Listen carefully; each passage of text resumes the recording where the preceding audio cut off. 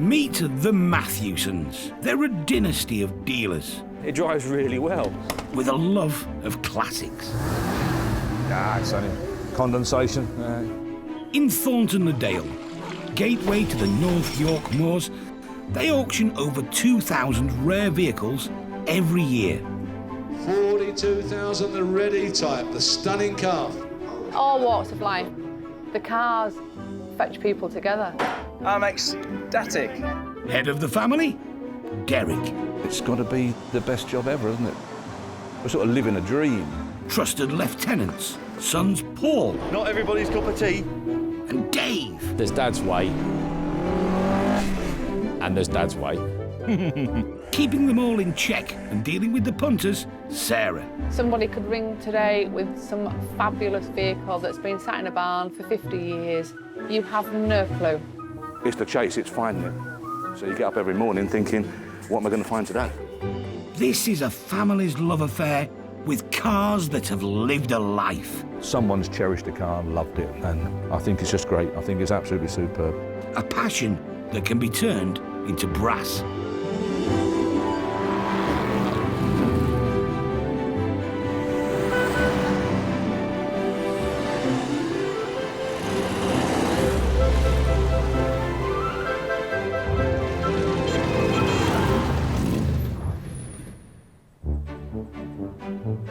On sale this week. 1965 Mini Cooper S. Absolutely amazing. That's the find of the century. Don't scratch it.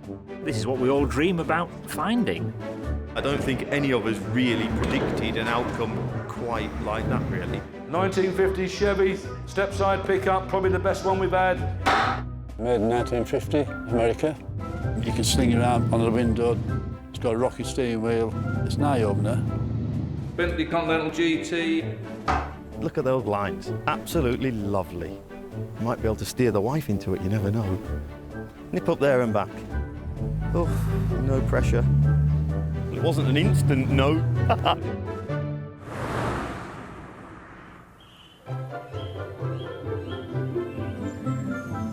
It's the crack of dawn on auction day. For the Matthewson family, it's the end of a month's busy preparation. They're a good engine, to be fair. They are a good engine. To source a showroom full of classic cars. Not to mention hundreds of items of automotive memorabilia. Yeah, you get a little pre-sale stress on, really. The village hall needs to be prepped. And the office has to be in order. If all the paperwork's not in place, it'd be like a domino effect of disaster. And Derek's grandson, 11-year-old Charlie, does his bit to avoid village gridlock. My favourite car of the sale would have to be the Cortina. Hundreds of people from all over the UK converge on Thorntondale. It's a £2,000 standing. There will be winners 750. and losers when the hammer goes down. But none of this can happen unless the family finds something to sell.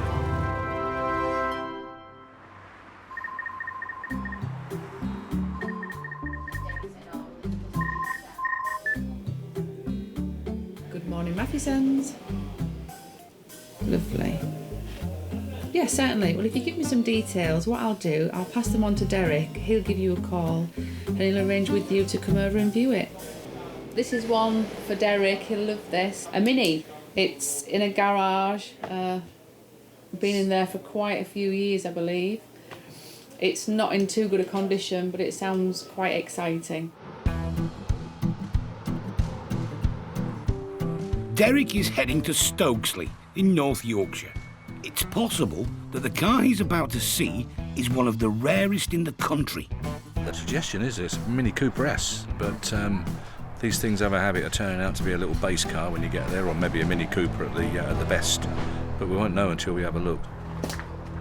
Well, here it is. Austin Cooper written on the back, but we'll soon see. We'll just have a quick look round it. The Mini was hidden from view under piles of rubbish. It was only found when the house was sold. It's a terrible, terrible state. But I can see from here that is a Mini Cooper S engine. That is a 1275 S engine. I'll go around the other side and I'll show you what. On there, it's an extra head stud, and that's the quickest and easiest way to tell a 1275. An awful lot made up to look like Mini Cooper S's, but this hasn't been done like that. I mean, you can see it's never been touched for years. It's sat here for a lot more than 20 years, I'd say. A lot more than 20 years. Minis hit the scene after the Suez crisis and petrol rationing, with the faster, more exclusive Cooper S becoming an instant hit. Everyone wanted one. Mick Jagger had one. They were so 60s cool. It was lightning quick on forest roads, and in the hands of winning rally drivers, the S's reputation was elevated to legend. Thousands were made, but true originals are very hard to come by. They don't come a lot more genuine, from what I can see of it anyway. It's just remarkable, full of bottles and kindling. You know, he's obviously kept his kindling in here, the old lad. He's kept the kindling in to light the fire, look, in his Mini Cooper S. If he'd have realised just what he was sitting on. See, this is Cooper S upholstery. An old period parking lamp over there, look, he'd have had on it. We don't know what we're going to find when we take engine down. Of course, it's going to be at the right state, isn't it? I mean, look at it, really. It's very, very doubtful that the engine's going to be anywhere near free or anything like that. Well, it won't be. It's impossible. So it's going to want a big rebuild. You know, a lot of work to do to it. You need a heart like a football to do anything with it, don't you? But someone will do it. I mean, this car looking really nice. It could be, well, certainly 25,000 quid anyway. I mean, that is the most genuine barn find you can imagine, isn't it? Wonderful. Well, you never know what you're going to find, do you? Times I've been past that road, I would never have thought there was a Mini Cooper S languishing just here. Absolutely amazing. It's 2 days until the auction. There's memorabilia to be sorted and cars to be washed. I always get the big ones to do. Paul has been asked to photograph a late auction entry. This Bentley Continental GT. But he'd quite like the car for himself. Look at that, they're lovely, aren't they? Look at those lines, absolutely lovely. You might be able to steer the wife into it, you never know. 14 years old, 100,000 miles on the clock, it's expected to fetch around 13 grand. A lot of car for Fiesta money. I myself could live with this. I think it's lovely. I'm just going to nip round the corner. Road test, really, of course, and just show the wife really what she's missing out on.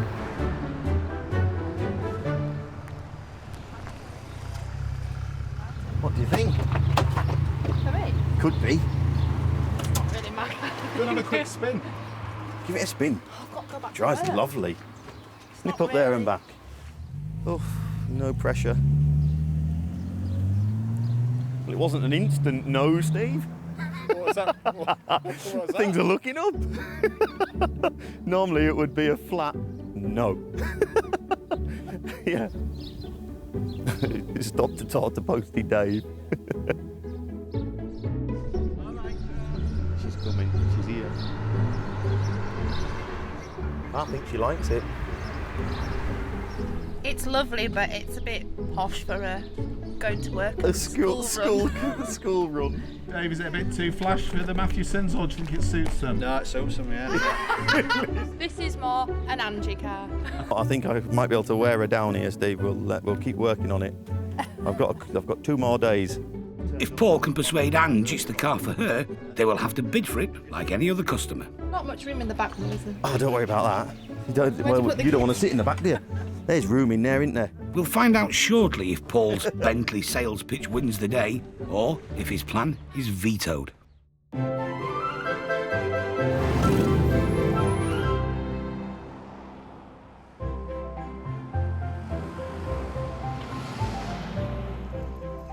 Paul and son Charlie have been assigned by Derek to collect the Cooper S.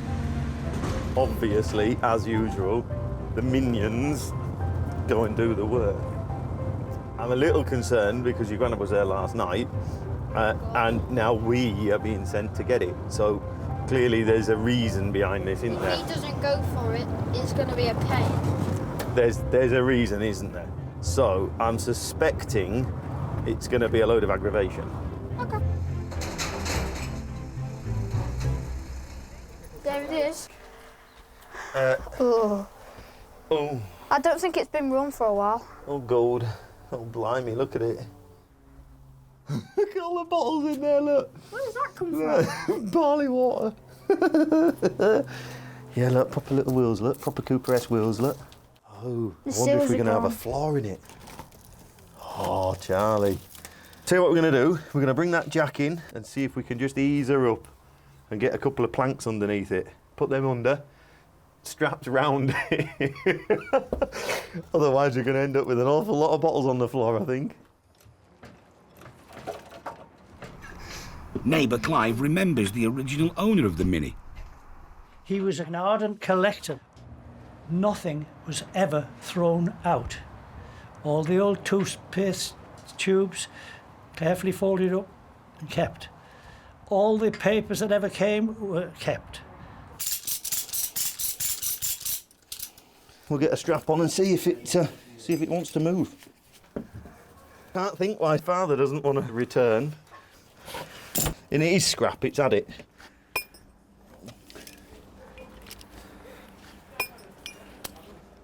Do your winch then, mate. Okay. We'll see if it moves before we get ramps out. Right, just watch out, guys, in case a strap lets go or something daft. Yeah, go on, Charlie. Hey, hey. You had little faith.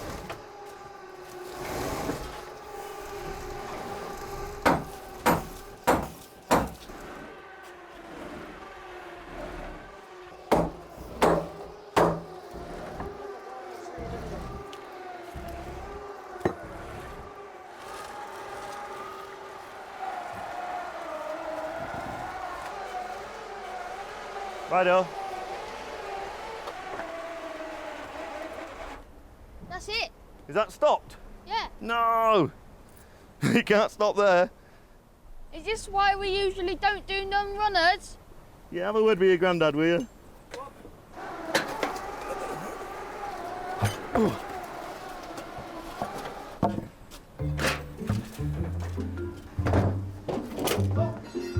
She's on. She's on. We're out of here. Well done, mate. I knew I'd get it.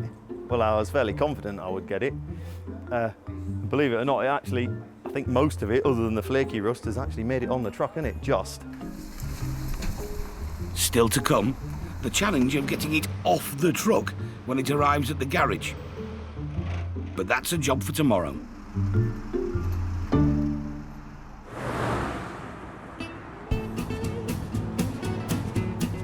It's the day of the auction, and there's no shortage of affordable classics on offer. Two-tone paint, lovely and beautifully finished, I have to say. It'd be a joy to own and drive, really would. Straight across into the hall. That's where the auction's held. All right. Okay. Cars from every era. Shuts beautifully. Including the impressive Bentley GT that Paul fancied. Over 100 grand when new. Really, truthfully, it's not a very practical family vehicle, is it? Let's be fair. So it looks like someone else will be paying Sunday League money for Premiership style. 12,500, 12,500. Bidding is underway. 12,600, 12,600 he says, 12,700, 12,700. Bah, cheap car this surely. 12,700, up the back, 12,700, 8, 12,900. 13, 13,000 at the back there. 1, 13,100, 2, 13,200, 3, 13,300 at the back. 13,300. What do you think? 4, 13,400, 13,500. On sound going. 13,500. Are you all done? 13,500. Are you sure? 13,500. It's a lot of car for the money and a bargain, unless you need a new turbo. It's not all bad news for Paul. I bought myself a motorbike instead. So I go on my own, go alone. So you've got a consolation prize. Exactly. Yeah.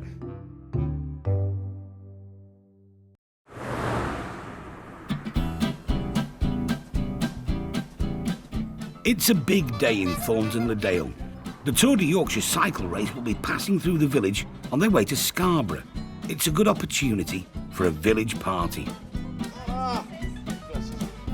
We've got tombola, we've got a cake stall, face painting, we've got live music on the green. How come you've copped out?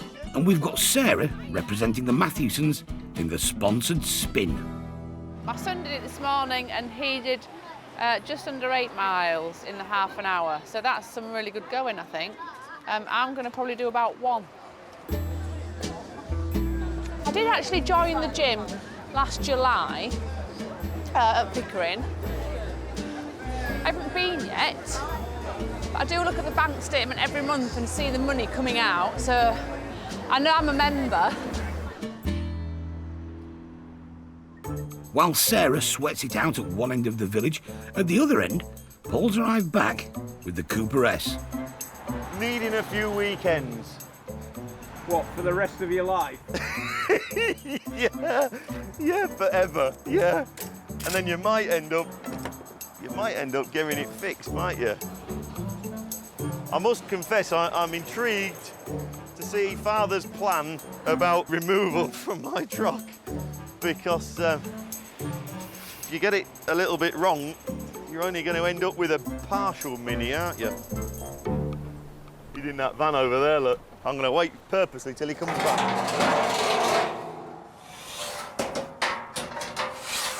He's not getting out of it.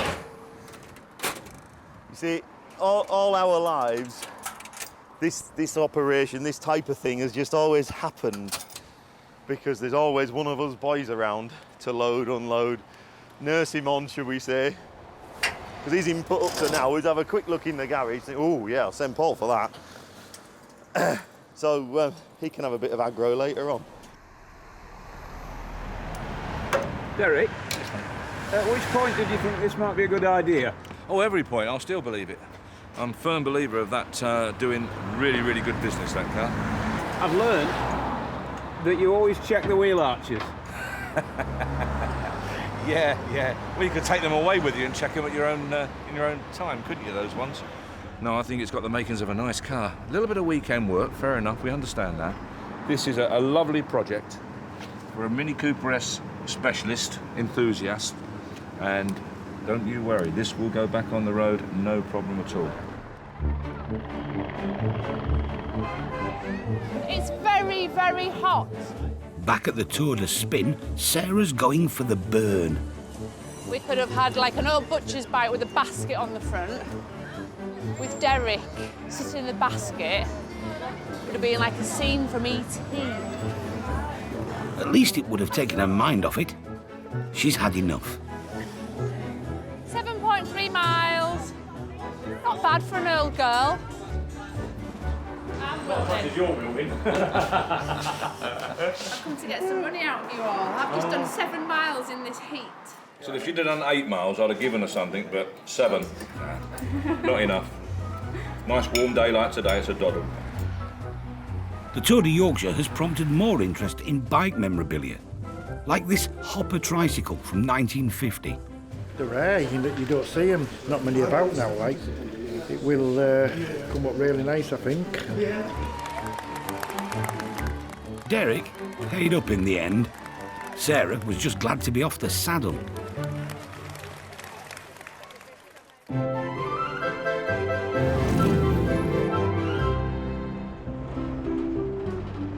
Every time you look at it, it improves. Every time. Come on then, come and sort your plan out.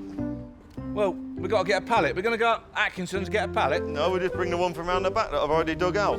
Oh, there you go then. We'll do that then. Well, my plan will be to lift the front of the car and sneak a pallet up underneath. And then when it drops back down, it will sit, I'm hoping, on the boards. Go on then. Don't scratch it. Steady away. There you are, no problem at all. Steady on, whoa, whoa, whoa, whoa, whoa. Done it, job done. Keep that, Charlie, might need that. Yep. Cracked it. Cracked it. The pallet should, in theory, allow Paul to get the Mini into the yard in one piece, but he's going to have to take it very easy.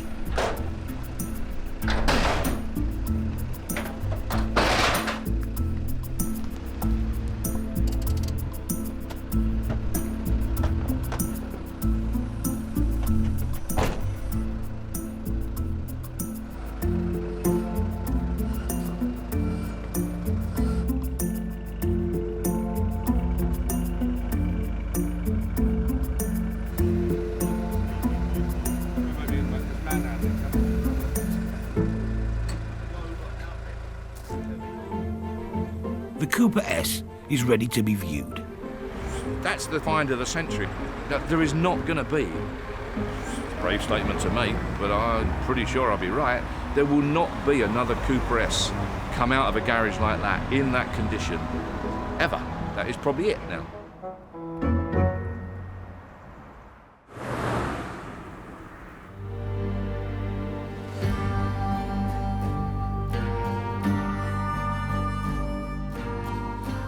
In a dusty car junkyard, a lonesome cowboy is preparing to say, so long. Ian Clark has a slice of genuine Americana on the Matthewson's wanted list. High noon is approaching, and Sheriff Derek is headed to Cleveland. Cleveland, Teesside. It's a Chevrolet step-side, 31 series, 3.5 litre, and it was made in 1950 in Atlanta, Georgia, America. There's about to be a reckoning, but not before one final spin. Sling your arm, left arm on the window, it's got a rocky steering wheel, and it's just fantastic going on the road. People, it's an eye-opener. Retired paramedic Ian bought the Chevy fully restored just 12 months ago. I've liked them since I was 17-year-old, you know, wanted one for years. Never could afford one when I was 17, but when it coming out 65, it's time to enjoy your money, isn't it, and get one, and so I've enjoyed it for a full year. Having had his fun, he's decided to move it on. Was it dark blue when you got it? No, same it is now. Baby, I think it's baby blue, isn't it? Well safe. Yeah. Brand new bed. Yeah, it's tidy, isn't it? And she's got standard straight six engine. Straight six engine. 4-speed box. Yeah. Heater as well. Heater as well. Yeah. It's good. Yeah, let's have a look under the bonnet. Yeah, sure. That creaking is from them springs, you know. Yeah. That did off all that. But nice, clean. It made a nice job. Yeah. Smashing. Good engine, aren't they? A good engine. Yeah, it's the original steering then. Just put a power steering arm on that. That's right. Yeah. That's right. Can I fire it up? Start it up. Yeah. No problem.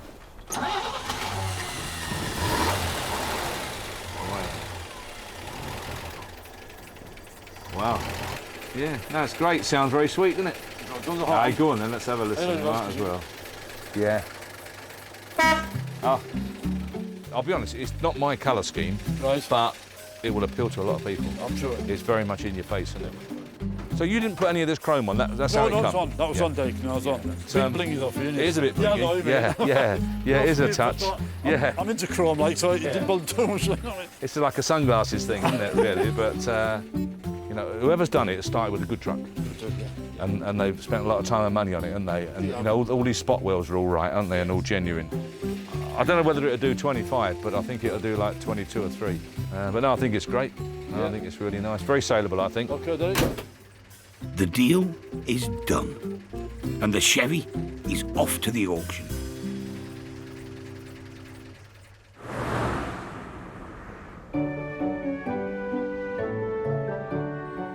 The auction might be based in one of the most tranquil corners of the UK, but running the business can be a frantic affair.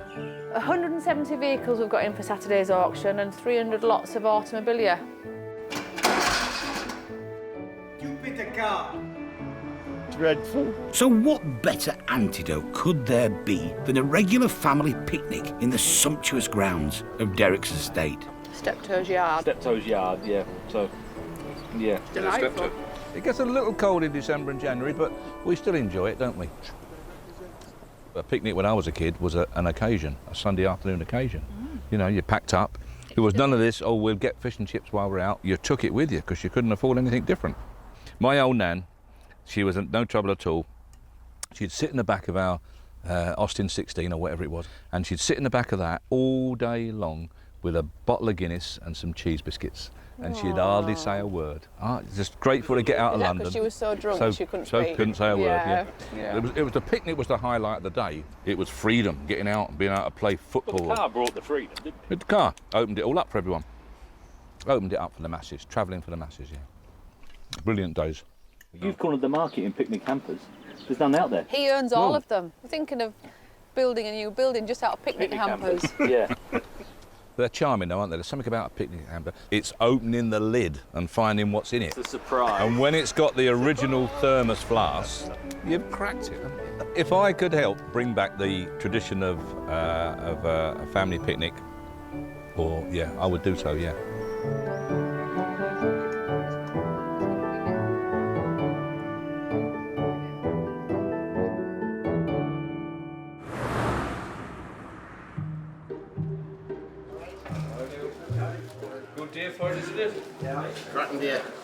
It's the morning of the auction, and the Chevy stepside is attracting attention.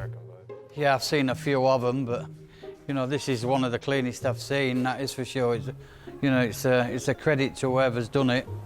Ours is a 3100. It's still a Chevy stepside, exactly the same model as this, 1947. If you've got one, so you might as well have another. Well, exactly, his and hers, that's what I'm thinking. I'm not a millionaire. Ian is here, hoping to watch it sell. I'm nervous. It's busy, it's going to be busy, isn't it? I'm looking to get rid of it, you know, but that's how things go, like, you know.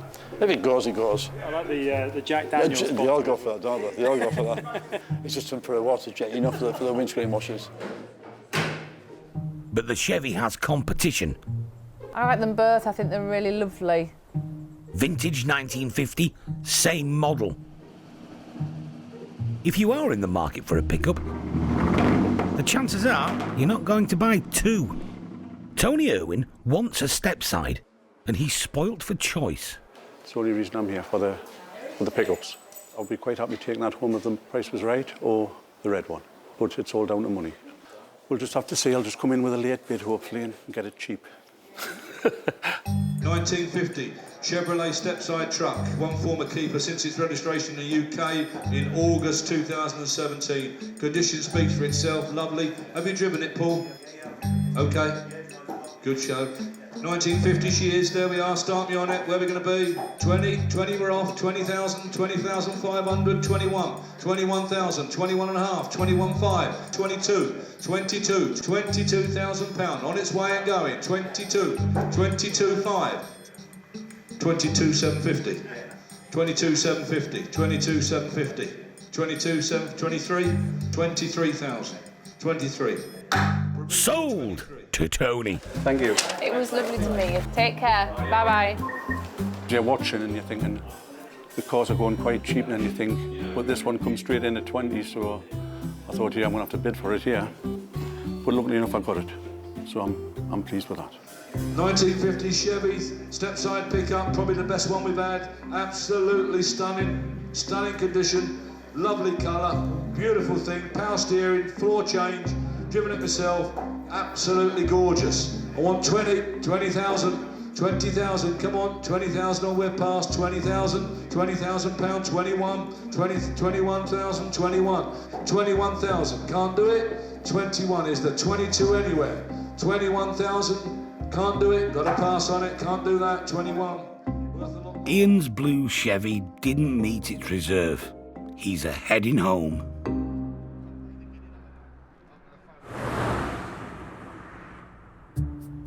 The Cooper S is attracting much interest, just as Derek predicted. Yeah, it should have one on this side as well, and there. And the oil cooler. The oil cooler. Ian Wood has arrived from Australia.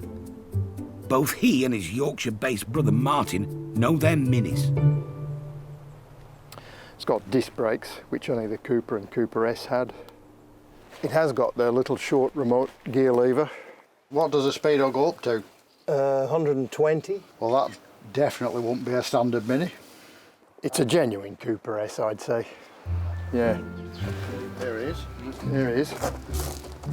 This unrenovated wreck is worth a lot more than it looks. £5,000 or £6,000, but it could easily go for more than that. Much of its value lies in the VIN, or Vehicle Identification Number Plate.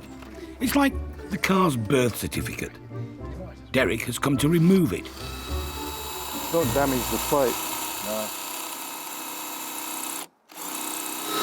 Can we take a picture of the VIN plate? No. Once you've chewed it off? No. No. What, to have it replicated? Oh, I see what you mean. Yeah, I know. There's guys out there that have got plenty of minis they can clone, and all they need is that. It'd be a pleasure to buy it and restore it. Martin's going to be the one left. I'm back to Australia tomorrow. I'm going to talk to him about it on the way home and decide on a maximum bid.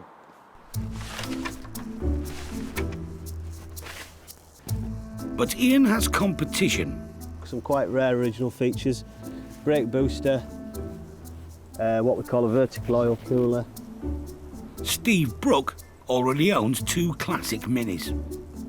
First car at 17, and they just get under your skin, really. I think the more you learn about them, the more interesting they are, you know, especially these, you know, the Coopers, which is my thing, and the 60s sort of racing and tuning and the rally cars. It's horrendous, but it is a fantastic project. I think it'll go for close to 10 grand in its current state. Done up, it's worth north of 40 grand, 40 to 50 grand, depending on the standard of workmanship, but it'd be pushing 50 grand.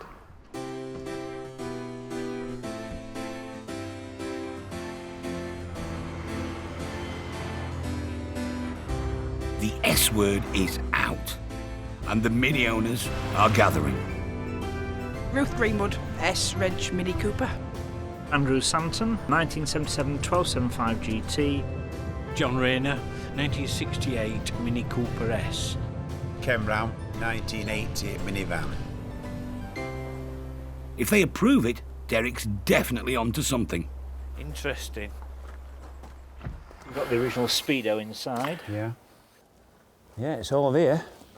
It's all there. Are they making shells for these?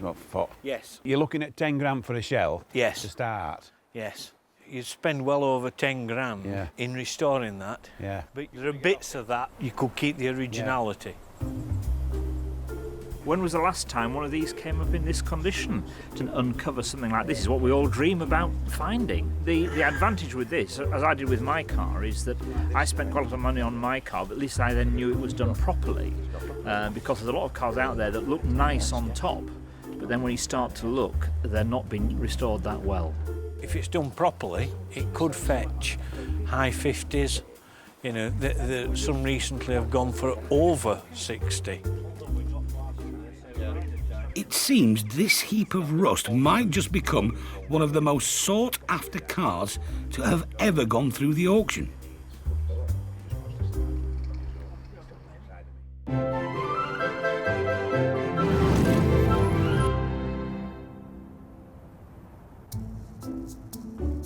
It's 6 AM on auction day. Derek gets here ridiculously early, doesn't he? Yeah, I don't know why he bothers going home, to be honest. He may as well just camp down. So it's literally actual full rostrum? Yeah, just a rostrum. In a few hours, the Mini will go under the hammer. It's one of the most eagerly anticipated sales of the year. Massive interest, absolutely massive interest. Phone calls from all over the country. If it doesn't find a new home and it's below those figures that you're talking about, then I'll speak to you and give you a tinkle. As the auction begins, Lovely little lot of beauty. first up, it's some prime auto memorabilia. Nothing to see here. Keep walking. One of our customers has brought in a box of assorted tins and old cigarette boxes. This one reminds me of my my father, so it reminds me of my childhood. £40. Yeah, I bought this post box. I've been looking for one for quite some time now. £90 to confuse the postman. Yeah, Porsche champion, yeah. So why do you collect junk? We've got a garage full of it. How much did you pay for that? 160, I think. A 1965 Mini Cooper S. Someone said there's 7 phone bidders on it. I don't know, we'll see. Everything in it and on it goes with it. Do not start tipping all the stuff out on us. It's full of valuable bottles in the back and even more valuable kindling in the front. Will someone start me in the hall at £5,000? 5,000, got it. £5,000. 6,000, 7,000, 8,000, 8,000, 9,000 on the phone, 9,000, 10,000 on the right in the hall, 11,000 in the hall, 12,000 at the back of the hall, 13, 13 on Tracy's phone, 13, 14 at the back of the hall, 15,000, hey, 15. 16, I've got you, sir. 16. 16,000, I've seen you before. 16,000 at the very back. 16 and submitted. 16,000 and going. £16,000. The phones are out. 17 on the left. Out on the phone. 17,000. 18, he says. 18 is back in at the back. Right at the very back. 18,000. 18. Are we all done? Virtually unrepeatable, we know. 18,000 at the back. 18,000, thank you very much. Yeah, well done, well done. 18. The bidder with the deepest pockets was Peter I Watchman. didn't get the number. Would somebody get the number? The thing is, there's not many of these cars left. I wanted to make sure I acquired it, so you have to pay the price. It was only £1,000 more than somebody else was prepared to pay for it. So, you know, he might be regretting next week not buying it. But Peter's provisional bid still needs to be okayed by the vendor. It certainly does. So you're happy with it? You're happy with 18,000 then? You've got provisional. It'll be 2,001. Well, all right then. Yeah. You enjoy. Cheers. You go, and I'll speak to Monday Bye-bye. about tractors. One very happy man. It's gone for £18,000, Charlie. Well, my dad got that bit wrong. He said 500 quid's worth. Yeah, I don't think any of us really predicted an outcome quite like that, really. So your dad is right. Occasionally. 703. Right, that's the Mini. The Mini. You're the mini man. The Mini man, yes. Okay. The bid has been accepted. I've just spoke to the gentleman. He's on the way to the shops to buy a bottle of champagne as we speak. Well, we all know it was going to be a star, didn't we? And we all knew that it was going to wind up somewhere stupid. There was an indication that it could have wound up at 20 grand. And in actual fact, it very nearly did, didn't it? So, what's happened to the Chevy Stepside, bought by Tony Irwin? 23. The car's now back at home with Tony in Northumberland. Well, what can you say when you see it? Just absolutely beautiful. The shape, the sound, curves on the wheel arches and the step sides, and the size of them really, you know what I mean? Compared to British cars, there's no comparison, to be honest. On the day, he had the choice of 2 classic Chevys. So why did he choose the maroon one? It was the stance of it. It looked like an old farm truck, basically. And the more I looked at it, the more I liked it, and the more I thought, I'm going to have a go for it. But the other one had much more style about it, and flair, and a lot more chrome. Just wasn't for me.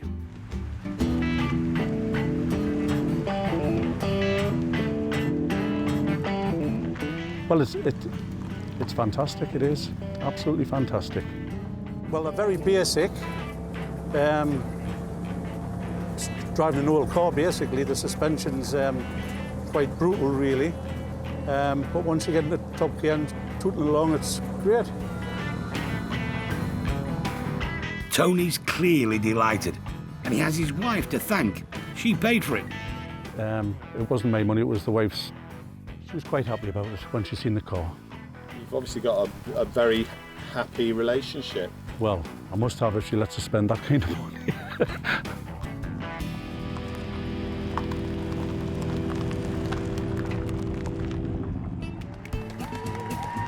A rare bike went under the hammer. The hop-up tricycle, lot number 206, 1950. Bid on me books, unusual bit of kit, find another one of them. 115, 20, 120, 125, 125, behind you sir, 125 and selling. Are you all done? 125, thanks for your bidding, 125. Adrian Brooks was first to the finish line. Try and keep it original, really. Clean all the chrome up and that. Very, very well made. I think they were built to last, really. And Derek's obsession with picnic hampers finally paid off. Hamper and contents there, 5, 8, 10, 12 pounds. There's lot number 51 is the Siren picnic outfit. Outby, £70 in the front here, £70 shaking his head.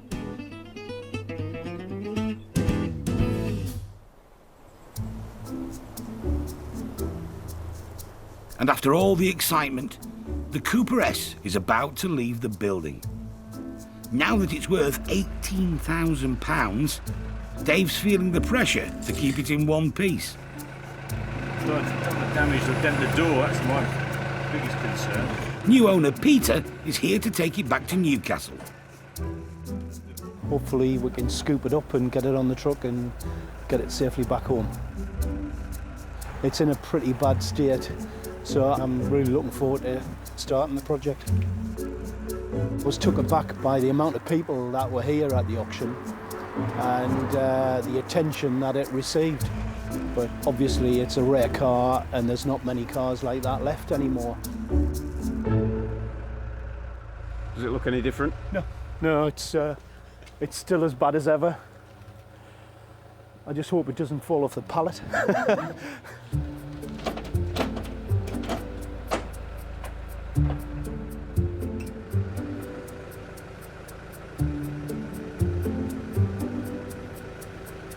It's absolutely fine. Say bye. It is an absolute time warp. I haven't got the ability myself to repair it, but I've got some good friends who will give me advice and will decide whether we've got to reshell it or... But it looks that way. It looks as though it's going to have a new body shell.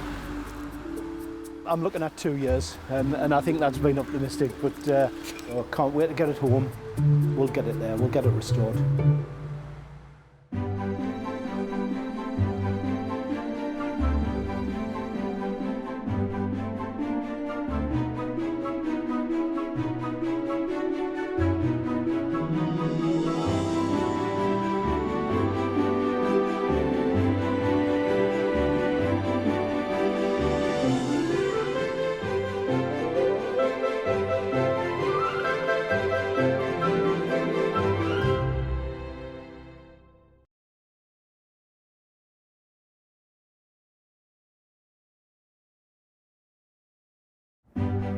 Meet the Matthewsons. They're a dynasty of dealers. It drives really well. With a love of classics. It's only condensation. In Thorntondale, gateway to the North York Moors, they auction over 2,000 rare vehicles every year. 42,000, the ready type, the stunning car. All walks of life. The cars fetch people together. I'm ecstatic. Head of the family, Derek. It's got to be the best job ever, isn't it? We're sort of living a dream. Trusted lieutenants, sons Paul. Not everybody's cup of tea. And Dave. There's Dad's way. And there's Dad's way. Keeping them all in check and dealing with the punters, Sarah. Somebody could ring today with some fabulous vehicle that's been sat in a barn for 50 years. You have no clue. It's the chase, it's finding it. So you get up every morning thinking, what am I going to find today? This is a family's love affair with cars that have lived a life. Someone's cherished a car and loved it, and I think it's just great. I think it's absolutely superb. A passion that can be turned into brass.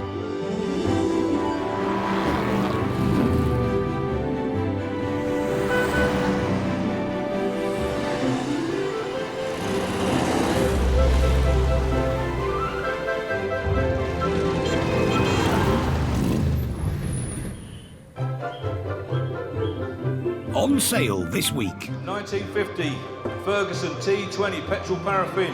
Everything's locked in sheds. No, I never thought to bring petrol. Barford Pioneer roller. Straighten her up. It was a wedding anniversary present. Standard ensign. It's a nice car. I've had 70 out of it. I would think it'd probably go to 80 if you dare risk it. 1947 MGTC Tourer, lovely vehicle, super thing. Mother and father loved it. They went everywhere with it. You've got to let someone else use these things. There's no point in them just being in sheds and never getting any use. So I see there's a new staff member has turned up. He spent that long waiting for a decent car to come in.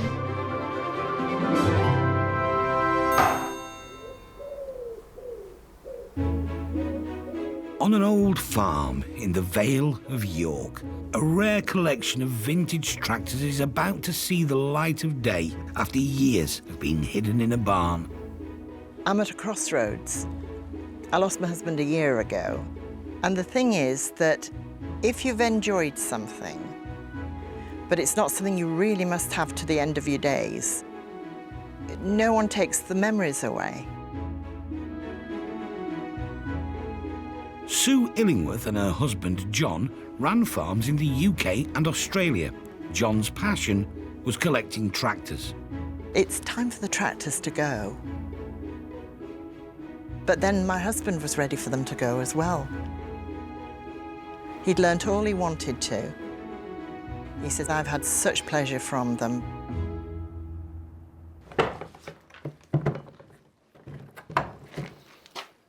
Before anything happens, though, Dave's got to get the doors open. There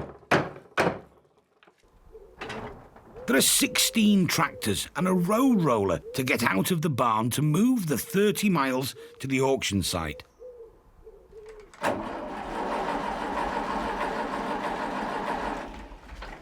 Yeah. The vehicle that presents the biggest challenge is a pre-war Ransom's Thresher. In layman's terms, a combine harvester, really. Because they were all scrapped, and they were worth good money in weight, in scrap metal. So basically, when they came off farm or came off of work, they used to put a match to them, fire them, burn all the wood away, which was no good to them at all, and just leave a great big lump of metal. And that metal was then weighed in. So sadly, they've all gone. Here, grab that. They've enlisted some help. Sue's friend Bernard and Nick, Derek's big load expert. Nothing seems to drive or move. Everything's locked in sheds. It's a case of finding out what we can start to use to back the thresher on. That's going to be the biggest thing. Just go back to you again. The door's catching on the top rail. Have a quick look and see what we've got first. To you. Now, back to me again. That's it. Yep. First out of the open door should be the 1940s Massey Ferguson, known as the Little Grey Fergie to its farming friends. But there's another problem. No, I never thought to bring petrol. Well, we'll have to push it down. It's not exactly heavy, is it? Scarlett, jump on there, girl. You're steering.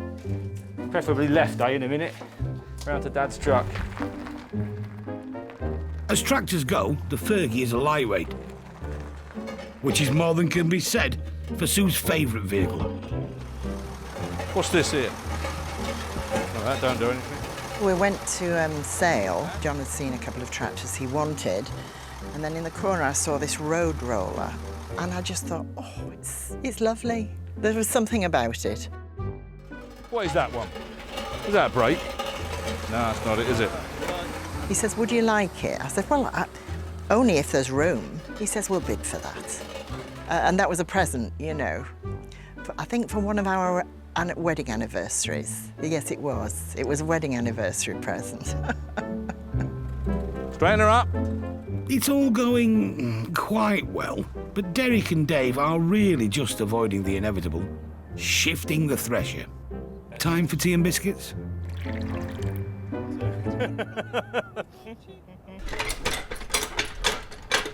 When you arrange to do all these things, it all looks really quite straightforward and simple, doesn't it? I don't know what I'm doing. more vehicles are emerging from the barn. The size of Sue and John's collection is starting to become apparent. He was obviously an avid collector, buying things that they dealt with or worked with, or their fathers did. So I suppose when these sort of things came up, he probably thought, oh, I'll buy that and I'll keep it. And this is the result. Damn things everywhere. And of course one day he was going to do them up, you see. We're all like that, we're all gunners. We're going to do that one day. Sadly that day never arrives. And generally speaking, the big collector in the sky calls you before you get yours done. He's a bit of a bugger like that. I think this is quite exceptional. I think it's going to achieve tidy money. With nice things like all the original plaques and such like on it. I'm glad you trust me, because I don't. The thresher was designed to separate wheat seeds from stalks. Similar machines introduced in the early 19th century were the last straw for discontented labourers. Widespread riots saw many threshers being destroyed. You said you wanted the back in that way, don't you? So hang on, steady up, the other way, have a lock. Have a lock. Have a lock. You want back end over here slightly. Yeah, that's it. That's it, like that, yep. It's a little bit like having drawers full of extra things you've had for years and years and years, and you can't get any new things in because there's no room. You can either make a decision to become static, or you can look for a new beginning. That's something that the tractors represent.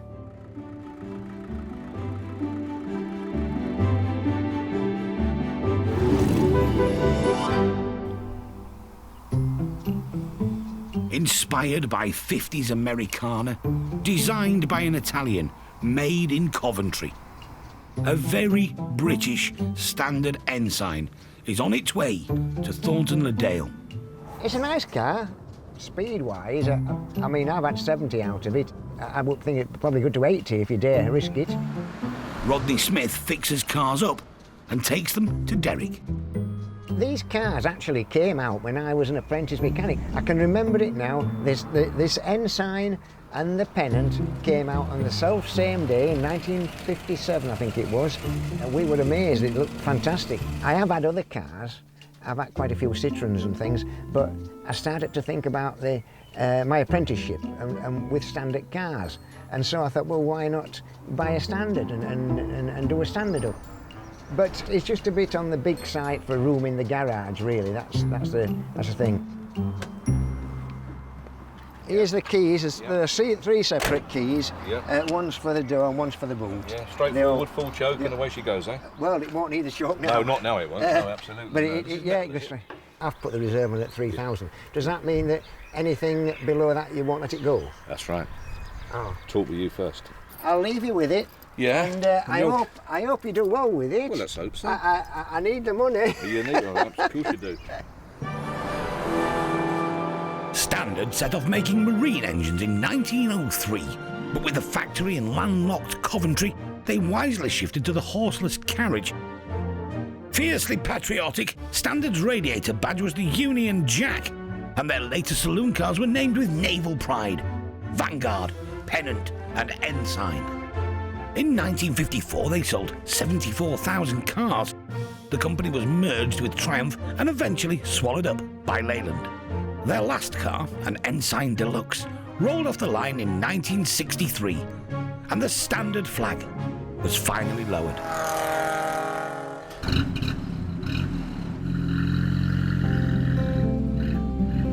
This era of car is more popular now than the 20s and 30s. Is it can keep up with everyday traffic. It can not embarrass itself. It can run along at 50 and 60 mile an hour, which you need to do really these days to be comfortable and not get in people's way. And an awful lot of guys out there get a bit embarrassed about going a bit slow. It doesn't really bother me a great deal, really. I don't embarrass very easy. Very enjoyable. Next owner will be very, very pleased with that car. Absolutely lovely. What do you think? Nice looking thing? Lot number 74, 1958, Standard Ensign, lovely little thing. Start me on it, where are you going to be? Come on, two, I want two to start. Where's my standard man? £2,000. There you go. 2,002, Bidding is strong. 3,000. 3,001. He says 3,1. In the hall. 3,4. 3,5. Got your up. 3,6. And on the phone. 3,009. Out in the black. Out on the phone. 3,900. Are you sure you're done? 3,9. Lovely car. 3,9. When this car was new, it cost £900. It's just sold to classic car dealer Rob Sturrock for £3,900. At one stage it was looking like it was going to come cheaper, but that's life, you know. Sometimes you just have to, if you want something, you've got to pay, haven't you? So, yeah, but I got it in the end, so I'm pleased. I've just done really well with standard cars recently. I've just sold a Vanguard, I've just sold a Standard 8 and a Standard 10, and I've recently sold another Ensign within the last 2 months. So, you know, just having a good run on them, so try and keep it going. But Rodney's gone back in the hall. The Morris Minor pickup. Sold to Rodney. Well, I didn't have room for the big car. And this is a small car, and with two small cars, they will fit in. He's not told his wife. I can ring her and tell her I've sold the Ensign, but I was going to leave it, well, tonight to explain the rest. She said she'd kick me out. She said, you have to find another place. In actual fact, it's her house, it's not mine. So it's all a joke, really, I hope. Later, Rodney faces the music.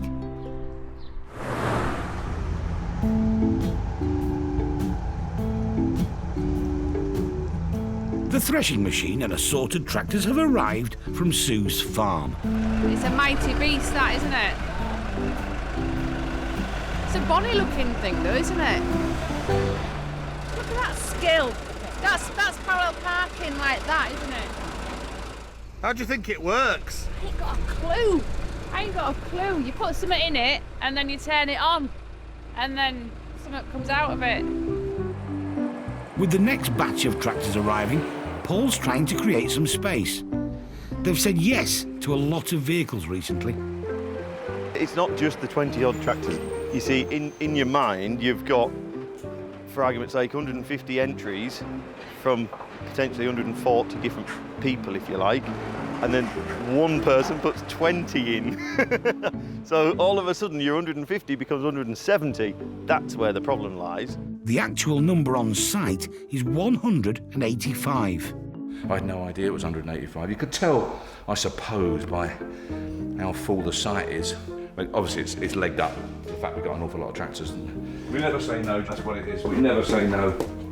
Until you ask for a wage rise. He seems to be able to say it really easily.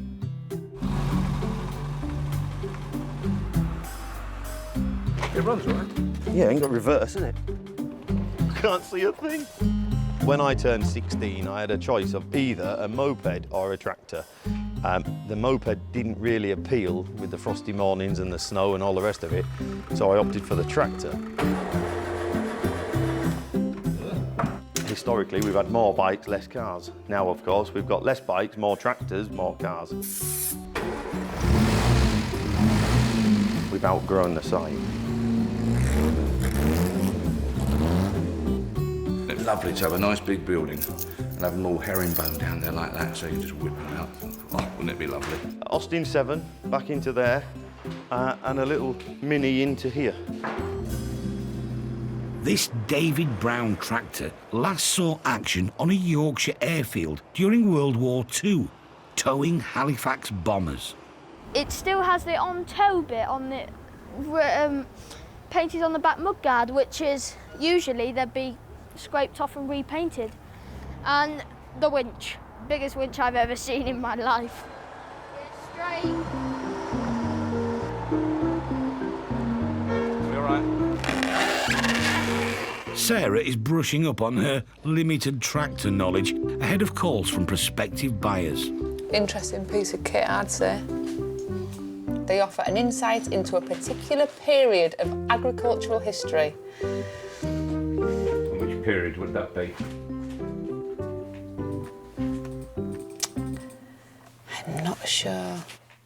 It's not as easy as when a car comes in, it's got all the paperwork with it and logbooks so you can get information regards, makes, etc. from them. So The family have recently acquired a new dog, 6-month-old Oscar. hey, get down!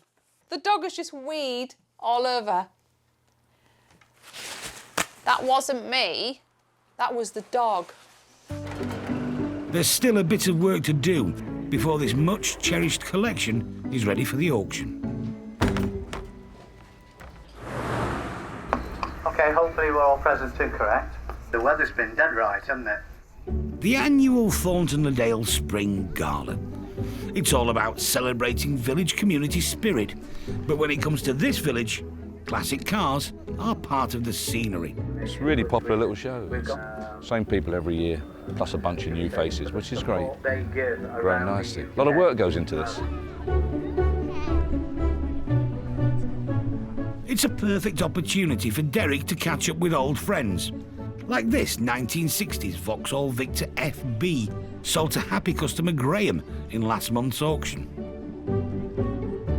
We had a neighbour up the street who was a bank manager, and he had a Vauxhall Victor FB, and I used to go and stand and sort of peer through the window. One day he come out and let me sit in it, and I sat in it for 2 hours. My dad had to come and fetch me out of it. So when I got the chance to buy one, I bought it. Tommy's here with his 1953 Ford Anglia. Nothing added, nothing taken away, it's just an original car. Mike's pride and joy is a 1984 XR2. Are you still a boy racer? No. And Steve's brought along his replica 1953 Jaguar XK120. I didn't want to count up the money that it cost. I'd be terrified if I did. I've got to whisper because the wife's sitting over there. In second place, T. Wilder with his MG. Everybody's had a nice day, and there's even a rare sighting of Sarah away from the office. Not very often I get outdoors, is it? Well done. Good show, congratulations. There we are, Charlie. So there's trophies and shields for all the winners. They love it. And Charlie gets involved. Thank you, Charlie. It's probably good for business, but that's not the point. Derek would help organise it regardless. It could have been drizzling, you'd have still come, most of you I know. So without you, we couldn't do it, and I appreciate you travelling here. Thanks very much. Thank you. And they'll do it all again next year.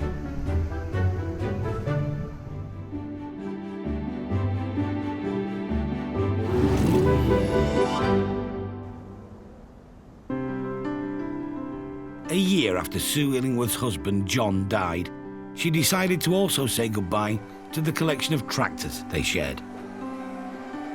Somebody else will enjoy it and somebody else will get a lot out of it. It all passes on, doesn't it? The 16 tractors, a road roller and a threshing machine are now crammed into the Thorntondale site and attracting interest. They've got some presence about them and some soul about them when they're like this, when they've been working. And they haven't actually been altered, because a lot of these, if you look at them, they're genuine. But with the auction just round the corner, Derek knows this is going to be a tricky sale. Her husband has been so keen on the tractors, he's loved them to bits, and they try and establish a value according to that. And they've generally been told by a number of people to expect an awful lot more than what they're actually worth. So it's pretty difficult, really. There's a tractor buff on site. Retired bank manager Geoffrey Atkins started his working life on a farm. Because Harry Ferguson, he designed the hydraulics, and he also invented, out of interest, the Ferguson four-wheel drive system. At Matthewson's, he's known as Bubbles due to the number of cars he washes. I served an apprenticeship with diesel engines at Perkins, and I've always had an interest in tractors, ever since being a little lad. In fact, I used to run around making a tractor noise all day, pretending to be one. He definitely seems to know what he's talking about. You can hear the magneto, which produces a spark, clicking. Alice Chalmers built this model of tractor in England, but their model had a straight front axle. This one is unique. It has what they call the bow axle, and it makes it quite a rare tractor. They took the place of a horse. You know, what would you rather do? Ride on this or walk behind a horse all day? The seat is at one side of the tractor, so the driver sits with a view down onto the ground. You can imagine if he strayed a bit, he would end up knocking half his plants out. I would think it should make £1,800. It's a conservative estimate. Bubbles knows that the market for this sort of pristine agricultural vehicle is small. The purists like to see them in their working clothes, what we probably call an oily rag job. Just wipe them over with an oily rag and keep them as they are.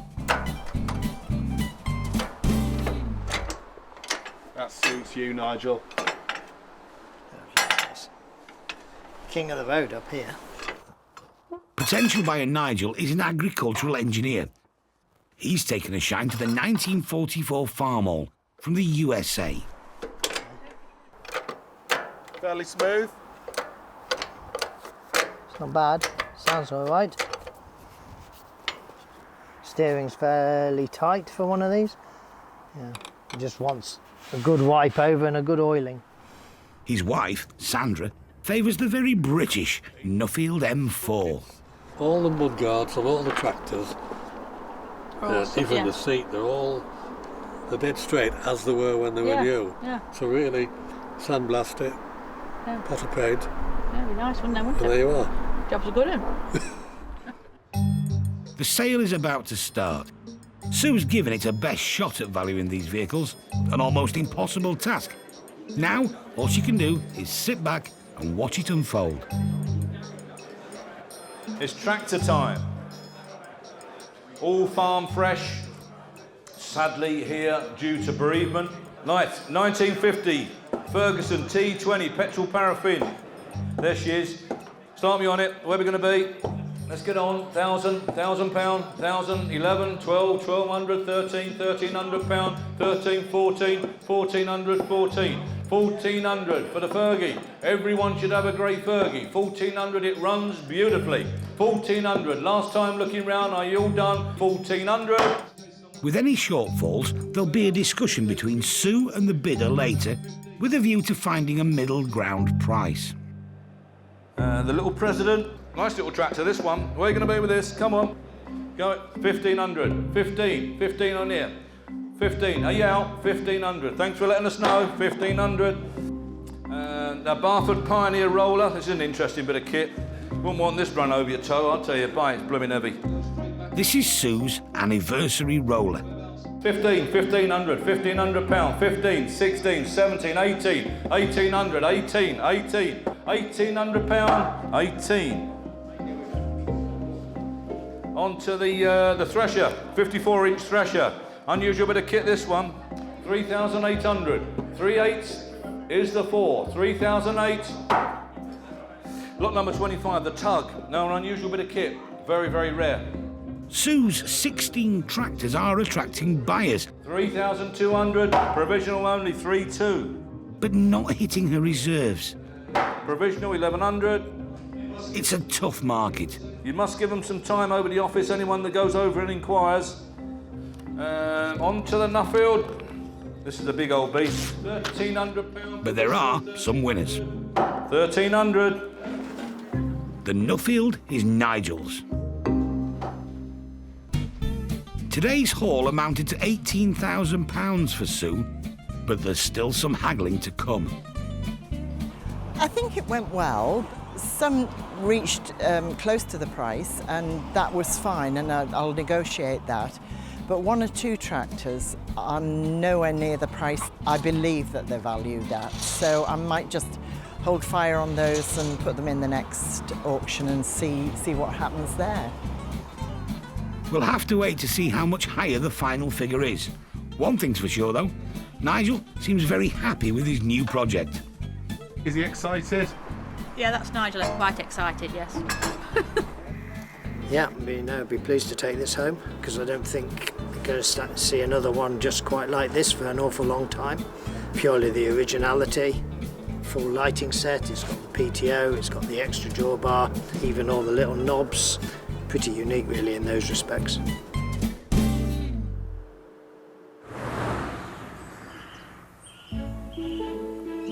For everyone at Matthewson's, Sue's parting company with her tractors has had quite an effect. No more so than on Nick Dodds, who supplied the low loader that took all the vehicles away. We're not used to things being easy in this job. Meeting Sue has helped Nick make his own difficult decision. She said to me, you know, you've got to let someone else use these things. There's no point in them just being in sheds and never getting any use. That got me thinking.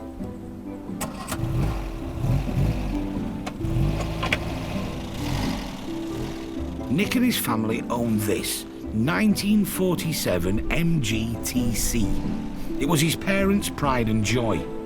Mother and father loved it. They went everywhere with it. They would be going a lot of road runs, MG Car Club road runs, or just for picnic in the Dales. Park up, have a wander around, go home.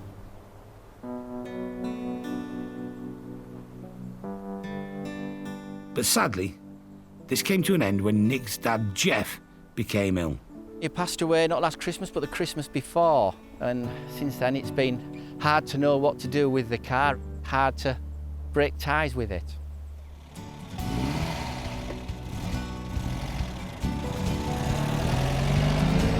I'll be honest, I've never really driven the car before. So driving it through Thorntondale today, it was good, it was nice. And some lady went past and went, lovely car, which, you know, it's good. Nick thinks this gorgeous MG is worth $35,000. But if that oil's a bit rich for your engine, there are alternatives. The T-Series MG started production in 1936 with the TA Midget. Built in their factory in Abingdon near Oxford, it cost £222. Good value. MG had just been sold to Mr. Morris, and the new management put the stately Morris 10 engine in the sports car. But on a straight country road, you could still hit 78 miles per hour. By 1939, the MG-TB and World War II had arrived.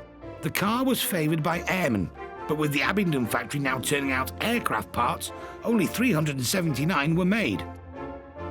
With the war over, production resumed with the TC. Wider and more comfortable, the little sports car embodied post-war optimism. American GIs who had served in the UK took their MGs home. A love affair was born and an export market created. 40,000 were made, and many went to the USA. Lots of them are still there.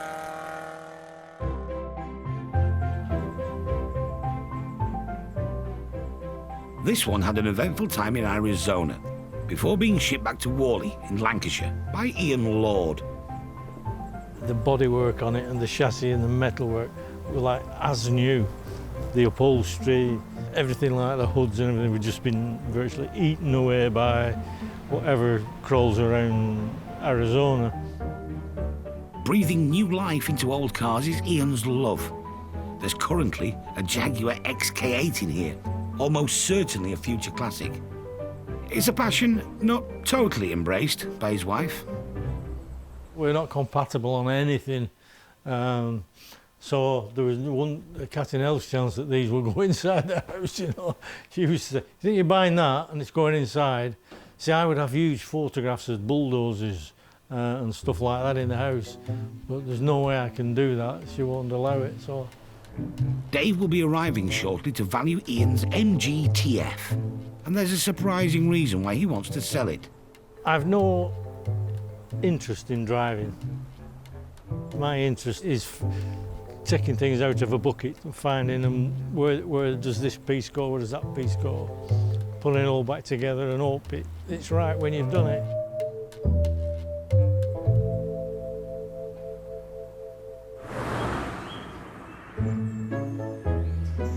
Just like Harrods or Liberty, a good window display is essential to drive business. But the Matthewson's display leaves a lot to be desired. Look at that, never seen them in bottles, Steve, do you? My milk truck fetches all the boys to the yard, my boys to the yard, my boys to the yard, my milk truck fetches the boys to the yard.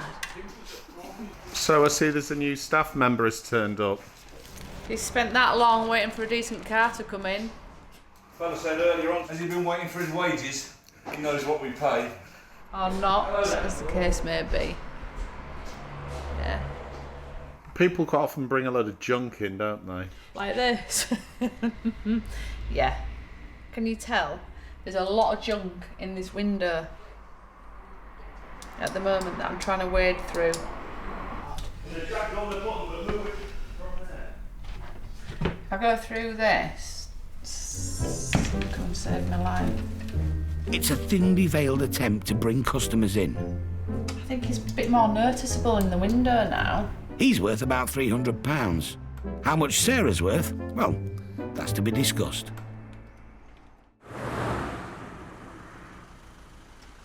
Dave's arrived in Lancashire to value Ian's 1953 MG TF. Afternoon. How you doing, young man? All right? Yeah, I'm good, thanks, mate. Yeah, spot on. Meeting the owners and nosing about the cars is one of the best bits of the job for Dave. That's a pretty looking thing, though, isn't it? Yeah, no problem. So it's had a new ash frame. Oh, did you do the frame? Right, yeah. They were not idling, they left Right, that had gone. Dave has worked on many MGT series cars in the past, Absolutely. and it's that experience that allows him to agree an optimum reserve price. You didn't need to get that covered again, then? No. Yeah, that's cleaned up well, isn't it? Yeah. Well, then it is what it is, then, you know. Yeah. We're going to aim for 20 grand, aren't we? I thought that would be fair enough. Yeah, that's where we want to be, really. Probably cost me 50, more right? Yeah, oh, don't even go there. I know. Yeah, I know. But, don't even go there. Yeah. Just to me a little bit. Yeah. Yeah, keep it as you are. Ian's fine about sending the MG off to the auction. After all, he doesn't even like driving. Don't go through me cab. His passion will always be the renovation. You know, if I hadn't done this car would have probably been scrapped in America, you know, somebody come along and squash it, but hopefully might be another 25, 30 years out of it. You just do it for love. And being able to think that I've kept this car alive, yeah, that's the biggest thing, I've kept this car alive. See you then, all right.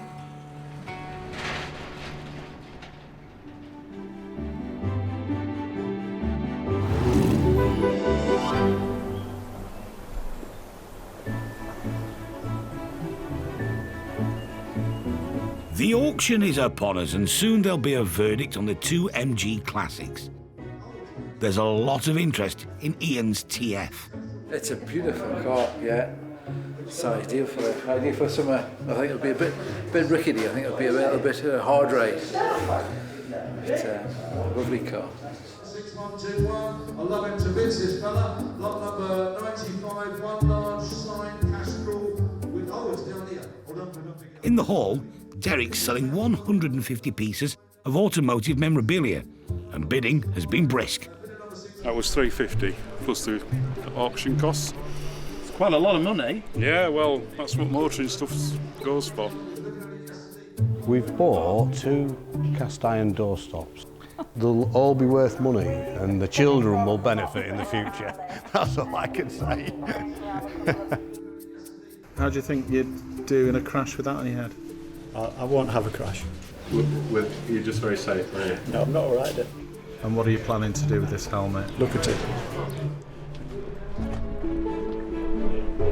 And Nick's family are here to sell his dad's 1947 MG TC. We just want to get a fair price so that Dad would have said, yeah, you did right there, he kids. He would have been proud if we could get a fair price and I think a little bit more. Yeah. And then we can say we've done him proud. He wouldn't want us to take the easy route and just go, yeah, that's it. He'd have to do it like Father would, and that would be barter and harass. We've got to try and do the best we can and get the best price we can for it. It's spoken like a Yorkshireman. Yes. Every pound counts, doesn't it? First up, the TF. New frame, new mechanics, fully renovated. 1953 MG TF. Lovely little car.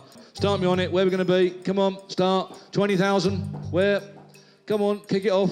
Where you like, start it low, make us work. 15, 15, 5, 16, 5, 17, 5, 17, 5, 18, 18,000 on the left, £18,000. Lovely condition, 18,000. 18 on the left, submitting. £18,000. 18,000 for the first. 18,000 for the second. Third and last time. There you go. There you are, you see. 18,250, 18,250, 18,5. Do you want 750? Oh yeah, 19, 19,000, 19, 19,000. Car dealer Mark's the highest bidder. A phone call to Ian in Lancashire confirms the sale. Now for Nick's dad's car. 1947 MGTC Tourer, lovely vehicle, super thing. Start me on it. Where? 20,000, 20,001, 22, 23, 24, 24,000, 24, £24,000, 24, submitting then, 24, 5, 24, 5, 24, 5, we'll talk, 24,500, 24, 5. 30 would have been lovely, but we're getting there, aren't we? We're getting there. It's just a case of getting a fair price and not giving it away, that's the thing. I'm liking the extra space in the garage already, you know. It's, I'd hate to bring it back and fill the garage up again and not be able to use the other cars, that's the thing. So I'm hoping we can do a deal.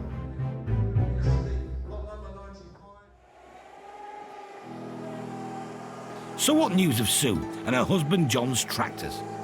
16 sold. The thresher is still available. The tractors have helped me move forward. It's like a new future, a new era for me, really.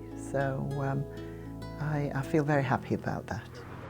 Matthewson's regular Les has turned up to collect 3 of the tractors he bought at the auction. But there's a problem. Out of the 3, there is only one that runs. And the haulier has no winch on his trailer.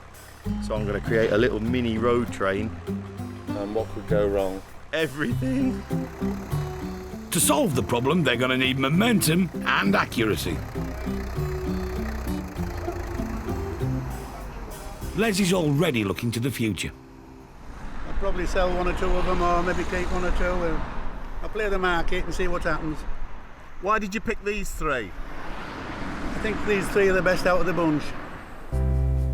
Sue's favourite, the Barford Road Roller that John gave her as an anniversary present, is going to be taking a long trip north to Caithness. George Dennett will be putting it into a museum. I just like that it's got its complete form is still here. It's got its identification is here. It's lacking wheels a wee bit, the rollers here, but we have the correct ones for there. This ones have been replaced at some time. I'm really quite pleased that it's going to be preserved. Straighten her up. And other people are going to see it. And maybe someone will see what I saw in it. I loved that engine. I loved it very much. As for Rodney Smith, well, his wife gave him a clear instruction of what would happen if he bought another car at the auction. I'm going to kick you out. She said, you have to find another place. Rodney bought another car at the auction, a Morris Minor pickup. It's now in his workshop at home, in pieces. As you can see here, the engine's out, the gearbox is out. The hardest thing will be finding all the bits again, because they're all over the place. The clutch, what have I done with the clutch? Oh, the clutch is here. In the boot, obviously. No, I've got the clutch here. This is the clutch. When she saw it being towed in, she said, oh, not another wreck. But I have said, that's it. This is the last one. I'm having no more. This is it.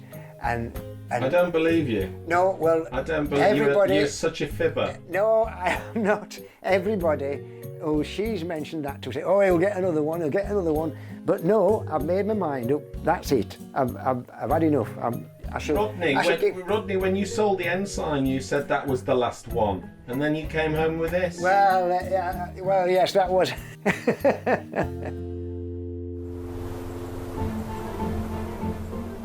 The MGTC went through the auction a second time, but again, bids weren't near enough to the 30 grand reserve.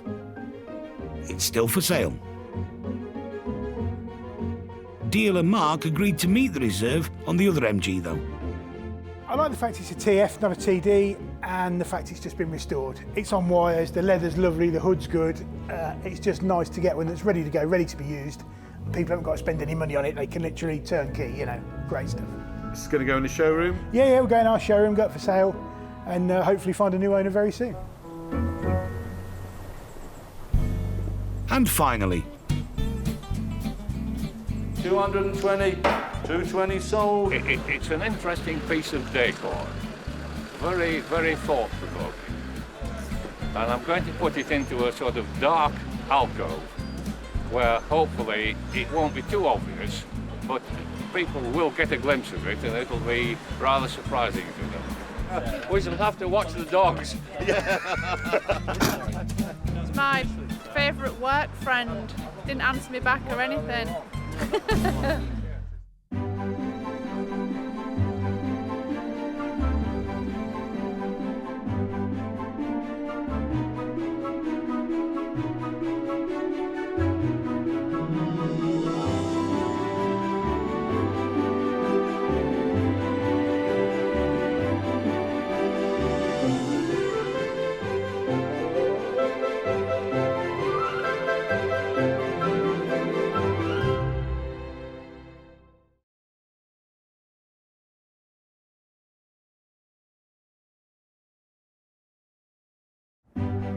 meet the Matthewsons. They're a dynasty of dealers. It drives really well.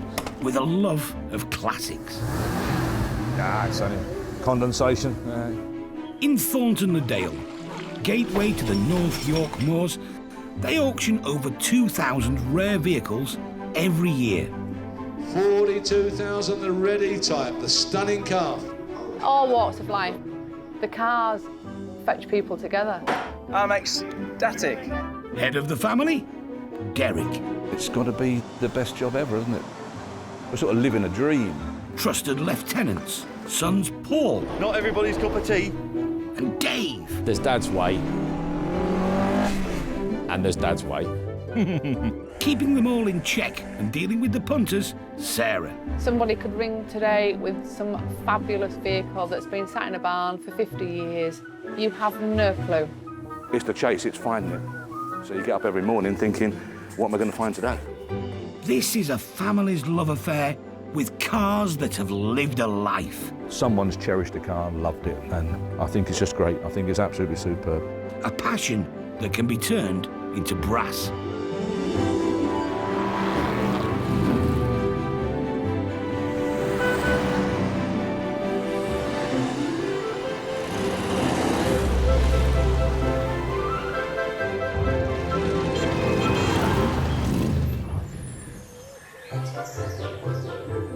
On sale this week. Want you buy a lady that's got everything? Morris Marina, 1972. Nice Christmas present. 1981 Rover SD1. I don't think I've ever had a car as nice as this one. Jag 240. Sweeney car, well, the one they chased, of course. It's a boot loaded with gold, then. I don't know. Shall we have a look? No. Give me anything retro, anything that's a vile colour. I'd drive it.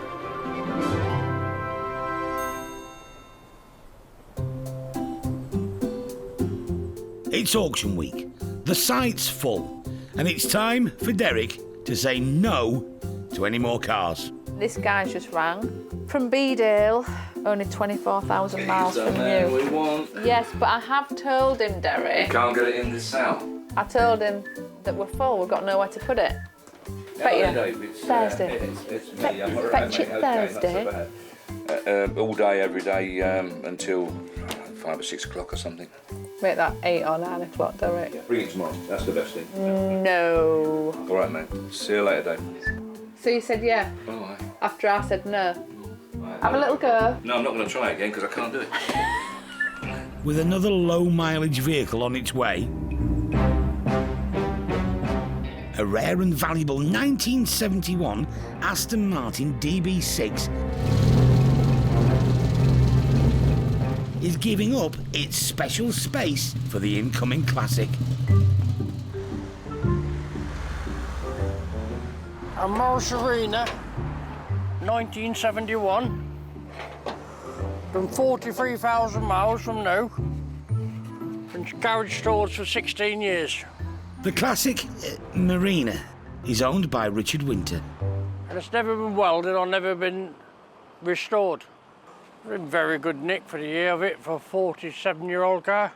Totally original, one owner from new. It may be in good nick, but all the bits aren't in the right place. Gear stick looks a bit short, Richard. It is. The gearbox side that's in the boot, the clutch is gone. Where's the gearbox there? Totally original, look. So obviously you take it off and put it in the boot? Yeah, when the clutch is gone, yeah, because the man took it apart, left it, and never did put it back together. What happened to the rear window, Richard? I don't know, really, to tell you the truth. It got smashed out with it being stored. Just a 1.3, cheap to run, easy to fix. If you want to buy it? With Ford bringing out a string of decent family cars, British Leyland hit back with the Marina. Built at Morris's dated Cowley works, it had issues from the start. But BL loyal Brits bought plenty. Over 1 million if you include the ITAL. Now, only a few hundred remain, making it one of Britain's most scrapped cars. But they have many fans, and its door handle is a design classic that you can see on Reliant Scimitars and the Lotus Esprit. I can just see the top of that Marina. Gosh, that's a bit of a throwback, isn't it? Derek's trying to stay positive. It's got no gearbox in it. It's in the boot. Oh, that's handy. Yeah. I normally put them in the boot, yeah. Well, it's a lot more handy. It's a lot handier when you want to take them out again. They're just there. 43,000. 43,000? It's proper, yeah. One owner. How many times it been round? None. Are you sure? Been in the shed for 16 years. Since 2002. As it happens, I think you're right. So she's definitely a non-runner then? Yeah, non-runner. This is no Aston Martin, but it's still a piece of British motoring history. Straight to steering. There's someone for everything. Someone will snap it up. They will queue up for it.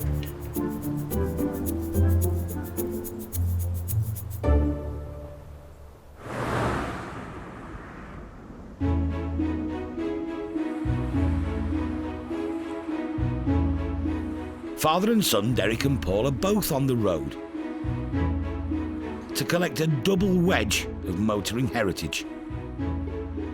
I suppose really they were the poor man's Jag, so consequently they weren't treasured, you know, they were just used, and most have just been worked to death or rotted away. Derek's on his way to the Lancashire Pennines to collect a 1985 Rover SD1. 2.6 litre engine in Moonraker. Paul's on the Yorkshire side of the hills in Huddersfield, picking up its big brother. We're now going to see Mr. Turner, who has got a Rover SD1 SE. In Pharaoh Gold, a 3.5 litre V8, complete with 80s accessories.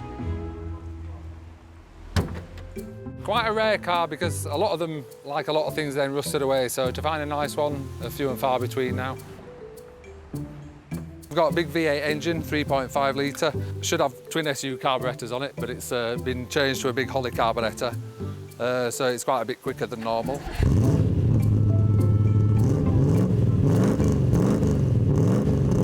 Sounds good, doesn't it? You're in a time warp when you're inside it. Absolute 80s paradise in there. It's like brown, almost corduroy inside. Obviously a few period modifications on it, like the wheels aren't original. The front and rear spoiler was probably done back in the 80s. Yeah, top of the range car. I think when they were new, I think it was about 11 or 12,000 pounds back in the day. Paul likes these cars. Yeah, I've got an SD1, yeah. I think because you don't see many of them, they are so rare, aren't they? It's good and practical. And chuck the kids in and go and do 100 miles in it and get out just like you can out of a modern car, really. Launched in 1976, the Specialist Division 1 was a hit. It won European Car of the Year. Labour Prime Minister Jim Callaghan was driven round in the British Leyland Rover. Mrs Thatcher favoured a Jag. The build quality of early models was poor, as BL struggled with the changing world of car making. But they sold more than 300,000 of them. And the SD1 V8 is considered by many to be the last true Rover. In Lancashire, Put these out wall. classic car restorer Terry Bullas is selling the 2.6 Rover for a client. It's all right. It's not bad. He's passed on buying it for himself. One's getting at now, don't it? Just a bit of work on it. Terry's a connoisseur of cars, which is why it's not tucked up in his garage and staying there. It needs someone who's going to love it, a bit of TLC, and address these bits and pieces like these door shuts and these door skins and things like that. Less desirable than the V8, it could fetch around £4,500 at auction. There's buying and keeping cars and there's selling cars, and it's a selling car. It's a nice selling car. I wouldn't buy it and keep it, but a lot of people would. And after they've been around looking at misdescribed rubbish, then when they come and see this, they'll be very, very pleased.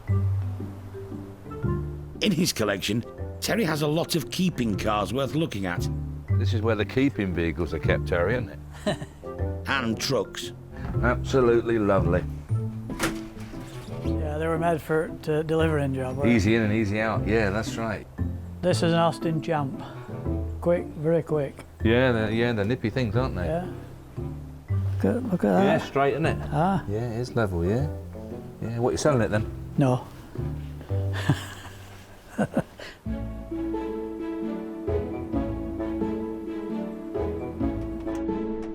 In Huddersfield, John, innit? Yeah. Yeah. How's What? tricks? Yeah, good. How are you? John Turner, and the more desirable V8. I'm hoping to get about £5,000 or £6,000 for it. It looks an Eiffel, doesn't it? Looks a nice thing. Yeah, it's not everybody's colour, but that's No. the 80s. That's the 80s for you, isn't it? Well, that's... So, look at the phone. John's got that well-documented can't stop buying classic cars syndrome. I've had it, I've done a few shows in it, and I've driven it a bit, but I've got a Volvo Amazon, I've got two Volvo Amazons, so in pretty bad state, so I'm working on them, and this reel has got to go help me fund them. I don't think I've ever had a car as nice as this one. Yeah, over here a bit, John. Yeah. I will regret it, probably. I've regretted selling. I've had a few old cars, and a lot of them I've regretted selling, so this will be no different.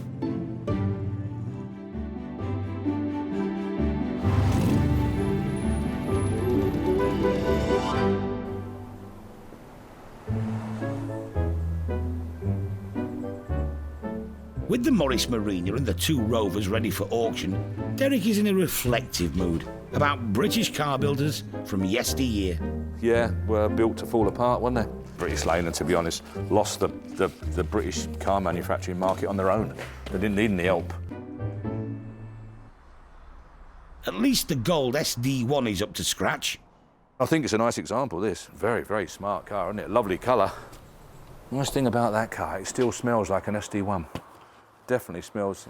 I'll have to do this experiment one day. You have to blindfold me and take me around a few cars and wind the window down and pop my head in there, and I'll tell you what it is, because they've got that smell. But yeah, that is SD1, no question about it at all. Absolutely lovely. There she is, big old V8, basically a Buick. Very, very reliable. Do a mega miles, very strong. And still popular in the specials and the kit cars today. I mean, everyone puts a Rover V8 in if you can get hold of one.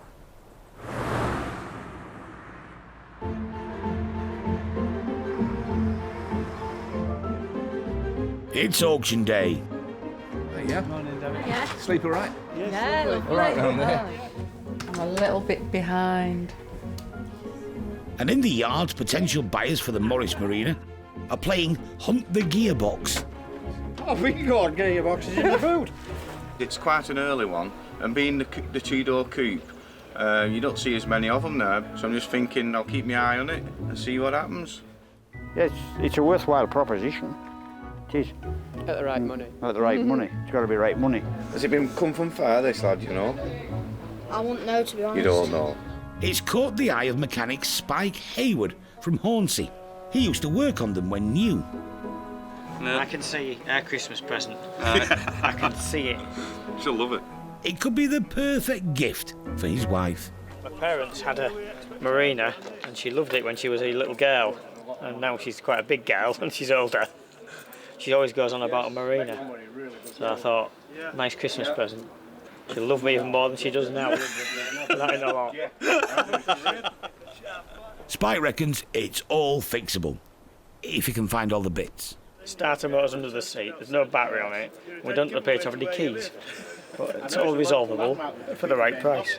You get it running in a day, you know, but then you've got all sorts of other stuff, haven't you? Glass to do, you know, fettle it up and sort it, and your brakes to sort out, but it's all doable, isn't it? It's all old-fashioned. You know, it's all repairable, isn't it? I would seriously buy this today, definitely. Such is his commitment to the cause, Spike's decided to submit a pre-auction bid. £900. We're looking at the Marina for my wife. I should put that on a Christmas wish list, actually. Not yet, but you might just put it on there for her. Okay. So 1972 Marina 1300. I bet the mileage is right. Can't guarantee it. Make your own mind up about it. Where we're going to be? Start me on it. 500, 600, 700, 708, £800, 800, £800, 900, £900, £900 for the first, second, third and last time. £900, it'll sell. The car is Spike's. It's going to be a Christmas to remember for his lucky wife, Caroline. She was maybe thinking of a holiday in Australia or somewhere, but she's going to end up with a Marina.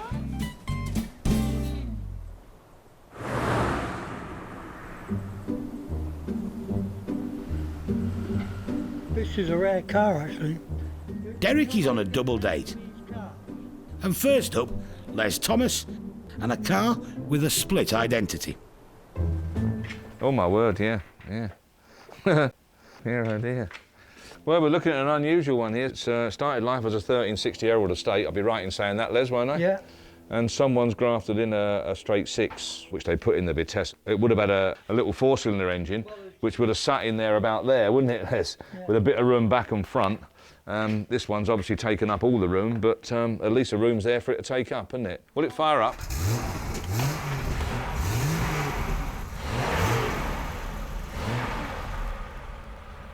Yeah, it's an oddball, isn't it? Yeah. Well, it's going to appeal to someone, but not many, you know, Les. I'll give it a go for you, but I mean, it is strange. It's a flying machine, I bet, isn't it? But it goes well. There were about 20 Vitesse estates made up by a dealer in Park Royal, North London, and plenty of copies followed. Derek's first date never made it into full production. The next one, however, was a big hit. 240 Jag. Good looking car, aren't they? Not so bad at all. A lot of crazing on the wing here, look. So the only way to get rid of that, it's a bit like that Herald Limit got the same problem there, is strip it back. Bare metal it, that's the only thing you can do. They go quite badly around here, but it's not so bad. Someone will do that. It would do really, really well. Make very good money if it was immaculate. It's looks like it's got the makings of a nice car. Nice wood inside, manual overdrive. So I think put door bottom on the offside front, door bottom on the near side rear. The rest of it will just cut out bits and pieces. Quite simple, really. The 240 was the final budget price fling for these classic Jaguar lines. It was an old school bargain. Jaguar owners were changing. In the late 60s, the furs and jewels may not have been your own. It's always associated with bank robberies. The last 240 rolled off the line in 1969, and the era of the bigger ex-J-Jags had arrived. Too small in the back for a bank job anyway, aren't they? You know, by the time you get two burly fellas and a load of money bags and no room left.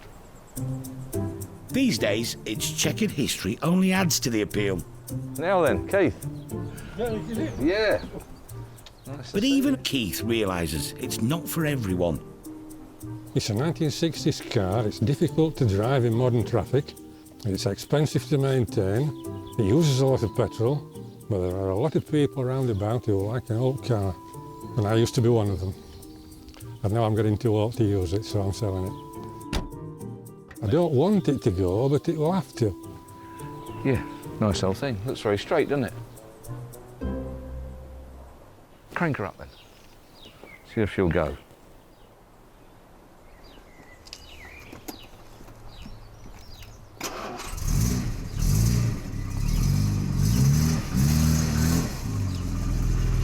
Sweet enough, isn't it?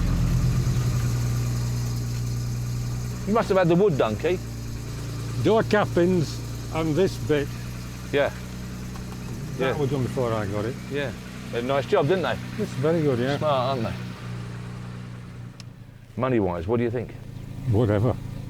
I personally think it's worth £7 grand. Yeah, I'd be happy with that, yeah. And here's something you don't get with a new car, a proper toolkit. That is absolutely lovely, yeah. Feeler gauges. There, 25 thou there for your plugs. In that. There we are. Let's get it out, mate. 25 thou for that. And 15 thou for the points. Full toolkit there in one go, Keith, isn't it? For anybody who's daft enough to... I used to do it for a living, you know. Did you? Yeah. Served me time as a motor mechanic. Oh, we know what you're about then, don't you? Yeah. The Jag in its toolbox has cheered Derek up, and it's not over yet. Keith's got a surprise for him out back. Oh, my word. Oh, crumbs. Yeah, you got a fair old workshop here, mate, haven't you? This is a bit I wanted to show you. Oh. 1923. Gardner, 2-stroke diesel, stationary engine. I'm a Gardner. How about that? That's lovely, isn't it? Something like that would drive a workshop like this, wouldn't it? Years back. It would. You know, power it all, belts everywhere, all over the spot, different machinery and such like. I keep looking to try and find another one like it. Yeah, no, you won't do, will you? Can't be that many of them about. As the Jag goes off for a new life, there's mixed feelings. Yes, I'm sorry to it go. It's been around a long time, you know. 18 years I've had that. Speak to you soon. Ta-da.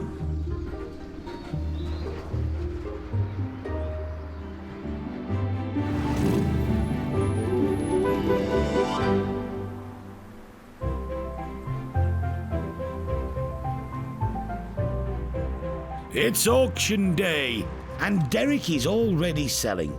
So start me on it. There we are, lot number 1. Let's get off. Whereabouts? Come on, where? And the Rovers are bringing back memories, both good. When we were kids, we used to drive my father's friend's V8 Rover around the field. We used to have great fun with it. And bad. British Leyland, wasn't it? You know, so if you got a car built on a Friday, you're in trouble, sort of thing. Usually rusted by now. But I think they're becoming quite collectible now. This one's a particularly good model, I feel. I like the chrome trim on the wing mirrors. It's quite an unusual feature. Seeing one now, it kind of makes me want one. Whether I buy it or not is another thing. First up, the tidiest, but smaller engined model. And on to the SD1, the 2600 SD1. Smells like new, feels like new, got all the history to back it all up. She's out there, conditions speak for itself. It's lovely. 3,250, 3,250, 3,500, 3,500, 3,500, 3,500, 750, 3,750, 3,750 is the 4.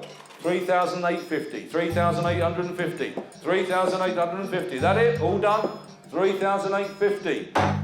650 below reserve from the phone bidder, but it's enough. The V8 should go for more. 1981 Rover SD1 3500 SC in gold, as you can see. Where are we going to be with that? John's here to watch it sell.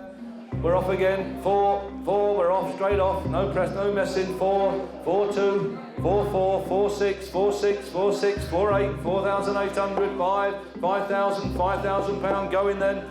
5,001, 5,001 on there, on the phone. 5,2, 5,200, 5,3, 5,003 on the phone. 5,003, 5,003, I'm out. 5,300 for the first. 5,3 for the second. 5,3, third and last time provisionally. 5,300. A phone bidder comes out top again. Just £200 off the mark. I thought it might have made him a little bit more money, but I'm more or less happy with what he's made. After a negotiation with Sarah, John decides to let it go for 5,300. Right, brilliant, excellent. See you next time. Can't wait. Right, cheers. All done, everybody's happy, yeah. Hopefully he'll love it, so should do, it's really nice. So yeah, it's been a good day.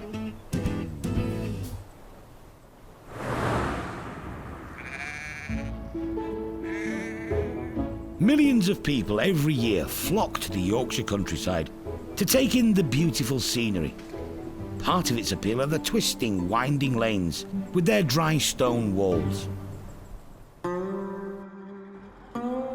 At the garage, the least appropriate car for a delightful Dales drive has arrived.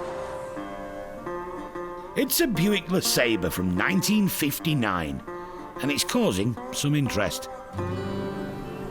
I love these big old Yanks. We restored one of these a couple of years ago, and I really liked it. And I thought, if ever I see one, maybe. And this is the first one I've seen since that time, so yeah, I had to look at it. Martin Morocco is a professional car restorer, and with the help of Ryan, has rebuilt countless classics. I've got a shed full of cars. Do I need another one? Well, this is two cars, isn't it, in one? He'd like to get a closer look at the interior of this 5.5 metre monster, but there's been a schoolboy error. The keys are locked in the ignition. Who was that? Father. What a dipstick. Derek, the guilty man.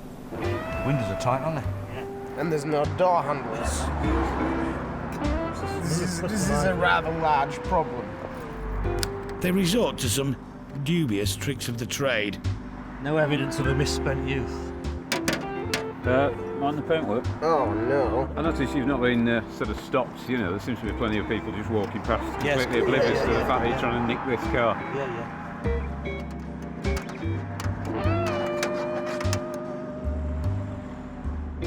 But in the end, genius will out.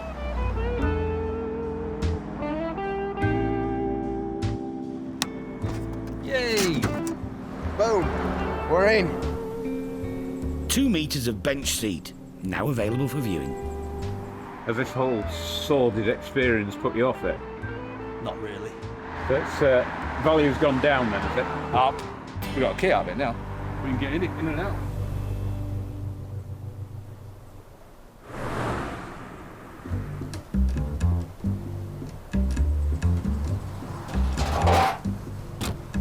The Jaguar 240 from 1968 has arrived at Matthewson's. Good morning, Joyce.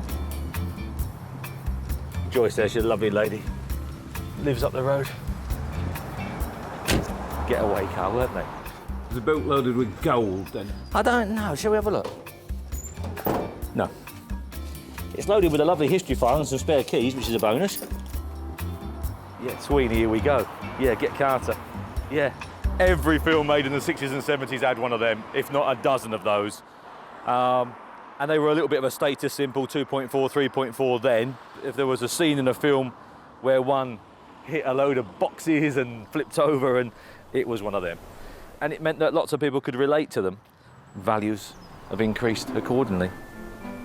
But still within reach for the buyer on a budget. It's quite a good value for money.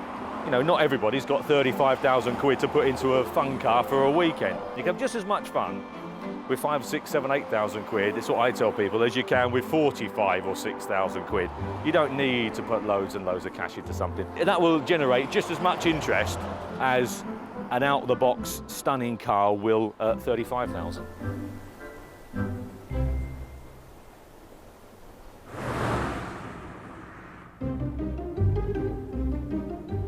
The success of the business is partly down to the family's connection to a network of highly skilled restorers. Really nice car. We need guys that can turn out cars to that level, love doing it, and do it all the time. One such person is Russ Farnell from Huddersfield. Got an Austin 7. The gentleman, he bought it the day that I took delivery of it. It's just a case of finishing it off, but he's told me not to rush because he's got nowhere to keep it at present. And what's this thing on the rack here? That's a 2.8 injection Capri, which I'm doing for somebody else. Looks like quite a big job. It is. Bigger than I thought, but we'll get there. Russ will take anything on, but he has a soft spot for 1930s Morrises. They're easy to get parts for, mainly, and they're quite a nice little thing to work on. Here's one he renovated earlier, a Morris 8 Tourer from 1936. That's how it arrived at August 16th. It was about 12 months later when I finished it. It's now in mint condition. You've got the original engine, the original electronics control unit, original dynamo, starter motor, which have all been rebuilt. It's been a labour of love. Nearly 8 hours a day for about 7 or 8 months. Hey, and this is the old 8 then, mate. 2-seater. It's a little bit unusual, isn't it? Derek's here to give it the once-over. All these panels are all brand new, and it's all built on a new ash frame, including the door frames are new as well. Nice one, yeah. Yeah, nice one. Yeah, it's good, isn't it? Yeah, I mean, the power-weight ratio... Small details can alter the value of any restored vehicle. Have you not got a hood, then? No, I've got a hood frame, yeah, and everything, but I haven't had the hood done yet. Yeah. With a hood, somewhere between 8 and 10, nearer 10. Yeah. Turns out a nice car, does our Russ. And it's not the only Morris 8 Derek's here to value. This one has undergone some radical modifications. It was a 2-door saloon. Yeah. And the back end of it was absolutely rotten. Right. But I thought, you know, the front end of that were too good, you know, to just scrap it. Absolutely, yeah. So I've rebuilt it and everything as a little pickup. Yeah. It's been skillfully renovated by Russ, but again, a slight tweak could add value. I know it's more work and all the rest of it, but I'd put 500 quid on that if you put drop sides on it. Or even fixed sides and a tower board. Don't have to go ever so high. You've got to think about the bloke who's going to buy it. He maybe wants to put something on it. Just below that window, if I were you. Right. And then someone can put something on the side, can't they? The name and all the rest of it make a hell of a difference, you know. And I don't know what it is. It just looks more manufactured. I think it could do 6 grand. Derek could just sell the vehicles as they are. Cheers, Derek. Thanks very much. But this way, everyone stands to benefit. He's been in the game a long time, as Derek. And he knows what's what. So, yeah, I think I'll take his advice, I'll do that and see if we can move her on.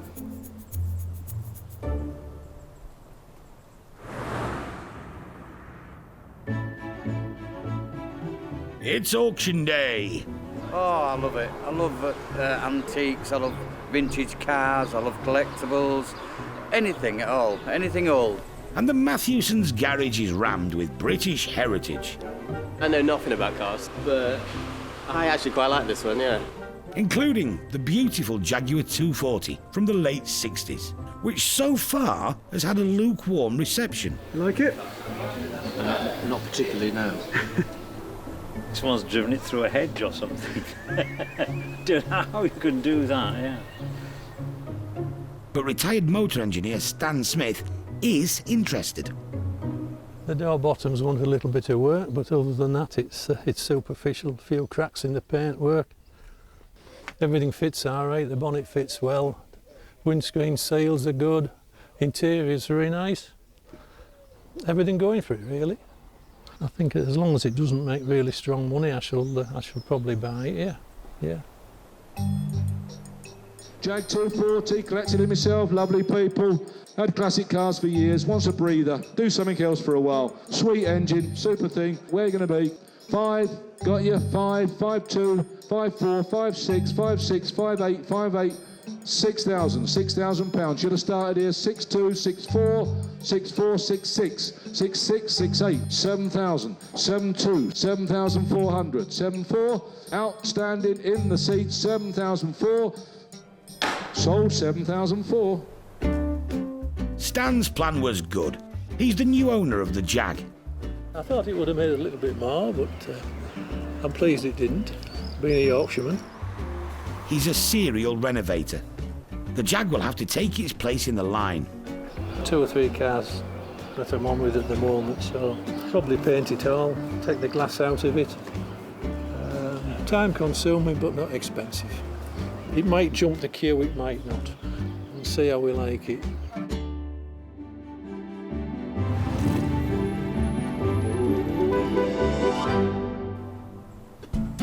Next under the hammer, the deceptive Triumph Estate. I'll give it a go for you, but I mean, it is strange. The Herald that thinks it's a Vitesse. Not actually being rude about it, but it wants a lot of work on it, you know. Expectations of a sale were low. Now, Triumph Estate, don't sell it any other way. Vitesse on the logbook, starting the haul, 1,500, and let's be away then. 15 I've got, 15, 16, 17, 1,700, 17, 17, 18, 1,800 pound, 18, 19, 2,000, on the phone, 2,000 pound. Reserve met in record time, with no sign of the bid slowing down. 3,000 pound, 3,1, 3,2, 3,3, 3,003. 3,004, 3,5, 3,500, 3,006, 3,006, selling, 3,006, what do you think? 3,6, 3,7 he says, 3,008, 3,008, 3,008, it's on sale and going, 3,009, 3,009, 4,000, 4,000 pound, 4,000, he's shaking his head, he's thinking, 4,000, I'll feel for you. 4,1, 4,100, 4,002. Do you want 50? 4,250, 4,250, 4,250, 4,3, 4,003. Should we let him have it? Are you sure? You're not going to be driving home thinking about it, have an accident, are you? Something like that. 4,003. I'll run you home if you like. 4,003. Sold 4,3. Thank you very much for your bidding. The phone bidder wasn't going to let the Triumph go, and it doubled its reserve price.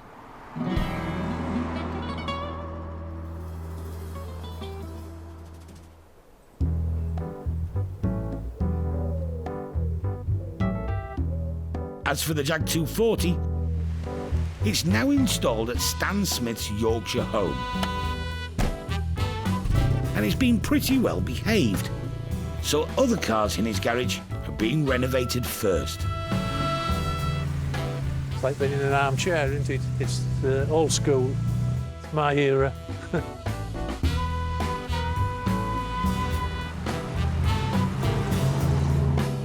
Steering is a little bit heavy and there's one or two bits for sorting out, but it's good. Stan's wife Pauline takes a keen interest in the renovation projects. I think it's wonderful, it's so comfortable. And it's got a beautiful interior. And she usually has the casting vote on which cars stay, which are moved on. I might have to keep it. Her indoors says we're keeping that one, so.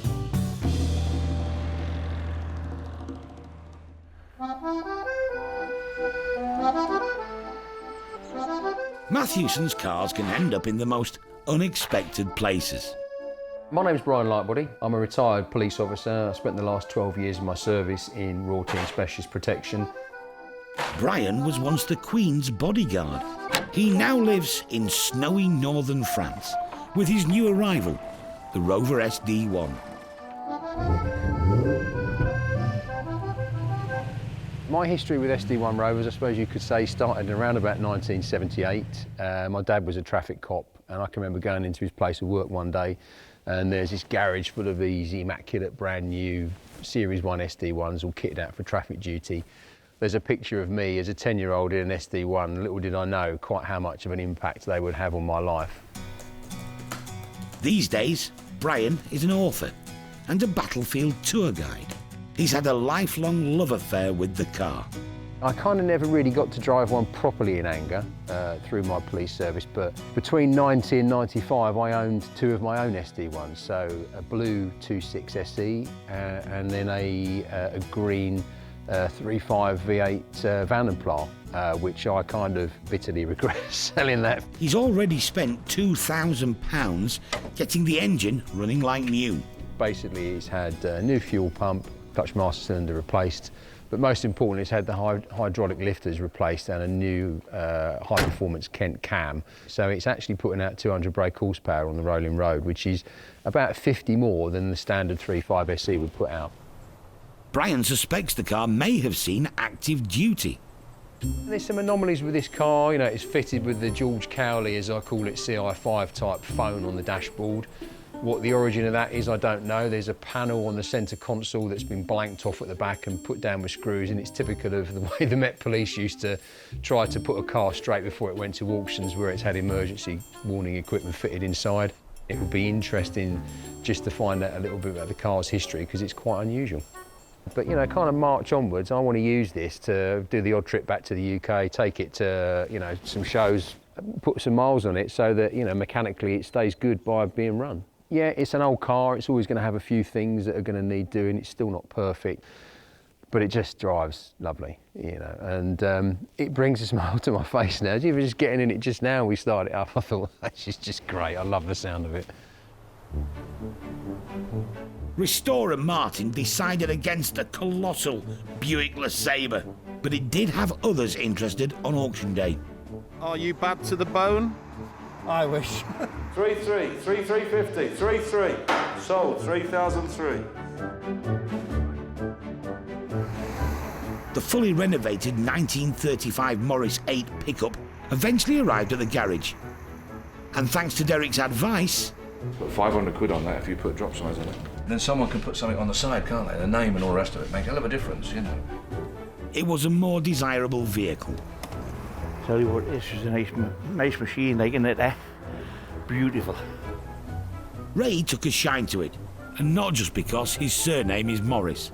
My mother used to have a shop, and we used to use that to deliver bread and cakes and stuff like that in it. The trailer and everything at the back is fabulous.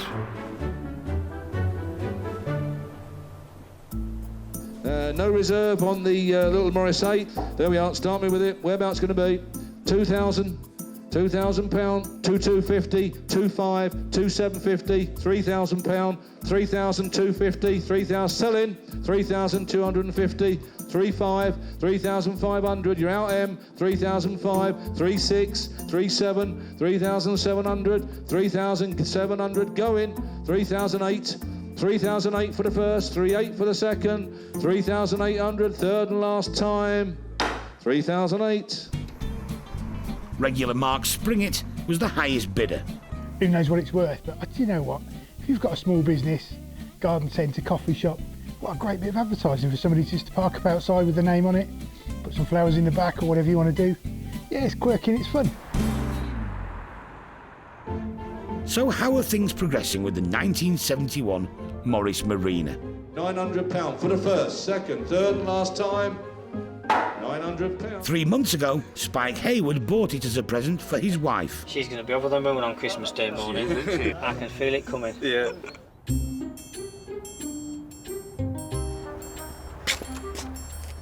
At Santa's workshop in Hornsey,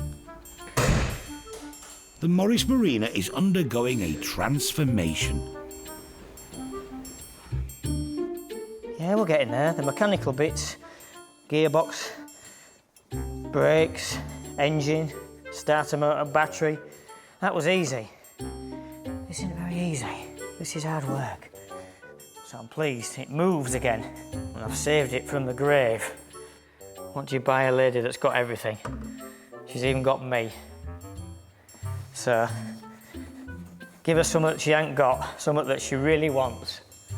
So yeah, 1,300 1971 Morris Marina. With a bit of luck, we'll have it all spick and span ready for her at Christmas. So. We wish you a Merry Christmas. Christmas morning, and Spike's wife is delighted. Until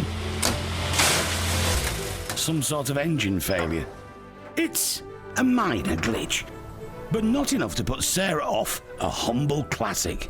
I'd rather be driving around in a Morris Marina than a Porsche 911. Something that's going to turn your head in the street, but for all the wrong reasons. See how beautiful does this look now? Fancy a drive?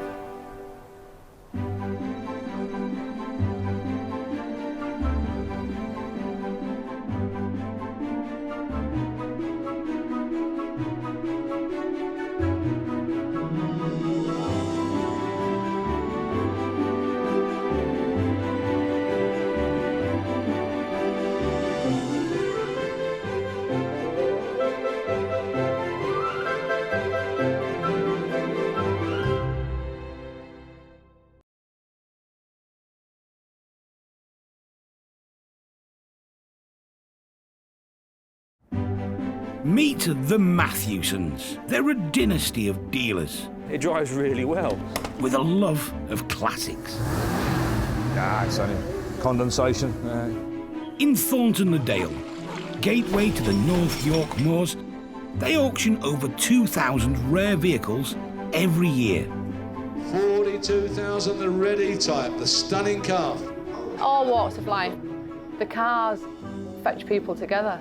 I'm ecstatic. Head of the family, Derek. It's got to be the best job ever, isn't it? We're sort of living a dream. Trusted lieutenants, sons Paul. Not everybody's cup of tea. And Dave. There's Dad's way. And there's Dad's way. Keeping them all in check and dealing with the punters, Sarah. Somebody could ring today with some fabulous vehicle that's been sat in a barn for 50 years. You have no clue. It's the chase, it's finding it. So you get up every morning thinking, what am I going to find today? This is a family's love affair with cars that have lived a life. Someone's cherished a car and loved it, and I think it's just great. I think it's absolutely superb. A passion that can be turned into brass.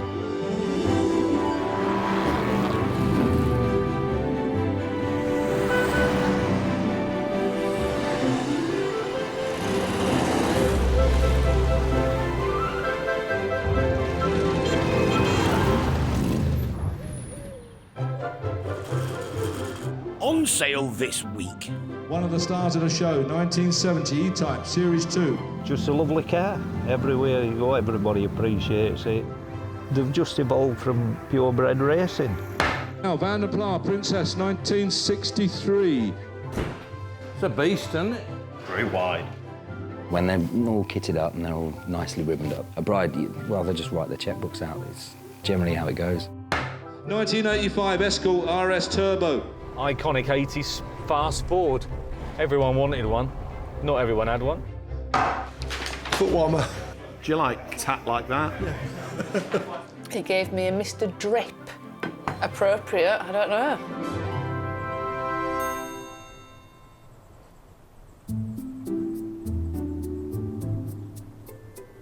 When I was 16, we were at Sheffield and it was just a cobble back street, like, imagine all steelworks, one were parked there. And I just said to myself, I'm gonna have one of them one day. On a Pennine hillside, Tel Snape is saying goodbye to an old friend, an E-Type Jaguar. My mates who worked at pit, a miner's trainee pay was £14. I started exhilarating and I was taking home £240 per week. So I could afford an E-Type. But this love affair is at a crossroads. Wife's fed up of sitting in a field and me polishing car, so she wants a motorhome or we're going to have a look at a place abroad. Tel makes the call. Good morning, Matthewsons. One of Britain's most iconic sports cars is now on the market. Brilliant. Nobody's ever seen Derek move so quick. And I'm sure it will generate a lot of interest. It's the right colour, it's a selling colour. Bright red. Everybody loves them. Everybody wants one. But before Derek arrives, one last drive. It's a need for speed.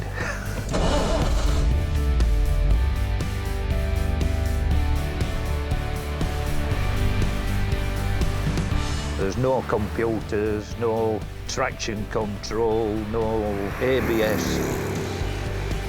But just a lovely car. Everywhere you go, everybody appreciates it. They've just evolved from purebred racing.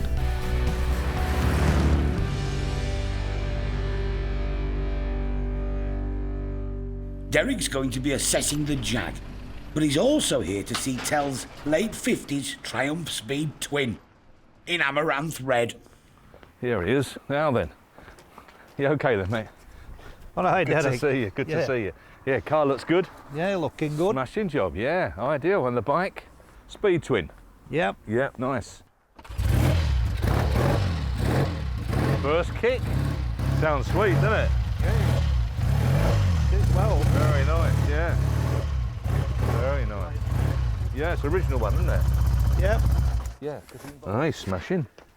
Got the original knacker catcher. Oh. And when you go over the top. Yeah. Yeah. Oh. Yeah. Just Shame a job, to use isn't it? back brake. Yeah. Now, the E-Type. They're hard to value. Yeah, well, it's right colour, right everything, isn't it? Really, it's nice. Yep, bonny thing. Yeah, slightly wrong shade for my liking, but it's still very nice. They're more of a sports car limo, aren't they, really, Yeah. than anything? So I suppose you might as well have auto, but unfortunately, most people seem to think they want manual, don't they? Oh, Which yeah, knocks they it a do. bit, right? But are we going to open the old bonnet up? Yeah. Have a look. I've got it. That's it. Yeah, clean under there, isn't it? It's just a real smart, good 2+2, isn't it? It's exactly what it is. A usable car, Yeah. I'd say. Yeah, you can have more fun out of one like that than you Yeah. can a Concours one, because you're scared to park it, aren't you? Launched in 1961, built in Coventry, Enzo Ferrari called it the most beautiful car ever made. With a top speed of 150 miles an hour, Jaguar said it was the fastest production car in the world. 0 to 60 in sub 7 seconds. Stopping it was the problem, until they sorted the brakes out. Not bad for a car that cost just over £2,000 when it was launched. Yeah, she's all right, mate, isn't she? Yeah, what are we putting on it? 50 grand. Yeah. Well, we've got to try, haven't we? As I say, I've had it long enough, so I just hope somebody else they do enjoy it. So, a 50 grand reserve is high, but this is a lot of car. Refined British beauty, just like these two. You know, it's price range, isn't it, really? Yeah, it is. It's, I mean, to you and I, it probably seems a fair bit of money, but it's E-Type money now, isn't it? It is, yeah. Not much you can do about that, is there, really? It's a fine line, though. Derek wants to get the best price for Tell, but put it into the auction too high, and buyers might take their money elsewhere. Thanks for the deal, Tel. Yep. Lovely. Just a Right. job, mate. Look forward to seeing you. Yeah. A 5 grand reserve was agreed for the Speed Twin. And if both vehicles sell, Tell should be able to afford that motorhome. But saying goodbye to his adolescent crush hasn't been easy. It's been a big part of my life. Yeah, I do feel sad now it has gone. It's like, I didn't think I would feel like this, but I say, it's gone. Back in Thorntondale, a fresh delivery of automotive memorabilia is about to arrive. We have our regular memorabilia family. One of my favourites, obviously, is Perry. That's champion, look you. In his van full of treasure, there's always a special gift for Sarah. He gave me a Mr. Drip to remember him, because this is what this guy's called, Mr. Drip. So, whether or not Perry thinks it's that appropriate, I don't know. We need guys like Perry. Yeah, he finds everything. Wherever everything is, he knows where everything is. He homes in on things, don't you, mate? Lovely. Very, very nice. Now, what we're supposed to say now is that that's just as I like it, with the rust and all the rest of it, which is an absolute load of... What it ought to be is in lovely condition without the rust, and everyone would like it. That's nice. Yeah, that's nice. Someone was saying they wipe them over with baby oil. You like that, don't you, Derek? Baby oil? We love it, don't we? Yeah, All crafty, yeah. Ah, lovely. Late 50s, probably early 50s, I would have said. Ah, even better. Oh, that's nice. That's nice, that is superb. Absolutely lovely. Man cave signs like these can go for big money. There's probably £2,000 worth right here. Are these going in, my love? Yes, of course they are, yes. Oh, Yeah. do you wear these on a weekend? I do, yeah. Perry, we could get dressed up this evening and nick a few people. Hello. Perry's excelling himself today. A French mobilette scooter from 1959. Good ones can go for more than £1 grand. It's coming out of juice. What's the change of juice? Yeah, it's fantastic. She's lovely, isn't she? Good nick. Yeah, it looks a right original little thing. The seat, when they repaired the seat. Absolutely brilliant. It caused a lot of interest, that will. Yeah, it would, yeah. Real saleable, that. I'm pleased with that. Yeah. We'll find out later if Perry's heavy metal is gem or junk.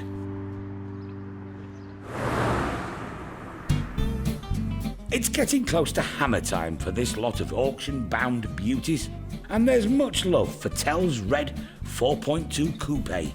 Red is for an E-Type, red is for a Ferrari. That's just my opinion. The guest houses and B&Bs around the village are now fully booked, thanks to the auction. Now then, mate, you're right. Morning, Dennis. Nice to see you. And you, You had a fair old trip up, didn't you? Yeah. With over 100 cars for sale, many enthusiasts just come for a nostalgic nosy. You just could look at these cars all day. Fuel injection, alternator. But others are on a mission. Restorer Brian Johnson is on the hunt for an E-Type for a discerning client. He could buy himself a new Porsche Boxster for the price of this one, and it wouldn't need any restoring. But where's the fun in that? It's a nice car. It's had obviously a lot of work over the years. So a lot of stuff wants starting out on it. And wants a full strip down and start again. The other problem is it has some stiff competition. Fresh in from Scotland, a very collectible 1966 Series 1. First impressions, when I pulled up outside the chap's house and saw the car, I thought, good colour. Nice wheels. E-Types have chrome wire wheels. Aston Martins have chrome wire wheels. Jensens arguably have chrome wire wheels. Everything else, in my opinion, should have painted, but they're totally right. Interior, very, very nice. Not renewed, original. Nice patina to it, a little bit of colouring and cleaning would be required. Nice steering wheel, decent dashboard, and quite nice straight panels. That's what I like about it. Straight roof, hasn't been on its roof, you can see it's very, very good. The panels themselves are very, very straight. Even the bonnet, which is not known to be a particularly good panel, there's always a little bit of waviness on them. But 2 new wheels, 300 quid each. Those 2 are perfect, you're fine. Put the best one back in the spare, job done. 2 E-Types in one auction, and there isn't much between them.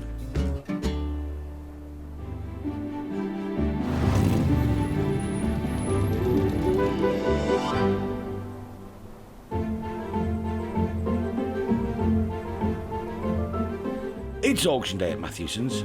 Got a really good feel about it this morning. It's nice and busy. And Derek's wheeling out an essential tool of the trade, lovingly carved out of finest old Morris Travellers. Marvellous old thing. And so we've got to be a bit careful when I get carried away, because it's falling apart a bit here and I get splinters. This is when they earn their commission. We're full. No more space in the inn. There's a bit of something for everyone, I think. People are saying that there's a good entry, interested different generations and things, so hopefully it'll be a good day. Give me another one, because I don't know where the paperwork is for that yet. There's that very particular auction house tension in the air. If all the paperwork's not in place, then it won't run smoothly. Tell and his wife Sandy are here to see the Jag and the Triumph bike go under the hammer. And I do feel a bit nervous now, where I never did before. This is the first time I've thought about it, so just have to see. 1959 Triumph 500 Speed Twin, beautiful machine. So, there it is, super machine. Now I picked that vehicle up, and it's not often I can say this, but this is absolutely true. That bike started first kick, in fact half a kick, and it was away. Absolutely superb, a lovely machine. Right, where are we going to be? I've got some bids here. £4,000, 4,001. You're in ballpark. 4,600 for the first, 4,600 for the second. Third and last time, 4,600. There is interest, but it's still £400 short of reserve. One of the stars of the show, 1970 E-Type Series 2 in red. I just wondered how market to be with another E-Type being here at the same time. Super thing. Where are you going to be? Start me on that. People with that type of money might only be able to afford one. Whereabouts?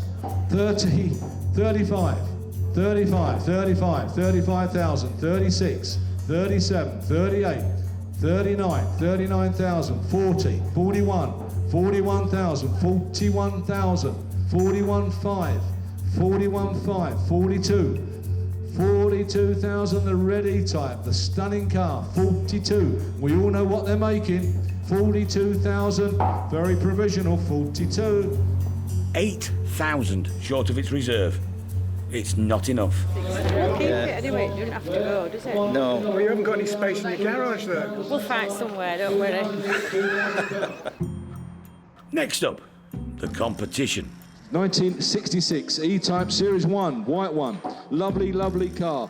Start me on that. Where? Got some interest here on the books. We're going to be 30, 30, 30,000, 32, 34, 36, 38, 38, 38, 40,000, 40,000 pound, 41,000 seated, 41, 42, 42,000, 43.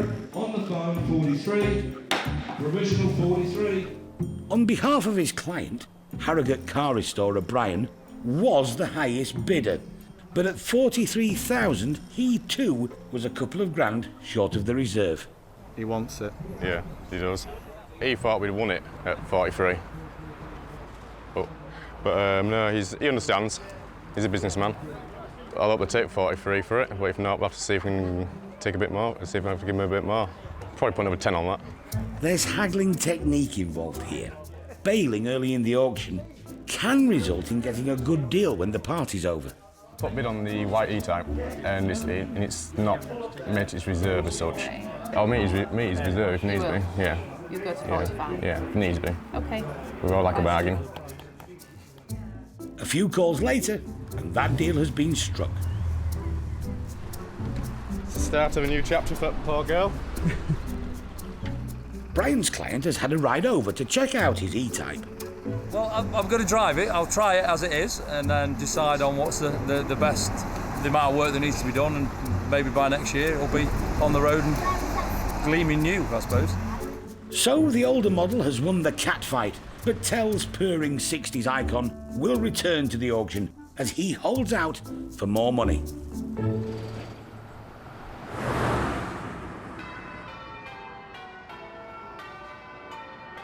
The happy day has finally arrived for the Matthewson family. It's all eyes on the white Austin Princess Vanden Pla as she glides up to the next best thing to a chapel. Has it still got the bride in it? No, it is empty. It's quite heavy. Austin's flagship motor started life in 1947 at Longbridge in Birmingham. But the luxury Vanden Pla range was handcrafted in North London. The chosen vehicle of British ambassadors, optional extras included mohair rugs, a decanter, a monogram and a flagstaff. However, time was finally called in 1968 and the princess's 31-year reign came to an end. Not everybody's cup of tea. They're big and clumsy. Arguably, perfect wedding car, really. You know, loads and loads of room in the back. Could nearly have a party in the back of there. Wedding cars of this age and quality are rare, and driving brides can be a fickle business. People go in phases with it, you know, they think it's a really good idea, which it is, really, you know. People do make a career of it, of course. But there's a lot more pressure than people actually realise. So consequently, you get quite a bit of repeat and turnaround with wedding cars. People think it's an easy job, and it actually isn't, you know. Yeah, steady on. A little bit of left. Yeah. Yeah, a little bit of right if you... No, not much. Leave it here. Yeah. Righto. It's a beast, isn't it? Look at this. Full 7 seats.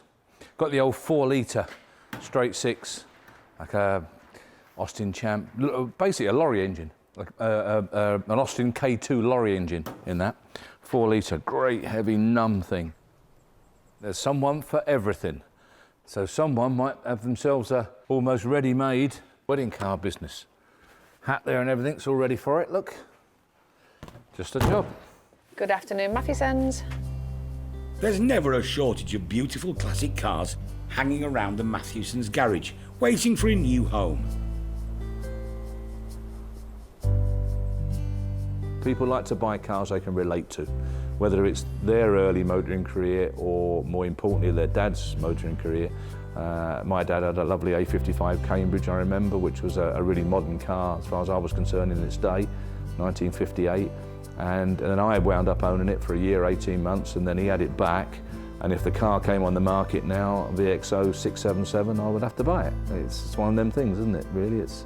Yeah, it's strange. We're odd like that, aren't we? Of course, someone might also want a classic car, purely for business. Jason Segade from Shropshire runs a wedding car company. This is probably one of the top 5 wedding cars that go out and that have always gone out for years and years.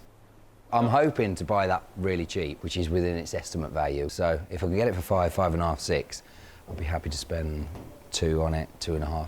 When they're all kitted up and they're all nicely ribboned up. A bride, well, they just write their checkbooks out. It's generally how it goes. As the crowds gather for the auction, we'll find out soon if the princess gets the honeymoon in Shropshire or whether she'll be jilted at the altar.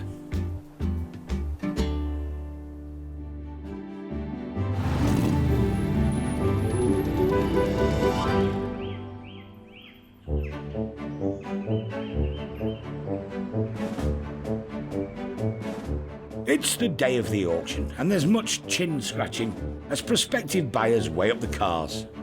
It's been very well maintained. It's a very, very nice car. Businessman Jason Segade is keen to nab the 1963 Vanden Plas Princess for his fleet of wedding cars. He spotted the owner, another Derek, and it turns out it's a match made in heaven. Might as well get rid of it. My son's getting married this year and we'll give the money to him basically to help him with his wedding. He's a nice dad, isn't he? Fair enough, though. I'll tell you what, though, Derek. I'm getting married on the 8th of July. This will probably be the vehicle we use, so... All right. I'll send you some photos of me getting married in this. So, yeah. You've got time to change your mind. I've been married 38 years. Now, Vanden Plas Princess, 1963. Lot number 6, we're doing the white one round the back. Lovely car. A little bit of cosmetics to do, a little bit of touching up, tinkering, and titivating, but she'll go to work. Perfect wedding car. 4,000 pounds, 4,000, 250, 4,250, 4,500, 4,500, 4,500. Submitting it then, 4,500, 4,500, 4,600, 4,600. Standing down the middle, 4,600. Do you want 7? 4,600, we'll submit then. 4,600 provisionally for the first, provisionally for the second, third and last time standing. 4,600 provisional only. 4,600 provisional. Jason's bid was the highest, but it didn't reach the owner's reserve. I mean, I paid 5,000 for it 20 years ago, so I'm not making a fortune in profit on it, that's a certain fact. But if it doesn't sell, we'll just take it back to our workshop and store it for another 20 years. But Jason's not giving up. It is a nice car. It's potentially a nice car, and it's the right colour. And so, yeah, I do want to make a deal. I want everybody to be happy at the same time, rather than just... Yeah, what we're going to do is we'll obviously speak to him on your behalf. Okay. So you just need to wait for us to do that. David's going to give him a call now. Kind of like I said to him already in the hall, and I think he's a bit like winded because he thought he'd go for a bit more. There was no interest in that. So just a little bit of negotiation. It sometimes takes a few calls, people to go forward and backwards. Sometimes they need to have a think overnight, so we might not get an answer today. We'll just have to wait and see.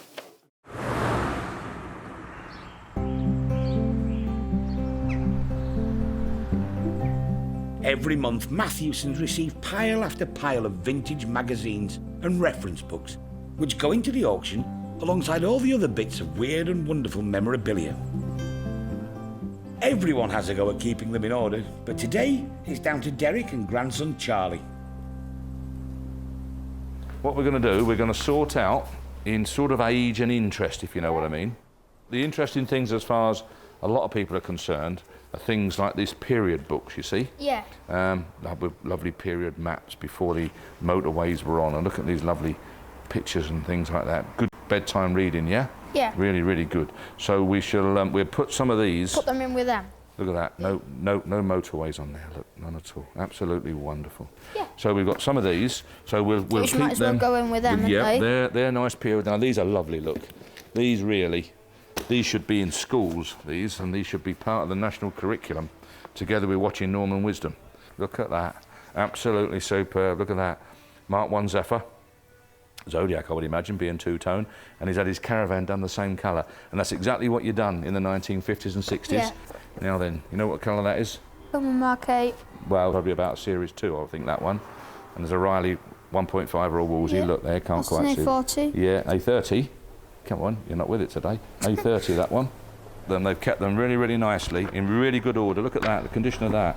Superb. 1960 September, that yeah, one. 1960. Yeah. 1958 November. But just the pictures, it's absolutely superb. Look at the work that's gone into putting that pictures together. It's absolutely brilliant. This is not computer generated, is it? This actually happened. You know, that guy was there, and I think it's great, don't you? Yeah. Lots and lots of work. Nice as they are, they're not easy to sell. A bundle of mags or a technical manual might only go for a few quid. Derek usually gives the proceeds to charity. So that's Charlie's job this afternoon. He's going to put them into groups and sections as he sees fit, and then I'll check them later on just to make sure that we haven't duplicated things. And then we'll get them lotted up on display for anybody that comes in over the next few weeks prior to the auction.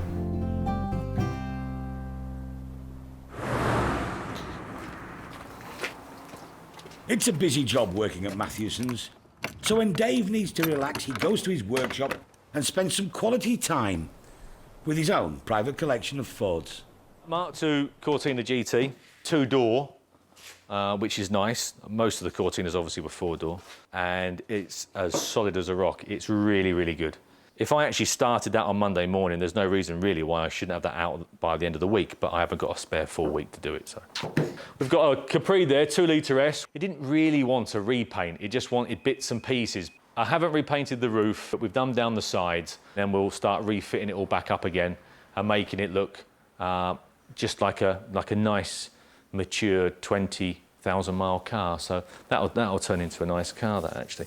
And then the Escort, originally an RS 2000, so would have had a 2-litre Pinto in that, but that's now running a 2.1 Duratec, a modern engine in that. So this has cost a small fortune to do. There's still bits and pieces I want to improve upon, which I will do. Dave has enjoyed rally success in this impressive machine, but Fords have been a lifelong obsession.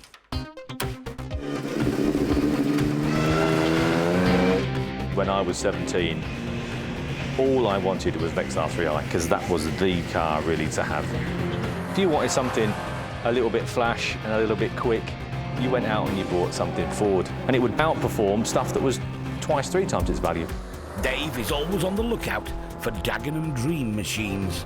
People knew what they were. You know, that there was a huge difference between visual and performance between the RS version and the GL version. Nowadays, one top-of-the-range car looks very much similar to like a mid-car. There's no big spoilers. You see a fast forward of the 70s, 80s, 90s going down the road, and you knew exactly what it was the minute you saw it.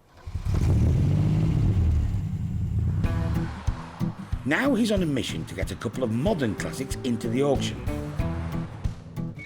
But here's a surprise. The two on his radar are fast Fords. First on the list for collection today, a Series 1 Escort RS Turbo.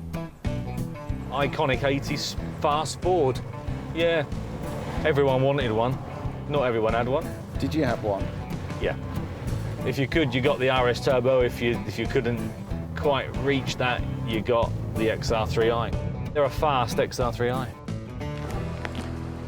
At first glance, you'd be forgiven for thinking it's a bit of an ordinary 1985 Escort. But oh no, in its day, the RS Turbo was one of the fastest affordable cars you could get your hands on. The RS's turbocharged engine propelled it to 122 miles per hour. There were only 5,000 Series 1s made, and all of them were white, apart from one in black, a special order for Lady Di. It would have cost her around £10,000. One of these, with very few miles on the clock, recently sold for 60. Slightly larger intercooler, an induction kit. Owner and self-confessed ex-boy racer Eric has decided the time has come to opt for something more sedate. But he still has cherished memories of burning off his rivals at the lights. One guy in Mitsubishi 4x4 stuck it right on my back end once, and I just had to eventually show him a clean pair of wheels.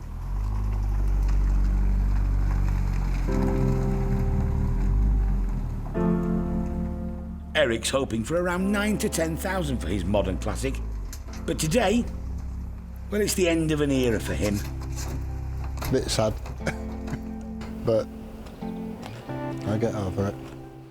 We do become quite attached to them, don't we? And they become one of the family if you had them a long time, you know. One woman was quite hysterical when I picked up a minivan once. You just think, God, it'd be a lot easier just to take it back off the truck and say, see you later, thanks ever so much. Yeah, she was proper. Life goes on. The classic car market is shifting. It's much more than rare Aston Martins and mint MGBs. Dave knows that cars like these fast Fords open up a younger market. It's bound to move on, isn't it? You know, it's a different generation coming on board, and there's people coming in with disposable income into this bracket, and consequently, this is what they're looking at. The next owner of this RS will have to buy some cassette tapes to fully enter the 80s classic car experience. And for Eric, saying goodbye to his car may yet prove to be a sound investment.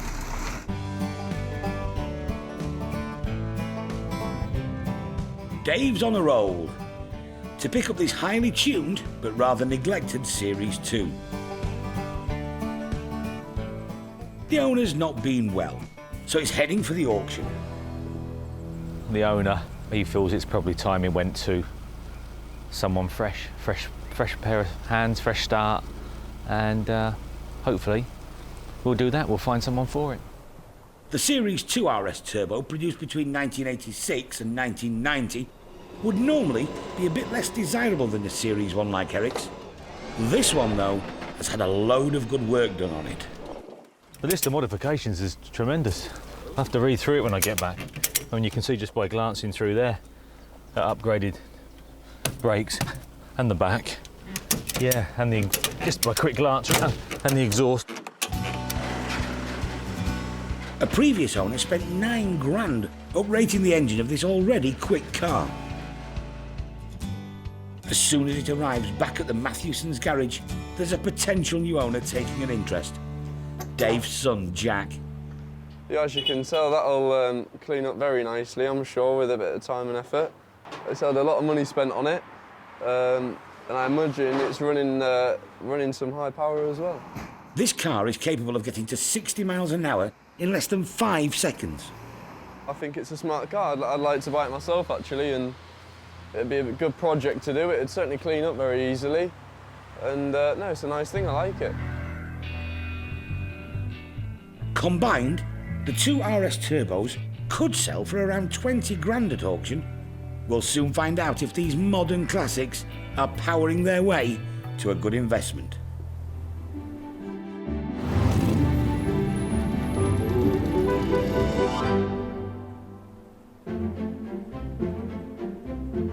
It's hotting up for the hot hatchers on their run up to the sale. Going back to the 80s, I've had the Mexico version, the Mark 1s, I've had absolutely loads. It's just an icon, aren't they, really? I think it's priced pretty cheap, that. Eric's here to pay a fond farewell to his beloved RS. Kiss it goodbye.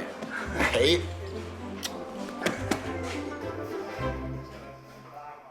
$1985 Escort RS Turbo, 6.5, 6.5 away, 6.5, 6,750, 7, 725, 7,250, 7,5, 7,5, 7,750, 8, 8,000 standing, 8,1, 8,1, 8,2, 8,250, 8,250 says 8,3 for the first, 8,3 for the second, 8,003, third and last time, you sure?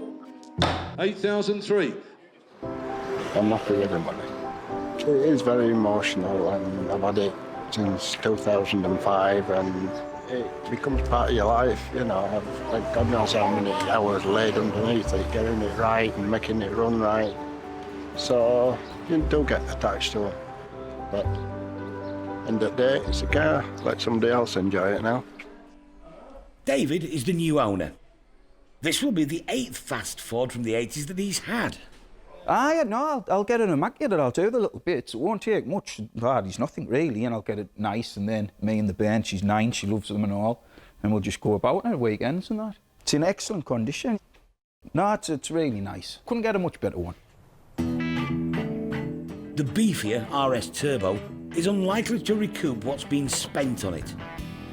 The previous owner but one undertook this as a project, spent £9,000 on the engine and about £25,000 on a full body restoration. We've all done it, we've done it, I've done it. It's very difficult to know when to stop. And then before you know where you are, you've just spent a fortune. When Dave picked up this rare collector's item, it was a sorry sight. Covered in leaves, seemingly forgotten. But there was a good reason why it had ended up like this. Escort RS Turbo. Another one, second one today. Owner Sean has asked Derek to accept the highest bid, whatever that might be. I bought it, and then not long after buying it, I got diagnosed with cancer, and I didn't get the car put away properly, and it just deteriorated on the drive. So it was like, I don't know, it was neglected. So I bought it, neglected it, and it has become more of a stress having it there. If the car sells, Sean and his family will use the money to have a long overdue holiday. 6,000.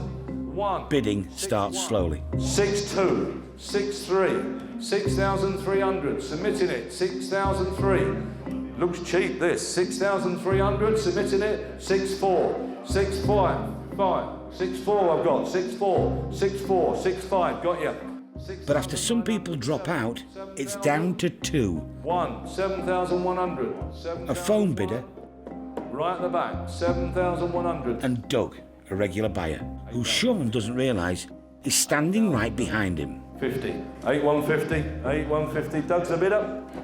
8,250. 8,250. 8,3. 8,3. 8,350. 8,4. 8,004. 8,450. The price slowly rises. What do you think, Doug? 9,8. And continues to edge up. Are you out, Doug? Sure? 10,250, Doug. Wow. 10,250 to the phone bidder. It's a great result. I'm ecstatic, because I thought it was going to go for about 5. No, it's good. It's good. Spend it on you. Yeah, we'll get Ruby a new push bike to do a paper round on. And the joy continues as the memorabilia gets snapped up. My partner's bought them, Jane, and whether she's going to put it on tonight or not for me, I don't know really, but... If it fits, I'll be on duty this week. Mr. and Mrs. Plod. Foot warmer.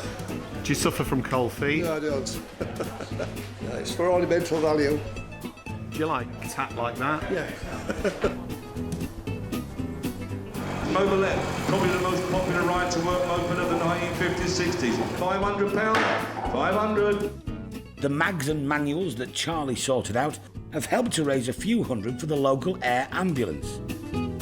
But the winners of this category were undoubtedly the enamel signs. It's the Pratt sign 134. Charlie's got it there. Sold 220. Well, these are the genuine Pratt's colours.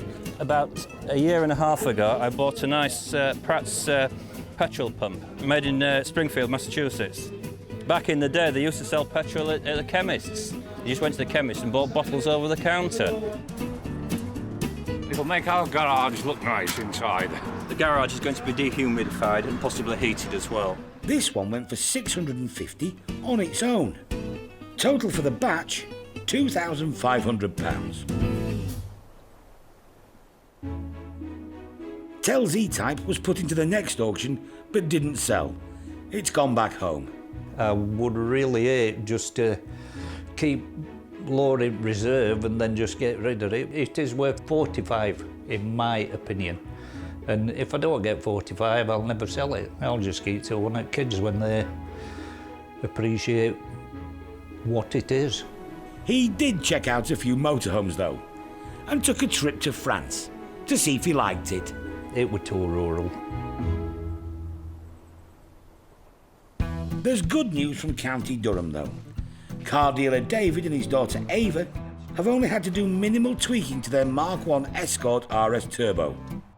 Put the original radio in it, I've put an immobiliser on it, and had all the wiring for the fuel pump done. So it wasn't running perfect, and it seems okay now, spot on. Ava can't get enough of this car. Right, where should we go, like? To Durham? Her favourite bit? The sound of an 80s turbo dump. Well, it's got a dump valve, hasn't it? Put the revs up a bit, and when you let the revs off, it just makes a loud noise, so she loves it.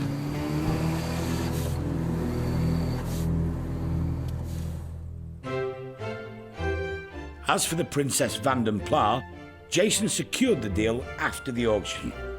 But then he had a big task ahead, getting it in shape for his own wedding. It has been chaotic. Let's just get it there and drive it as minimum as possible. That's all I want.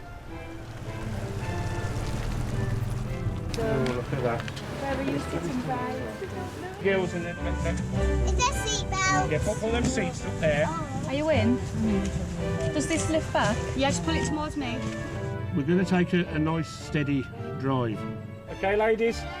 Okay.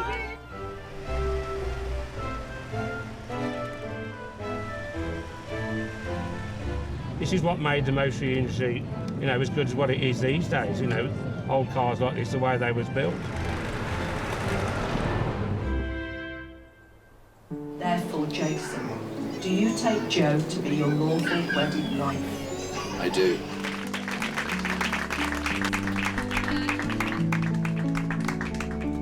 The wedding did not make me nervous at all. At the back of my mind, it was the car, is the car going to be all right, is the car. It was because I've been, how long have I been on it? Months. Months. And that's taken up all Every of my day. time. Jo set all of this up today. I did everything. All I did was the bloody car.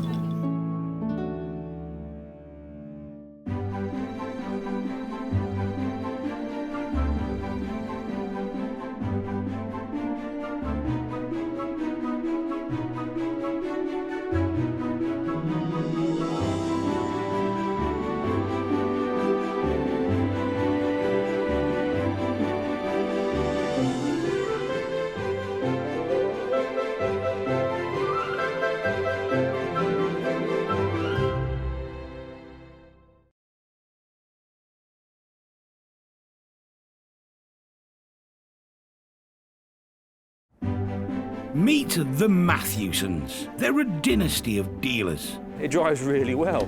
With a love of classics. Ah, it's only condensation. In Thorntondale, gateway to the North York Moors, they auction over 2,000 rare vehicles every year. 42,000, the ready type, the stunning car. All walks of life. The cars fetch people together. I'm ecstatic. Head of the family, Derek. It's got to be the best job ever, isn't it? We're sort of living a dream. Trusted lieutenants, sons Paul. Not everybody's cup of tea. And Dave. There's Dad's way. And there's Dad's way. Keeping them all in check and dealing with the punters, Sarah. Somebody could ring today with some fabulous vehicle that's been sat in a barn for 50 years. You have no clue. It's the chase, it's finding it. So you get up every morning thinking, what am I going to find today? This is a family's love affair with cars that have lived a life. Someone's cherished a car and loved it, and I think it's just great. I think it's absolutely superb. A passion that can be turned into brass.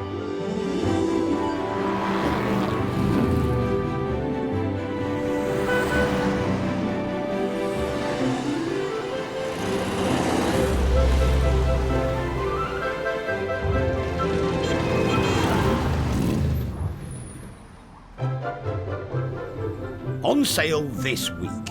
1973, Escort 1.1. It used to be my dad's car, and he died. First time you've seen it in daylight for 30-odd years, John. That car there is part of John's family. 52 Joet Javelin, lot number 116. It was a very, very advanced car. I'd always thought I ought to have one living in and around Bradford. Must have thought, wow, it's like a spaceship going by, wasn't it? 66 MGB GT. My granddad had one and just always wanted to sit in the same sort of shoes that he did when he was younger. They do love a car that's been tucked away for many years in a barn. And what's their second favourite thing? Sausage rolls.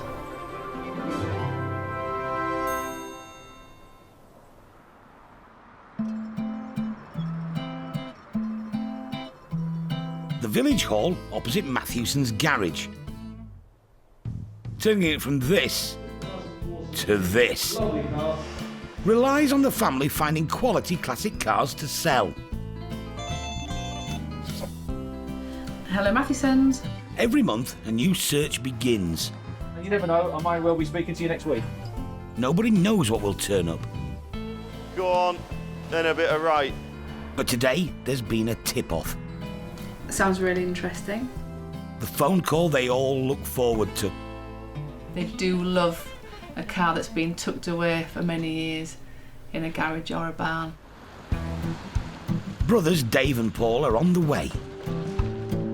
The lads, they are off to Warrington to see a Ford Escort, Mark 1, I believe. But I think it's languished in there for about 33 years, somebody said, long time. Details are sketchy, but it sounds like it's not only a rare model, but also an original, unrenovated one. Gold dust for an auctioneer. The enthusiasts don't like to follow somebody else. You know, someone who's done half a job and then run out of steam and or interest, whatever it might be. They're not so keen on that. We all like to start, I think, something from the beginning, don't we? None of us like to take over a job halfway through, no matter what it is. Fingers crossed, we'll see what this one's like and see what sort of mileage is on it, see how solid it is, see if it's still got a floor. Probably one of the most important things. It'd be an awful thing, wouldn't it? Give it a tug and only the back end comes out. That would be a bit of a downer, won't it? But we'll see. Fords from the 1970s are in high demand. They can be restored to look like the heroes from the golden age of rallying, increasing their value. Ford always had that edge to win. Not only did you need some talent, you obviously needed a Lotus Cortina or you needed an RS Escort. And if you didn't have one or the other, then you were never going to win. So Mark 1s now, because of that industry, have become quite rare, really. Certainly the two-door ones. Four-door ones, not so. But two-door ones, yeah, they've all been found and dug out and race rallied and wrecked, really, to be honest, unfortunately.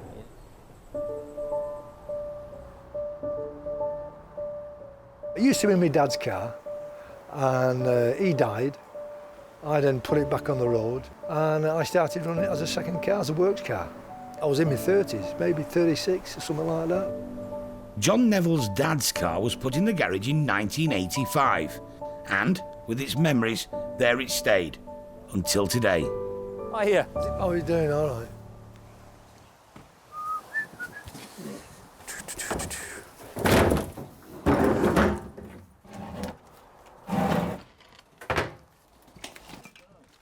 It's definitely an Escort. But for it to be rare and valuable, Dave needs it to be the right spec. Yeah, looks like a little 1100 Deluxe, two-door. 2 doors, double that price.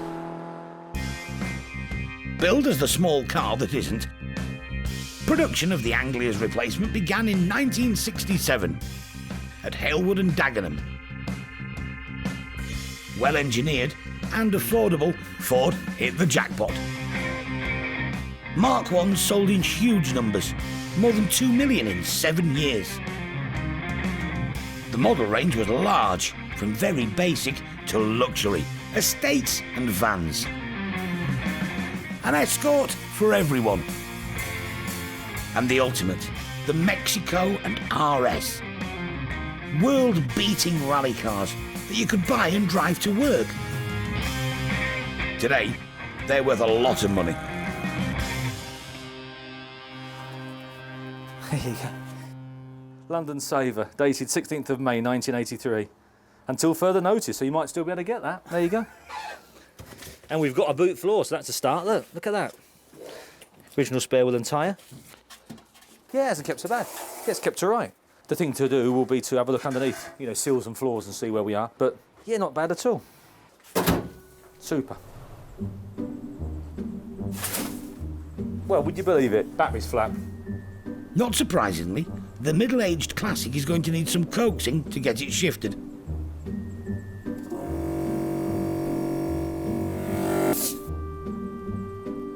You never put too much wind in, just put enough in for them to roll.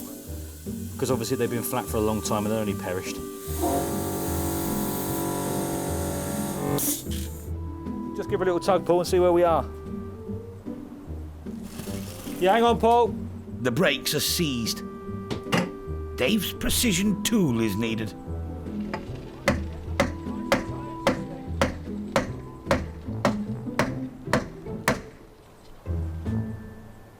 I'm not getting any younger, so I thought I might as well sort it out myself before the inevitable happens and try and enjoy a bit of money.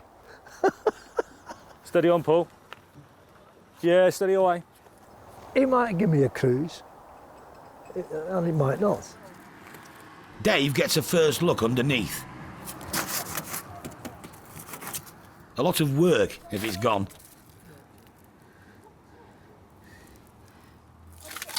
Yeah, not too bad. Fair bit of surface stuff, which you would expect. Fortunately, 3/4 of the garage floor in there is actually wood, which is the best thing. It's just a section there that's flagged and soil. Not a good base to stand a car, but that side's not too bad.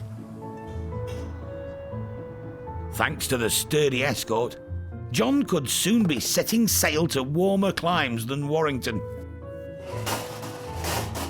But it does mean saying goodbye to his dad's pride and joy. That car there is part of John's family. You know, that's quite important to them. They've had it so long. Well, there you go. I remember me done it. Eh? He's took me a few places in it. He'll be pleased. He'll be pleased now if it's worth a few quid. You know what I mean? It's probably worth more now than it was when it went in the garage.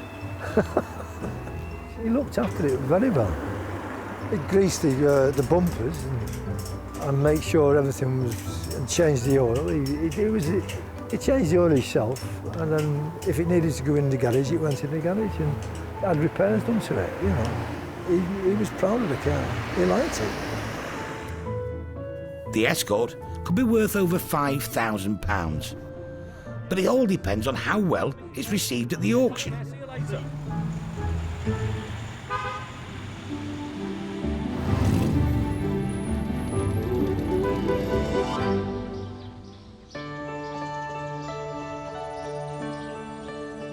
In post-war Britain, a new car.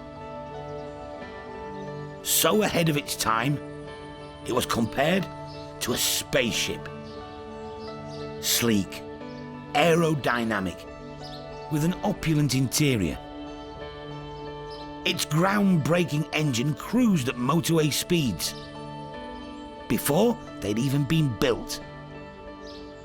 The Jaguar Javelin, made in Yorkshire. 70 years on, this long-forgotten motoring mark I won't go in there.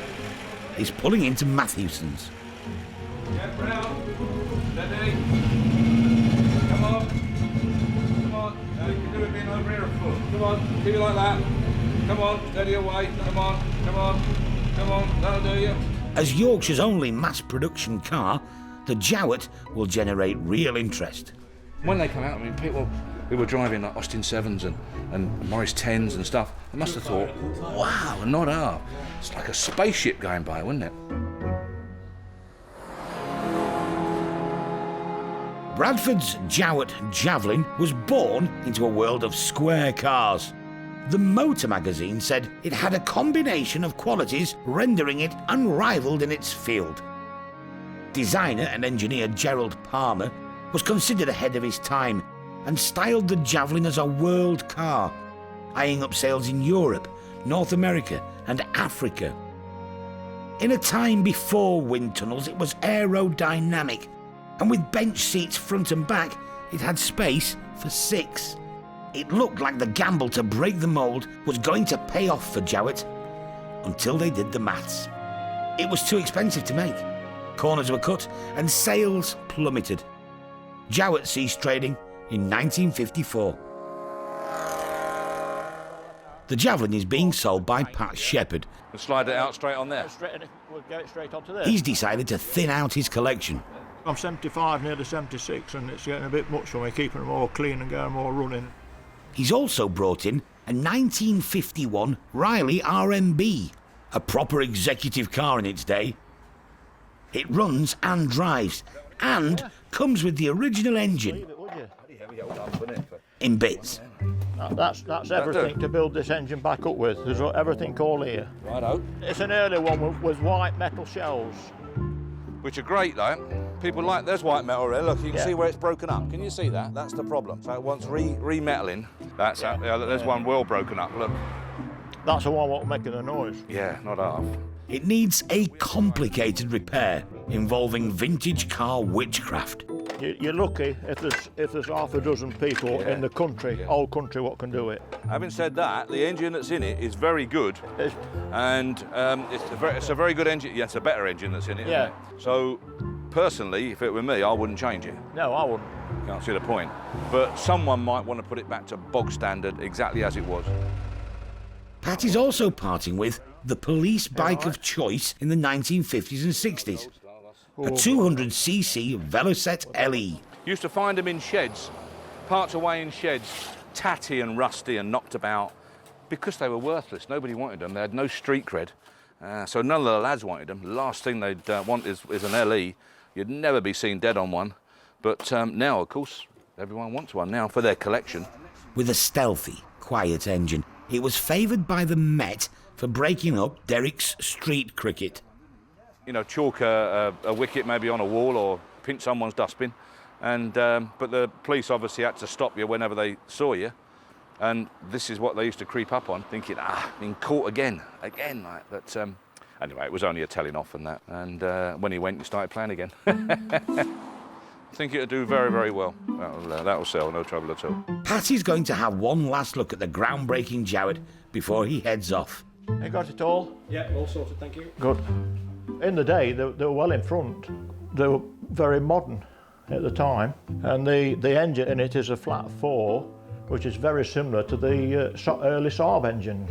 You know, you've got two pistons there. Instead of coming up that way, they go out sideways. Pat's made up his mind. The car needs to go. There will be a sensible reserve. Derrick knows, you know, what least I'll take for it, and we'll leave it at that.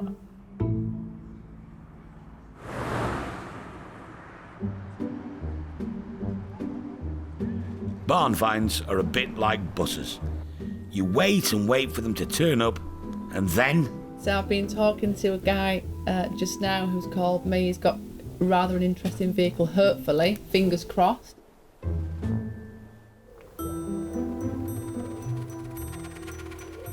At a secret location, somewhere in North Yorkshire, owner Graham and his 1966 MGB GT. It's one of a number of cars that he unearthed from a barn. He's playing his cards close to his chest. Freshly pulled out of a barn, can't tell you where. Well, there's 3 barns full, so we've only been in one barn so far, so and we'd like to get in the other 2 barns, so I don't really want to divulge if you don't mind. There's a certain logic to the cloak and dagger behaviour.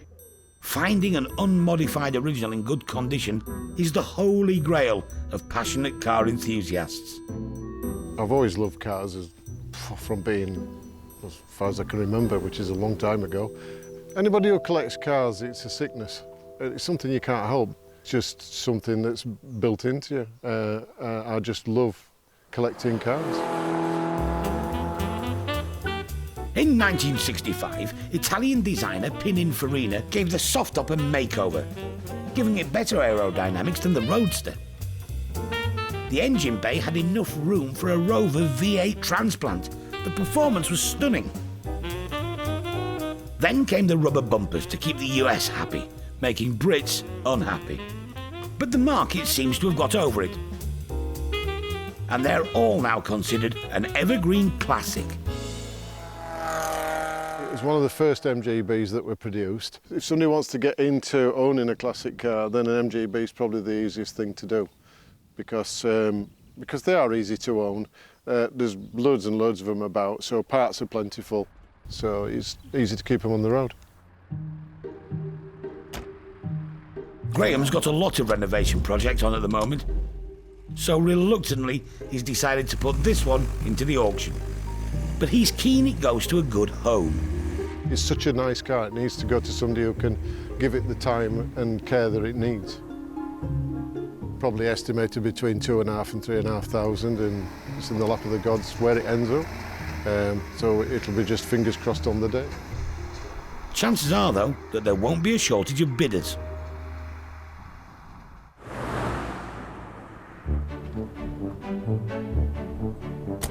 It's auction day. Last time, £80, £80.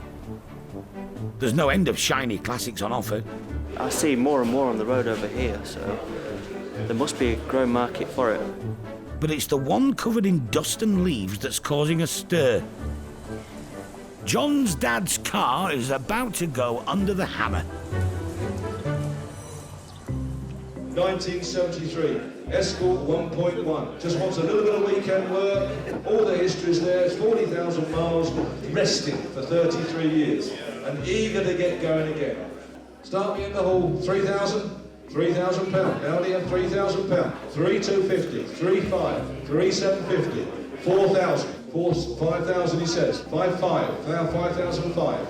5,750. Right at the very back. 6,000. £6,000. Paul's phone. £7,000. Sell it and away. 7-1. 7-2. 7-3. Jack's phone. 7-3. 7-4. 7,004. 7-4. 7-5. 7,005, tell him Paul. 7-6. 7-7. 7,007. 7,750. You done? 7,750. Jack, thank you very much for his bidding. 7,750. The telephone bidder wins the Escort. 7,750. Still got the dead snails on it. It did very well for 7 3/4. John's had the sort of day every seller dreams of. I think you're delighted, aren't you? Delighted. Oh, I'm delighted, yeah. It was well past the reserve. I actually can't believe it's worth this amount of money, to be honest with you. I mean, look at the state of it. The paintwork there. Yeah. My dad would be well proud.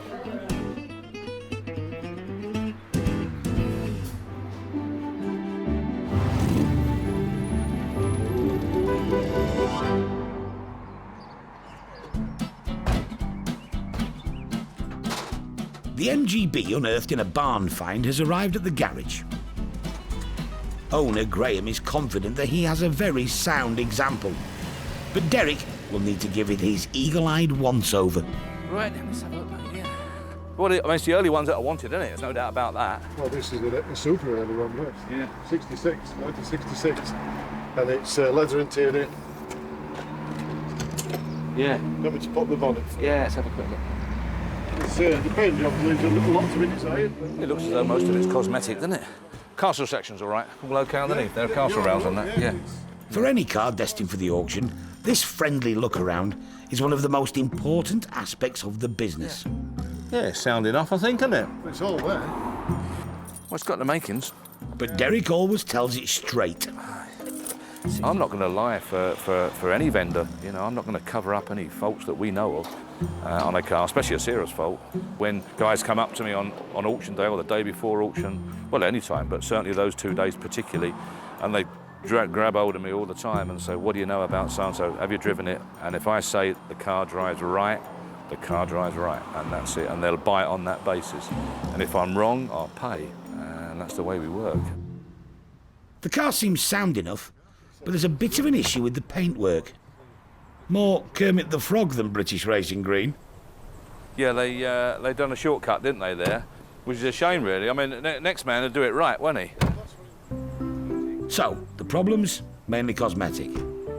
But whoever takes it on will need to be prepared for a few weekends' work. The average man in the street that comes for an MGB or a sports car of that ilk will not buy it because of what it wants doing to it. It will frighten him. Corrosion and what have you around here, it's no big deal really. It's not a great big thing, it's not a big problem. It wouldn't bother me, but a lot of people would be bothered about it and they would be worried about it, and therefore they'd walk past it and buy the Glimmy one, which was in exactly this condition 6 months ago for another 7,000 or 8,000 quid or something. This looks solid, you know. It's the first thing I always look at is door shuts and skins. And I know it's tatty, but it's not full of filler. You know, the seats actually would colour up and come back okay. Bit of a split on that one, but it can be repaired. I think it's got a lot of potential. I think it's right. I think it's nearer 2.5 than 3.5. I don't think it'll ever do 3.5, but it should do 2.5.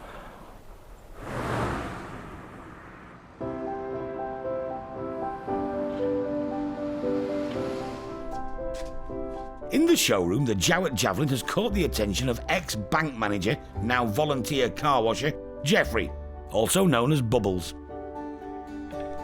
I had one of these when I was a lot younger, early 60s. 165 quid I paid for it, and it was black, just like this. And it used to do 35 miles to the gallon, and it was pretty fast.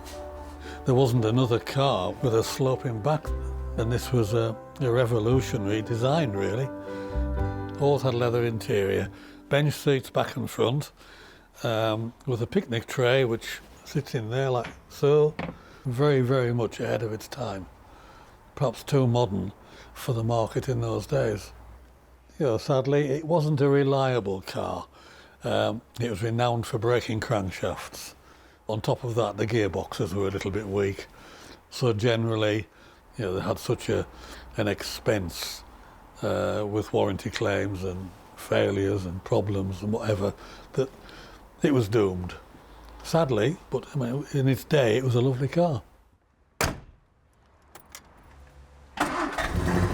The Jowett Car Company has long since gone. But in the lanes around Bradford, the mark lives on. Michael Koch Osborne is the grandson of one of the founding Jowett brothers. My grandfather was, in fact, William Jowett, yes. So I've been brought up with Jowetts all my life. And owns one of the first cars built, a Jowett 7.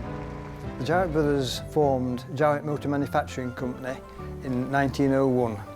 And the first car was sold to a sales representative in the north of England on the basis that it would climb a local hill, which no other light car would go up. And it was sold on a sale and return basis, and it climbed the hill, so it never came back to the works.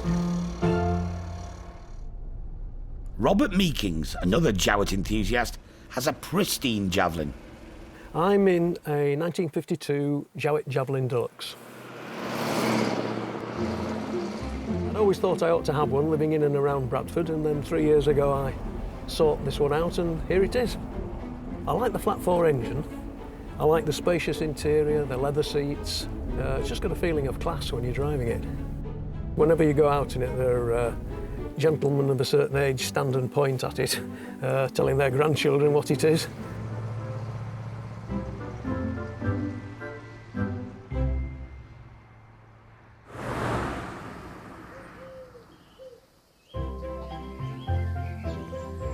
It's the morning of the auction.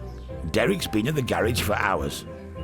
Derek, yeah, you like to get an early start. What's the thing? I'm not over keen on an early start, John, but I woke up at about 4:10. I thought, I might as well get up and get on.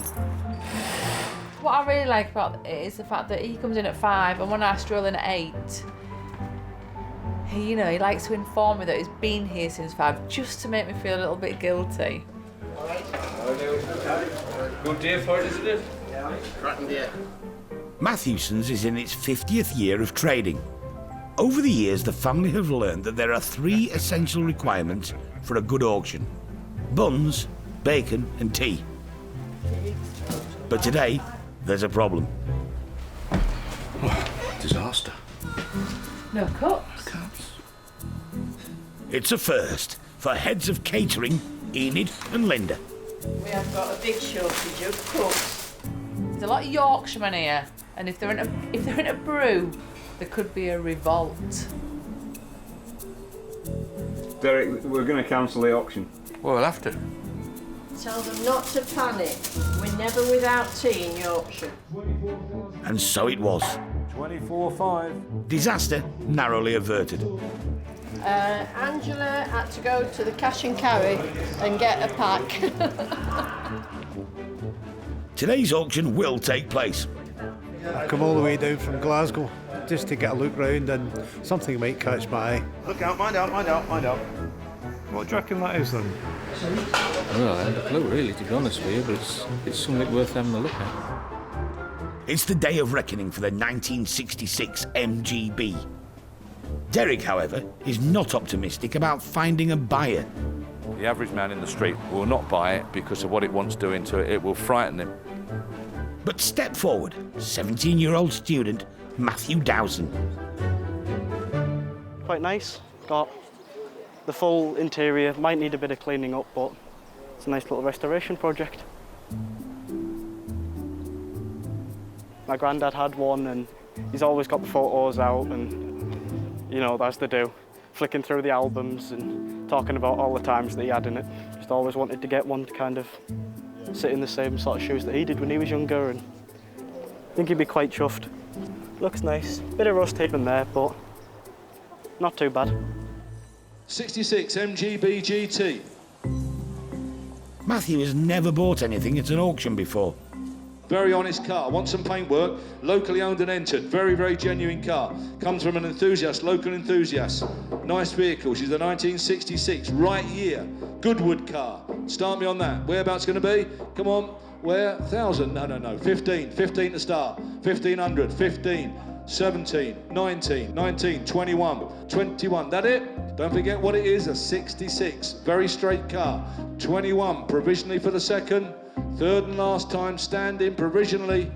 21, not far away, we'll try. Matthew blinked and nearly missed it. Over in seconds, really. I'm going to go and contact the seller now to see whether he's willing to accept my offer and go from there. If he is, then fingers crossed I've just bought myself a car. Hi there. Provisional, lot 66. Lot 66. Did you get 2,100? Yeah, that's fine. You've got it at that. The £2,100 provisional is accepted. Matthew is the new owner. All right, thanks very much. I know I'm going to have to sort out the paintwork. Fingers crossed it should be okay. No nasty surprises, and I'll be happy. We'll be seeing how he got on with the restoration later in the programme.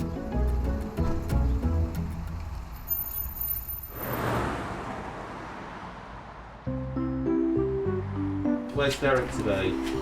Derek's probably in his man cave today. And what does he do up there?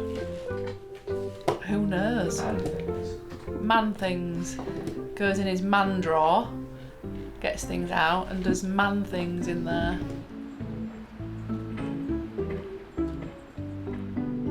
Paul's been and snaffled up some seatbelt material, as you can see, which we find is absolutely perfect for retention in the swab in your old seats. This one's gone a little bit soft and a little bit soggy. It's your own little bit of space where hopefully not too many people want to come in, especially women, because it's a man's territory, really. It cheers him up. He usually emerges from his man cave in a much better mood than what he went in, so bring it on. And if you want stuff for your man cave, look no further. Proceeds to charity courtesy of Mick the Van. There he is, brought it in the other day for. Don't you get on that, you go and break the damn thing. Get off it. What do you like about that one? Well, just the look of it. It's just an attractive piece to go on the wall of my man cave when I get it all finally finished off. Yeah, and it's nice to just get him out from under your feet, I'm assuming. Definitely, yeah. Lot number 97, we're doing the enamel garage sign, which Charlie's got there now. Parts and service, nice sign. Matthewson's regular and car collector Dave Carnell has taken his man cave project to a whole new level. In his personal homage to the 50s and 60s,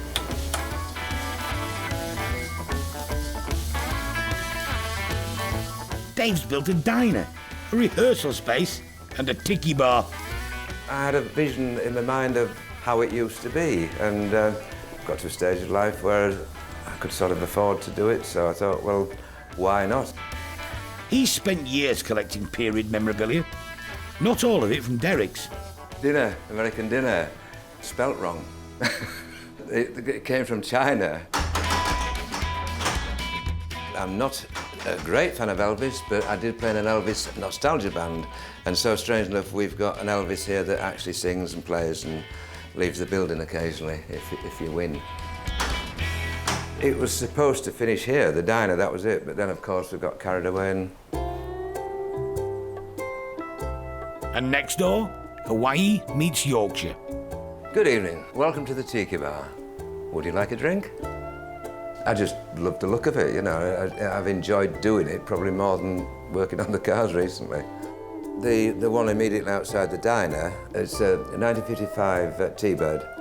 Well, that's a tribute to the original one, which is called the 59 Stingray Racer. I just thought, I love that. It all relates somehow, this coincidentally, to bands that I played with. Back in Thorntondale, in his slightly oilier and more prehistoric man cave, Derek is doing important restoration work on the seat of an Aston Martin. It's just a pressure relief valve, that's what it is for me, pressure relief valve. And I think it's a marriage saver for most other guys, because I think everyone should have a man cave, at least a shed, where they can play around, relax, put their own music on, have a drink, get a few friends around. I think it's so important. I think guys that have got a really lovely, warm, laid out man cave, I think they've cracked it.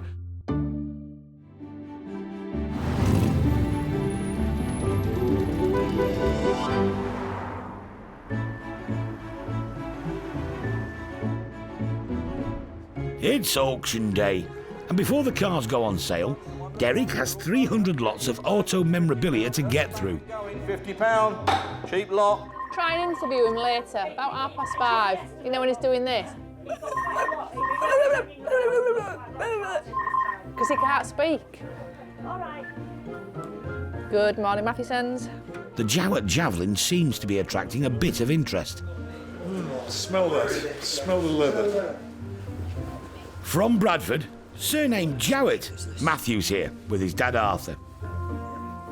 So we're both Jowetts. I grew up near where this car was built, so a bit of a connection, you might say. He doesn't think he's related to the company founders, but he's planning to bid. It's in good condition. Yeah, I wonder if Eddie's don't see it. Yeah. I think it might run this one in auction. I think it might go for a very good price. Next we go on to another star of the show, the 52 Jowett Javelin, lot number 116. Cracking old car. Pat's here to watch it go. Yep. 1952 she is. Hey, our local car, Bradford car. Start me on it. Where are we going to be? Where? 4. And we're off. 4,000, 4,002, 4,4, 4,004, 4,600, 4,600, 4,800, 4,008, 5,000. See ya. 5,000 out this side. 5,000. Selling it. Third and last time on the side. Selling outright. £5,000. Very cheap car. 5,000. You've done well. Sold to Matthew Jowett. I was going to come in quite late, but it got going pretty quickly, and the number was less than I thought it was going to go for, so no, decent price, very pleased. Hi, who's next, please? Hi there. Oh, yeah. Lot 116. You bought the Jowett Javelin today. Mr. Jowett? Yes. Really? Really? Are you an ancestor? Not that I'm aware of. Well, that's fantastic. No, it's brilliant. Have you always wanted one, or have you got many? No, I wanted one. This is your first one. Congratulations, Mr. Jowett, on your first Jowett. At 39, Matthew could be the world's youngest Jowett owner. It's not really a car that you would associate with your age group either, is it? So that's even better. I'm planning to keep it for a while. So Yeah. I'll go into it. The 1952 Riley sold to a phone bidder for £8,300. Third and last time. 8,300. And the Velocette for a knockdown price. Last time. Provisional 2,000. Less than its reserve price, but Pat's thinking it might be enough. I'm quite pleased. I've sold everything. Sold the Riley, so the Jaguar, and I'm just going to go and tell them to let the Velocette go. Even though it was so provisionally, I'm quite happy with what we got for it. The new owner, John Minery from York. All in all, for the hammer price, it is an absolute bargain. You just can't find them in this condition for this price. Absolutely superb.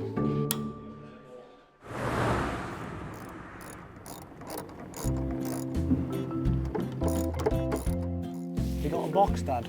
The renovation of the 1966 MGB GT is well underway, thanks to one of the UK's youngest classic car owners. Matthew Dowson has just turned 18. I can't see any more nuts in there. Might be inside.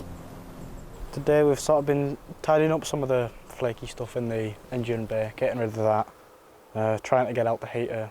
Front bumper have been off to get the engine out. Took the head off to do the valve stem oil seals and saw a little bit of divoting on the pistons and decided to completely rebuild the engine. And we've started stripping the paint where it was flaking away off the wings. You can kind of see it cracking through there where the paint started blistering slightly. So inside I'm planning on keeping sort of all the original seating and everything. I've just got a kit to completely restore all the leather in there, so fingers crossed I should be able to keep it all nice and original.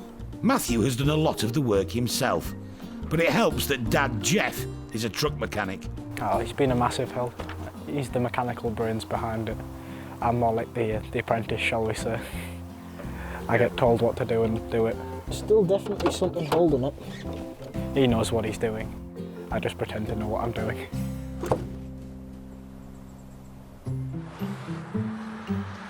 Paul and Charlie have been to pick up a very familiar car. Return of an old friend. It's the Escort, dragged out of a barn a few months ago. We get a lot come back, but not normally quite as quick as this, occasionally. Perfect. Let that break off. The anonymous phone buyer decided what he actually wanted to renovate was an American V8 muscle car. Chap intended spending lots and lots of money on it and making a really nice job of it, which I'm sure he would have done. But we have these changes, don't we? And he's thought better of it. Although the Escort's looking a bit better, curiously, this might have devalued it. The only downside of it now, it's not a genuine barn find as it was. It's now been through another owner's hands, which always just takes the edge off of things and just tarnishes things slightly, in as much as it just loses its authenticity slightly. Second time around, 7,750 to beat.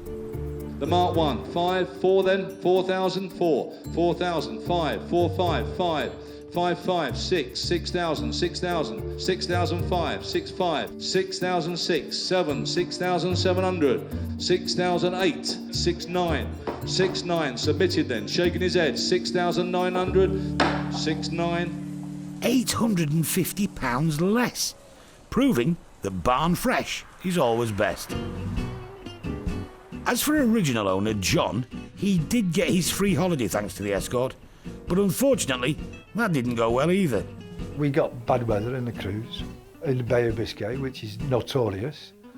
There were people falling over and all the crockery was going off the tables. At one time you wanted to see me dead on the cruise, and to be honest with you, the last cruise I had, I thought I was going to end up dead anyway.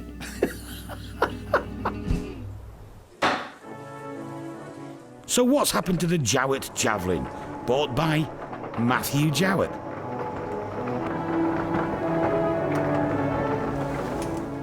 The car is now back home with Matthew in Bradford, 1 mile from where it was originally built 66 years ago. The first time I realised that they'd actually built the cars over in Bradford and got to learn about the cars was when they actually built a supermarket on the old site. And when it opened, they had all the pictures of the old factory and of the cars up. And obviously I'd seen them in the museum as well as a kid. So I just started reading into it, and I'm a big fan of old cars generally. And I thought, well, if I'm going to get something old, then why not? It makes sense. The engine's had a bit of work over the years, and there's a few additions in there, but actually the bodywork is remarkably original. But one of the things that I was really pleased about after the auction was when the car was delivered, it came with a massive file full of paperwork. There's photos of previous owners, there's the original maintenance manual, original tax disc going back to 1952, and then there's a whole host of other sort of period documents. Yeah, it's amazing what's arrived with it. The swooping back, I just think is a great line. The fact the doors open the way they do, it's a bit different. It's a bit sort of Art Deco in its shape. Trafficators, these are brilliant. I'm still probably about 30 years too young, really, for this type of car. Got a few of the old school pals who were asking what's got into me. Couldn't you find an uglier car? But I just don't think they see the class in it, really. Matthew's children are much more understanding. They think it's hilarious. They are referring to it as Dad's taxi because, let's face it does have, have a look of a black cab. But no, they can't wait to get out in it. They're already asking me when I'm going to take them to school in it, and I've told them that I need to see if the brake works before I take it down the hill.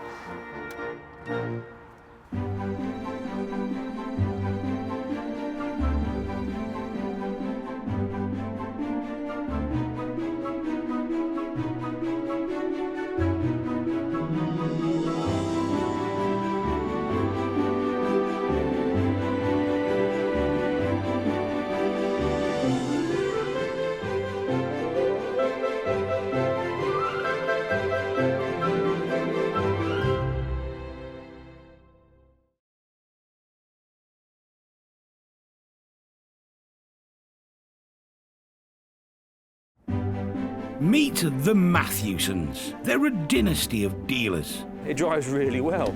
With a love of classics. It's only condensation. In Thorntondale, gateway to the North York Moors, they auction over 2,000 rare vehicles every year. 42,000, the ready type, the stunning car. All walks of life. The cars fetch people together. I'm ecstatic. Head of the family, Derek. It's got to be the best job ever, isn't it? We're sort of living a dream. Trusted lieutenants, sons Paul. Not everybody's cup of tea. And Dave. There's Dad's way. And there's Dad's way. Keeping them all in check and dealing with the punters, Sarah. Somebody could ring today with some fabulous vehicle that's been sat in a barn for 50 years. You have no clue. It's the chase, it's finding it. So you get up every morning thinking, what am I going to find today? This is a family's love affair with cars that have lived a life. Someone's cherished a car and loved it, and I think it's just great. I think it's absolutely superb. A passion that can be turned into brass.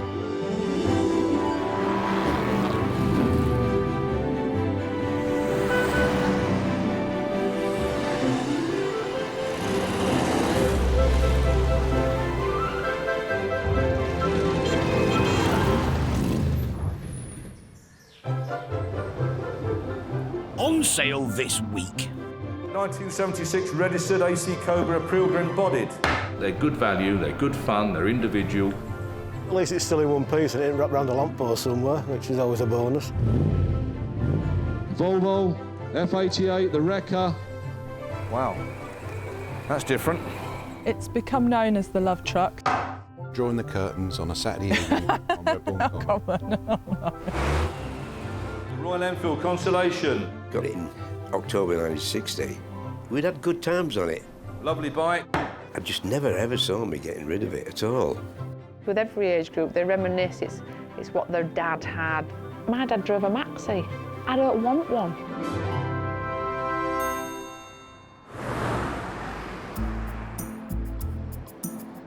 .185 scooter, I haven't done that because I don't know much about it. Auction day is approaching.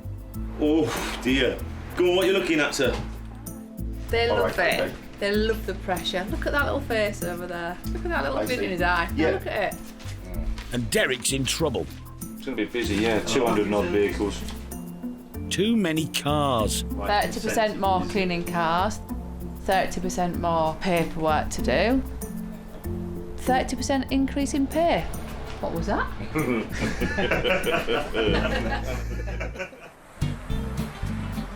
But there's always room for one more, if Derek likes it. It's a good enough looking vehicle to encourage quite a number of people to come on the day, I believe. Those that want something, a bit of a change from an MGB or a midget and such like, for MGB money, really. Alan Terry owns one of the most flamboyant cars in Bradford. It gets a lot of looks when you're driving around. Yeah, you've only got to park at the side of the road and everybody's around looking at it. It's an unusual car, so.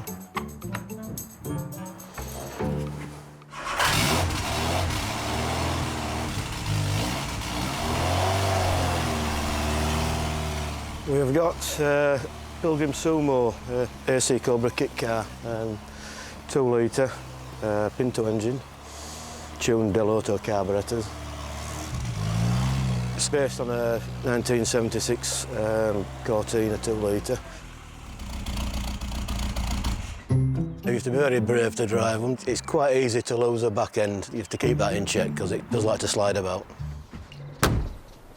Alan bought the Cobra 5 years ago, but he just hasn't had the time to give it the attention it needs. I think you buy them with great intentions and then they finish up in a garage or a barn somewhere, and that's the last of you see of them. At least it's still in one piece and it ain't wrapped around a lamppost somewhere, which is always a bonus. Hello, mate. How you doing? Oh, you're right. Yeah, good, thanks. Nice to see you. Oh, that looks nice, doesn't it? It's all right, isn't it? Is it your baby, then? Aye. How long you had this? I've had it about 3 or 4 years, but it's never really turned a wheel, so. Yeah, I'm a fan of the Pintos. They're getting hard to get now, Pintos, aren't they? Yeah. I did toy with taking it all out and putting a big lump in it, yeah. But I thought, well, it probably turns out as much power as a Rover engine anyway, does that? So. Yeah, I bet it sounds nice. It's okay. Would you fire up? Yeah, she fires up. Nice. Yeah, give her a start then.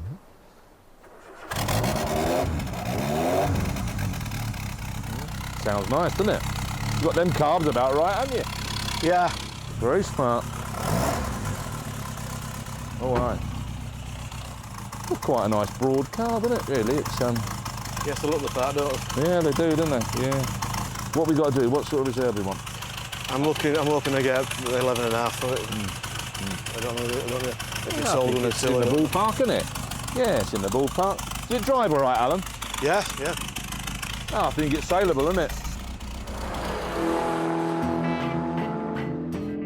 The Cobra was a result of a collaboration between the very British sports car manufacturer AC and American race engineer Carroll Shelby. With a 7-litre engine, it hit 60 in 4 seconds, topped out at 165 and put the frighteners on Ferrari. Less than 1,000 Shelby ACs were produced. All the others are copies, replicas and kits, paying homage to a car that's epitomised raw power. You can get a basic Cobra kit car for a few thousand, a really good one for 100,000. But you would need £1 million to buy an original Carroll Shelby AC Cobra. These are the real thing. These cars are a childhood dream for me. This collection of original AC Aces and a Cobra are owned by professional stunt driver Russ Swift. Once I got my first one, it just snowballed from there. The Cobra is the ultimate car that I was looking for. I can remember drawing Cobras in my school exercise books and getting told off by the teacher. They've got the shape, they've got the engine, just the personality from day one. They were just an animal. They are dangerous. They are so quick and so light and so delicately aluminium body and a very flimsy space frame underneath. And if you do have an accident, there isn't an awful lot of protection. They used to call him the widow maker. I've met the son of the person who bought it, and his mother made him sell it before he killed himself.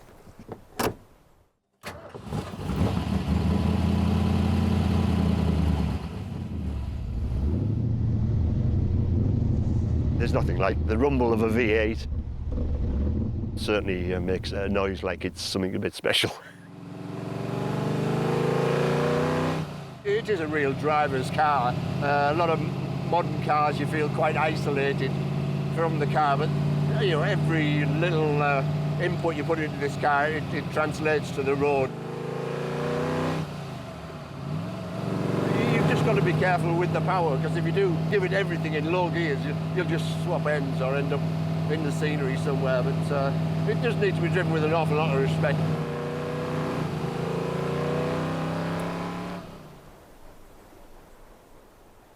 Some of these replicas are absolutely fantastic and have the same feeling of satisfaction as you drive down the street and nobody would know the difference.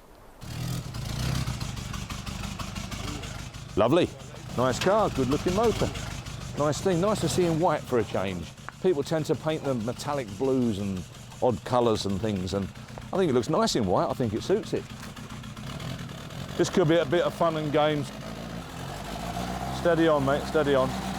Alan's hopeful the auction is the right place to find a buyer for his £1 million lookalike. I would imagine somebody who likes fun motoring. Steady away. It hasn't got the big V8s that some do have, but it's still got plenty of go in it, so. Definitely a unique thing. There's not very many of them about. Wow, what a driver. It's a good bit of stock. It's not everyone's cup of tea, obviously. We're all anti, well, I'm not, but a lot of people are anti-replicas and specials or kits or whatever they want to call them. Whereas years ago, back in the 50s, there was kits galore. I think they're great. I think they're good fun. We've all got to be a little bit odd and extrovert, haven't we, mate? You know, there's no good buying, all of us buying Mondeos, is it?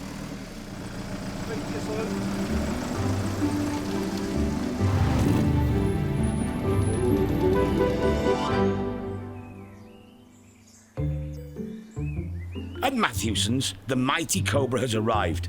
The owner is looking for £11,500. It's sensibly priced. A lot of them up in the 17, 18, 20,000. It's not in that league, but then again, it's not that price. I think it's very, very good value for money. Not dressed up very much. Would like nice maybe with a side pipe, or perhaps the pipe wants rerouting rather than come from the middle of the vehicle. But other than that, absolutely lovely. I'm quite pleased with it. I think it'll do extremely well. Replica AC Cobras vary a lot in quality and desirability. Derek's had a cheaper Hawthorne version in for a while. That's never reached its £3,000 reserve. It's caused very little interest. It's just not quite got the curbside appeal. If it drove past, you wouldn't really think it was anything other than exactly what it is, a replica. I think most people want a proper AC look-alike, but we've given it a chance, and you've got to put your hands up sometimes. It just doesn't work for you. Somebody who knows what works for him. There's some good stuff in here. Is Aussie collector Paul Simpson. Right-hand drive, good thing in this country. Who just happens to be passing through Thorntondale with his wife, Titch. I can see myself in that every day. That's rare. Originally from South Shields, he prides himself on being able to spot a rare classic. That is a fantastic collector's piece. Spin that camera, the little Bond over there. That's a collectible car, and it's just laying there in the grass. Shame, actually. But the real reason Paul's here is to show off his V8 replica Cobra. Have a look at the side pipes on this one and the mag wheels. Beautifully finished V8. 5-speed gearbox, independent rear. So it handles very well, drives extremely well. What's the attraction of one of these for you? The noise.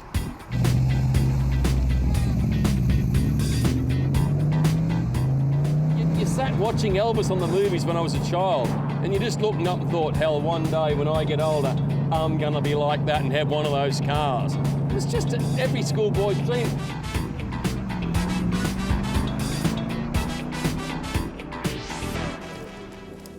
Serious dealers Mark and Rob have arrived to see the Cobra. I'd always want to look at the history, paperwork, just to make sure that, you know, we know what we're buying really if we can. People always like to see a good history folder. So if you can present them with lots and lots of stuff to go through, again, it shows that the car's been well cared for and had money spent on it. It's a really good shell, isn't it? When it said it was a Cortina running gear, I didn't quite know what to expect. But they've done it really well, and the interior's still good, Rob, isn't it? Very nice, yeah. It'd be a great soundtrack going through the lanes. Probably not for the faint-hearted, if you've not an experienced driver, maybe, I don't know. Oh yeah, 2 big Webbers as well, which is really, really cool. So it's not standard at all, is it? What do you think? Quite like to buy this car. Some are built a lot better than others, we know that. So it's not fair to tar them all with the same brush as being, you know, fiberglass specials and things like that. They're properly made bodies. A lot of research and development gone into this body. It's not a tuppenny-halfpenny thing. And I think people are now just starting to realise that they're good value, they're good fun, they're individual, they're not overpriced, and a really pleasant change from your run-of-the-mill sports car. Derek thinks the Cobra will go for around 12,500 in the auction. We'll soon find out the true value of a decent replica.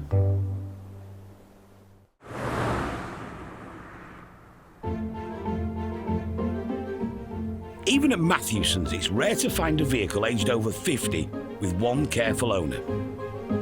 John Pearson is one of those owners. His Royal Enfield Constellation is woven into his own history. Got it in October 1960. It was £304. It wasn't as popular, wasn't the Enfields as BSAs and Vincents and Triumphs especially. But it just looked chunky and heavy, you know, and it just looked good, and it was a great sound. Twin pipes, 700cc with twin carburetors, which put it a little bit different to all the rest. In fact, at the time it was produced, it was the fastest production bike on test, 115 mile an hour. I only ever got to 100 at once. Never again. Just a slight bend in the road, you threw them in a flash, you know. Oh, God. John's friend Brian also bought an Enfield. It would be 1962, I think, when we decided to do a tour around the UK. Mostly all around the coastal area. Even got stopped by the police at one point going into, I think it was Edinburgh. All it was he said, I just want to congratulate you lads on keeping to 30 miles an hour.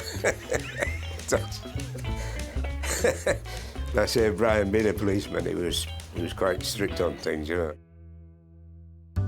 John and his wife Margaret had 3 daughters. They did concede to buying a Ford Anglia, but it was the Enfield that was always the 6th member of the family. We'd had good times on it, and I just never ever saw me getting rid of it at all. It was a tough decision, really. Even the girls said, well, you know, it's too big and heavy for you now, you know. And I suppose they were right in a way. It had just come to that time. John's beloved Royal Enfield is now safely stored at Matthewson's, ready for the auction, and there's already some interested potential buyers. This is Rob Carter and his wife Carol on the back of a Royal Enfield Bullet 500 built in Asia only a year ago. These look very, very close to the old Enfield, but electrical-wise and running-wise, they're completely modern. When they ceased production, they actually transferred the original Redditch tooling to India, but they only took the tooling to make the original Bullet, which was either a 350 or a 500 single, and they didn't take the tooling to India for that model, which is a twin cylinder. It's stunning. But it's all, it looks to me, it looks to be all originals, nothing missing. It's all there. It's lovely. Yeah. It's nice. It is. Rob is one of the organisers of a huge bike event near Hull that attracts 25,000 people. If he doesn't want to buy John's Enfield, he'll certainly be able to find plenty of bikers that will.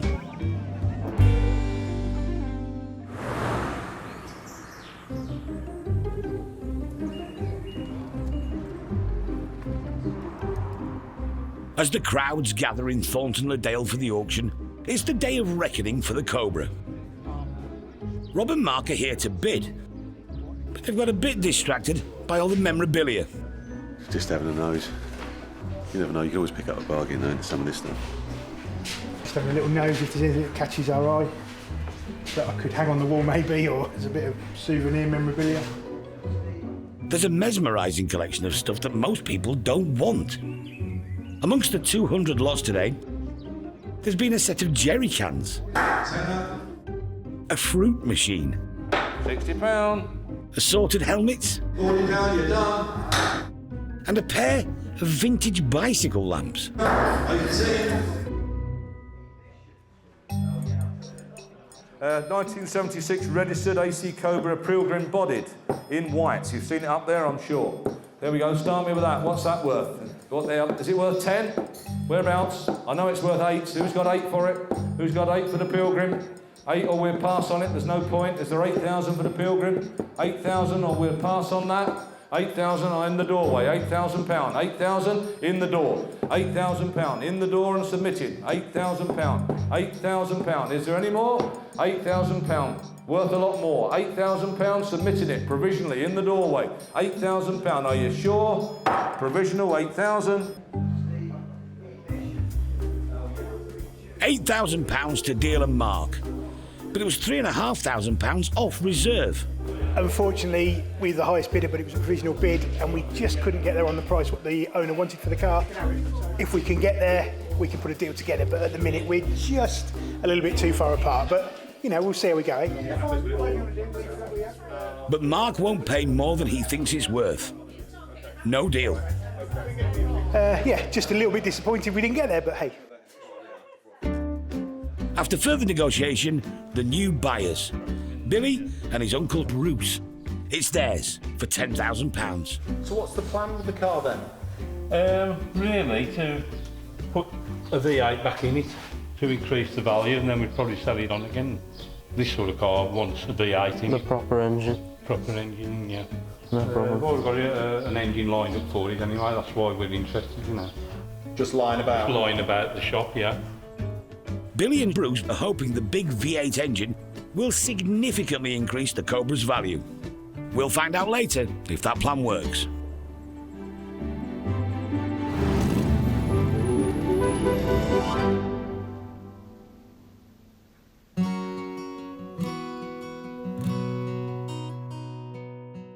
In a warehouse not far from the garage, Derek stores some of his own cars. But his favourite vehicle is a truck. Derek loves trucks. It's not because they're big and they're imposing and stuff like that. It's because they've got some history and character about them. They're a working vehicle.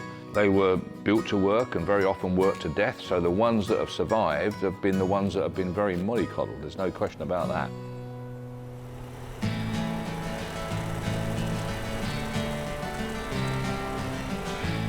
This actually came from a company that supplied vehicles to Heartbeat.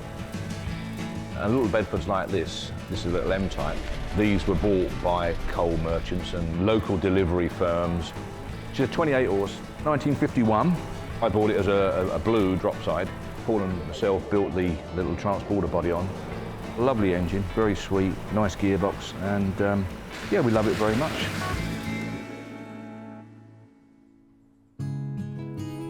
My dad worked on a railway all his life, 44 years I think, and he ran light wagons, 5-tonners and such like that, running round Tottenham and Haringey and places like that. And I was really lucky in as much as my dad used to take me out all school holidays.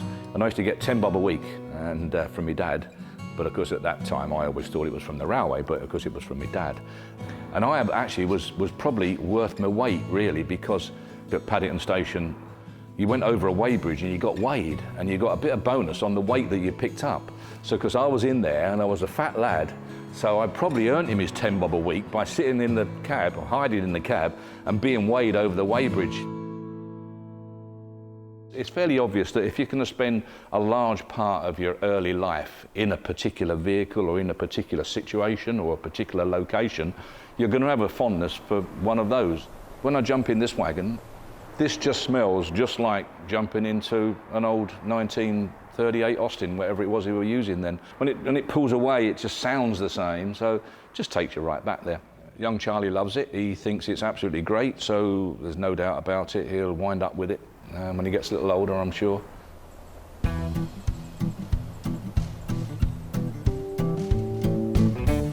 So we're just waiting for Tom to arrive with his delivery of trucks. Yeah, he's an old contact, Tom Scott from Ireland. Yeah, lovely guy is Tom, we like him very much. We've dealt with him for years. The trucks in question are a 1966 Atkinson tractor unit and a 1970 Volvo F88. Combined value, nearly 40 grand.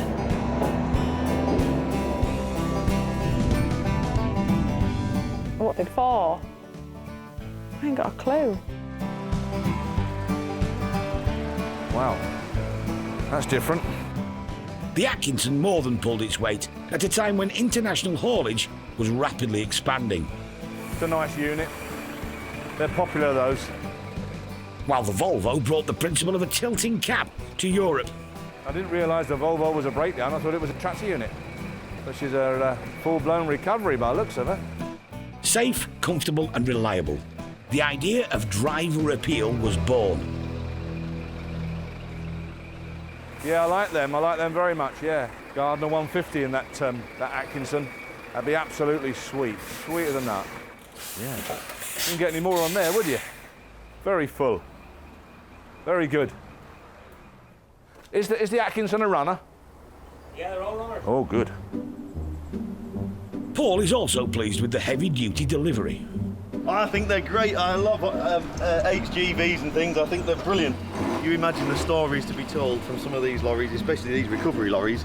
I think they're fabulous, yeah. They're just maybe a bit big for our sight.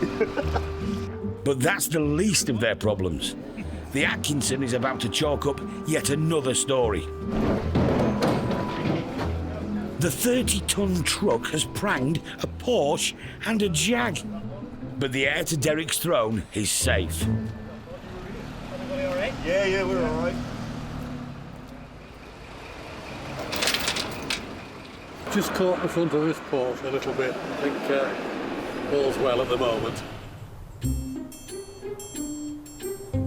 No, you wouldn't want to spend a day in it, would you?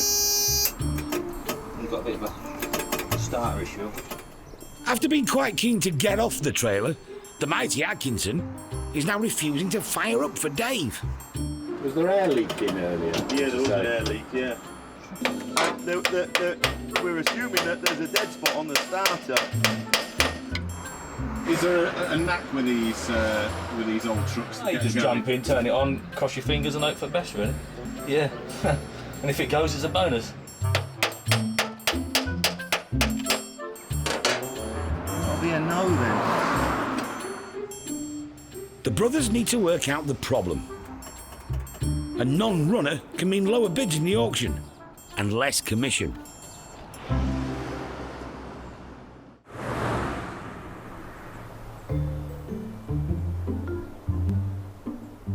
A quick scan around the Matthewson garage will tell you that the place is rammed to the gunnels in weird car-related memorabilia. So I've just had a call from Perry just to make sure we're here today, like we're not going to be. He's going to pop down with some enamel signs and some goodies. He usually comes with a nice van full of all sorts. Like a latter-day steptoe and son, Perry and his more senior but trusty helper, Alan, deliver bizarre artefacts for the auction every month. I do like a good rummage through Perry's box. Oh, is it full of the Honda parts? Yeah, Can you manage, Alan? Yeah, full of Honda parts. Oh, he's a strong lad, isn't he? Perry, just pull your pants up, mate. There's hundreds of bits in there. Got yourself a classic car? Why not fill it with oil from its own era? Early 1960s, that'll be. It's just made of minerals, you just don't get the same oil now. That's like a treacly colour, look. It's yesterday's, isn't it? It's what they used to love, and what they still do. They love them so much, each one is likely to fetch £75 in auction. Derek will see you love them. Oh, Derek, hey. Derek loves Perry. Yeah, they're like peas in a pod, them two, aren't they? They like each other because they pat each other on the back as to how much rubbish each of them earns. On this visit, Perry has also brought assorted parts for a Honda monkey bike, some toy cars and some thermometers. Ooh. Look at this. Oh, look, there's your little FM dial there. Tune it in. So who might buy a vintage Rolls-Royce FM AM radio? Somebody that's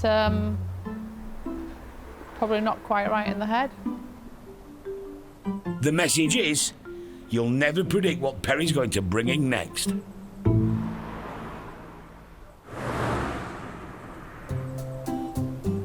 A day before it goes to auction, and the rare Volvo F88 recovery truck has now been joined in the village car park by a comma tipper from 1970. We tend to come around here just because it's quieter, that's all. And you can get some better shots. Even the Atkinson is playing ball after a bit of fettling. Take as many photographs as you can, or we try to, because it does tend to save an awful lot of phone calls. Because a photograph can say 1,000 words, can't it? Set off in third. The Atkinson has a lot of torque, but it's not easy to drive. The gears are all over the place. When you knew you were driving a lorry, you've been out in this all day, and then at the end of the day, somehow you've got to try and kip in here. They used to put a board across if they were staying out for the night and just sleep on the board. Yeah, no curtains, no night heater, no nothing. Yeah. Dealers Tony and Clive are huge fans of vintage trucks. They're particularly excited by this one's engine.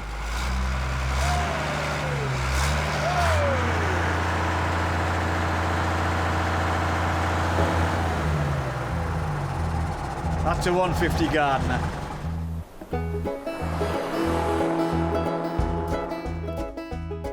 The Atkinson brothers began making steam wagons in Preston, Lancashire, during the First World War. But when road haulage was nationalised in 1948, the government bought plenty of the lorries. One of the main reasons was the ultra-reliable, war-proven Gardner engine. And as well as their lorries, it powered Bentleys, buses and submarines. In the 1970s, Atkinson merged with Seddons of Oldham. They hauled and delivered on British roads for the next 40 years, until the brand was discontinued in 2009. Prospective buyer Clive started driving Atkinsons when he was 21. Me and another guy shared it. Not this particular vehicle, but one identical to this. He drove nights, I drove days, and then vice versa. 70,000 a year for lots of years. Million miles, do you think? Oh, easily. Yeah, easily. Easily, yeah. It's lovely to see one. It's the first, particularly in the same colour. Takes you back. Takes us back, yeah. Takes us back. With every age group, they reminisce. It's what their dad had, or it's what the granddad had, or it's what they drove 40 years ago. They just want to reminisce. My dad drove a Maxi. I don't want one. I don't want to buy a Maxi. Who does?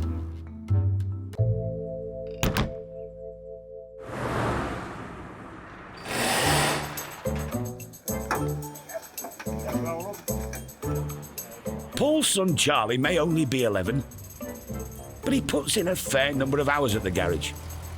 And occasionally, he needs a reward. Right, Charlie, these came in this morning. Oh. I don't know what they are. They're just racing go-karts, proper things, pucker things apparently, with lots and lots of spares, as you can see. You all right there? Yeah. So we'll let her down like this, steady away. You okay? Yeah. You got it? Right, let's have her out then. Now then, how's that? What about that then? That'll do you, won't it? Yeah. The carts are intended for the auction, but Derek's thinking he might get them for Charlie to race. This hasn't been discussed with his parents. Whoa, don't forget the brake. Run over my foot. All right, good lad. Come down and go round again. Brilliant, love it. Oh, I love it. Yeah, go on then. The Matthewsons are a racing family. Derek has always taken a keen interest in vintage motorsport, and sons Dave and Paul have rallied cars for many years. Oh, I think my racing days are over, but his are just starting, and I think it's absolutely fantastic. Keep her going, boy. Give her a bit. He looks at home, doesn't he, with it? He's good. He really is good. He's not scared of much, is he? He'll have a go at most things. Oh, my word. Oh, he's racing now. Fantastic. Brilliant fun. It's what kids and these sort of things are all about. It's what they need to do.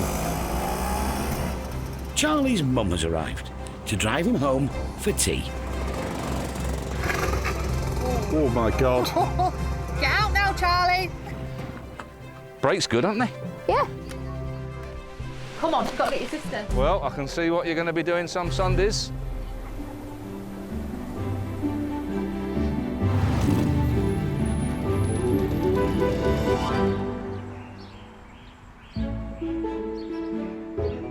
It's the day of the auction and the moment of truth for the 1970 Volvo F88. What I like about this, it makes me laugh when you rev it like that and a load of black smoke comes out after it.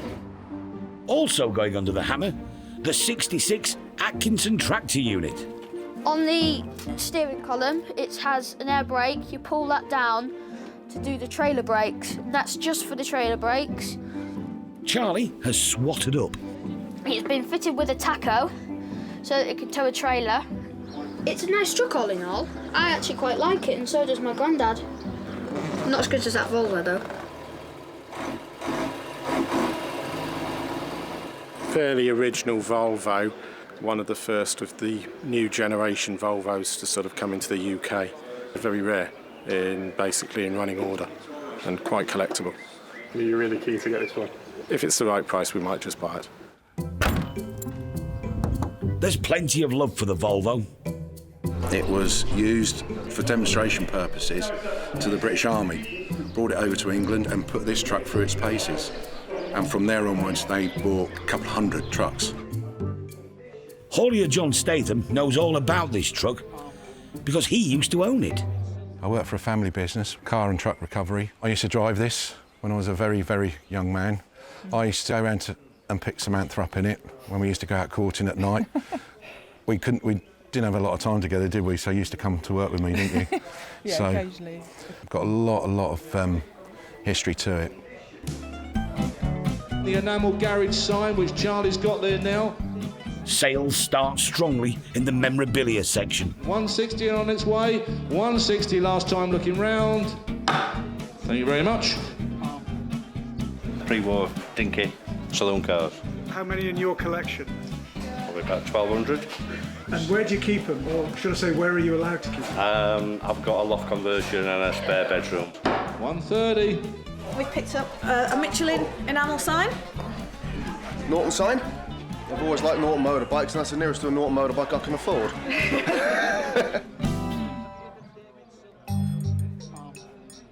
1966 Atkinson tractor unit. There she is, lovely thing, runs lovely, starts beautifully, sounds superb. Start me on that, where are we going to be?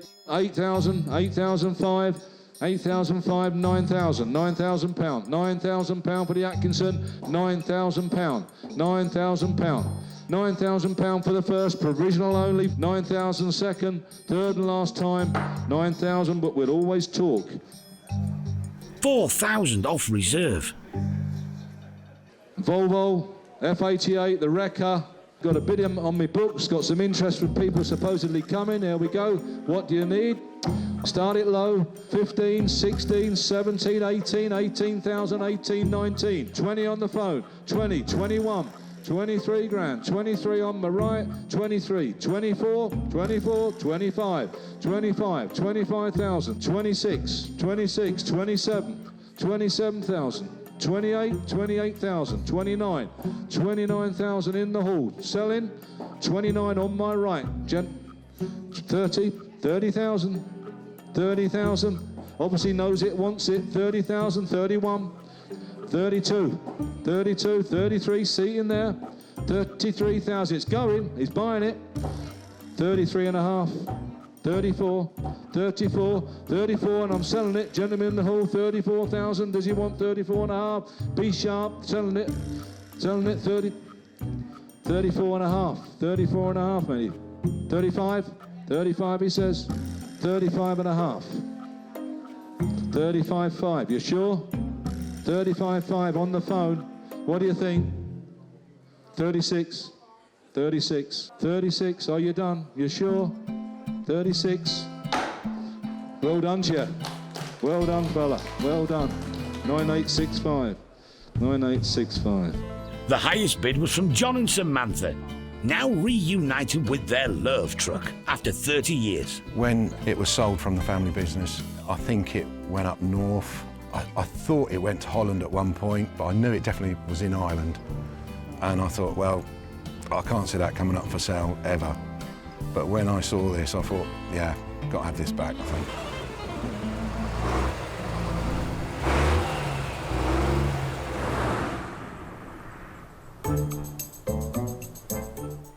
2 months since Bruce bought the mighty Cobra Replica.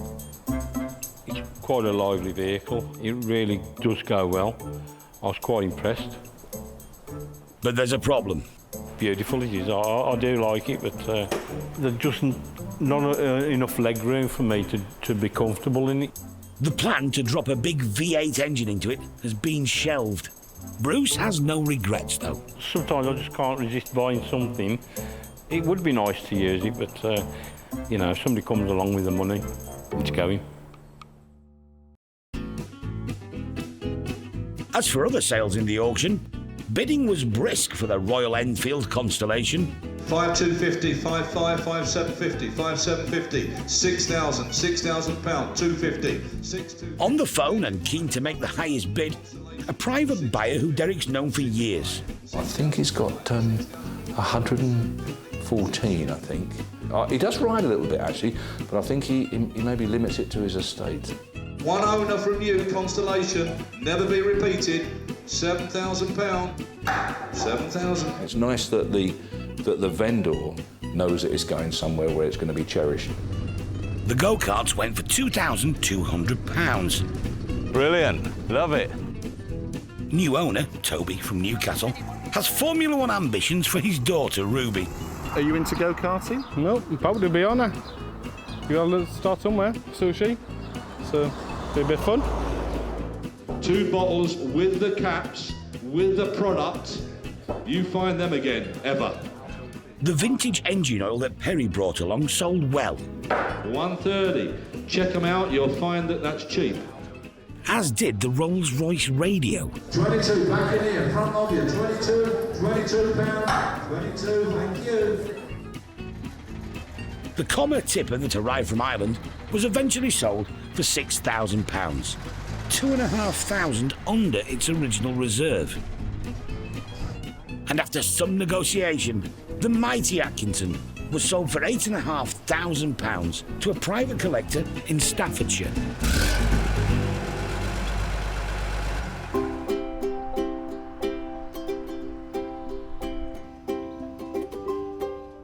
The Volvo F88 has arrived at John and Samantha's haulage firm in Bedfordshire. Just really happy to have it back and grateful that we got to the auction and secured it.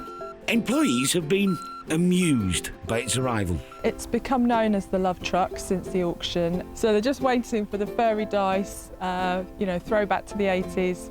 John and Sam, sun visor strip. And drawing the curtains on a Saturday evening on Redbourne Common.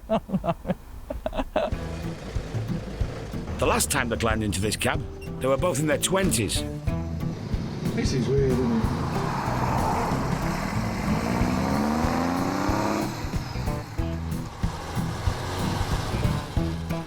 God, how noisy it is inside the cab. You must have just shouted at one another. Yeah, it's all about nice memories of when we were younger and coursing and going out, on the odd breakdown with John. Sometimes the dates got cancelled because he had to work. But it wasn't a very long time ago. But it sounds good, and so, yeah, we're really happy with it. We have been offered money for it since, but money won't buy it, not from me. If Samantha decides to knock me off and that, she can decide what she wants to do with it after that, I think. But no, I ain't going to sell it.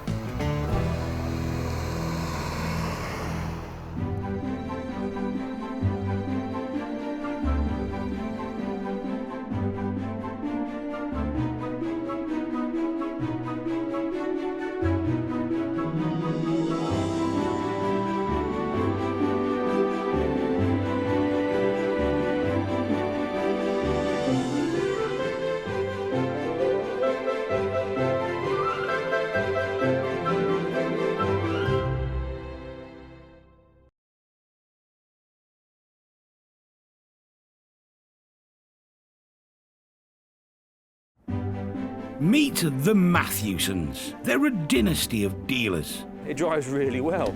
With a love of classics. Ah, it's only condensation. In Thorntondale, gateway to the North York Moors, they auction over 2,000 rare vehicles every year. 42,000, the Ready type, the stunning car. All walks of life. The cars fetch people together. I'm ecstatic. Head of the family, Derek. It's got to be the best job ever, isn't it? We're sort of living a dream. Trusted lieutenants, sons Paul. Not everybody's cup of tea. And Dave. There's Dad's way. And there's Dad's way. Keeping them all in check and dealing with the punters, Sarah. Somebody could ring today with some fabulous vehicle that's been sat in a barn for 50 years. You have no clue. It's the chase, it's finding it. So you get up every morning thinking, what am I going to find today? This is a family's love affair with cars that have lived a life. Someone's cherished a car and loved it, and I think it's just great. I think it's absolutely superb. A passion that can be turned into brass.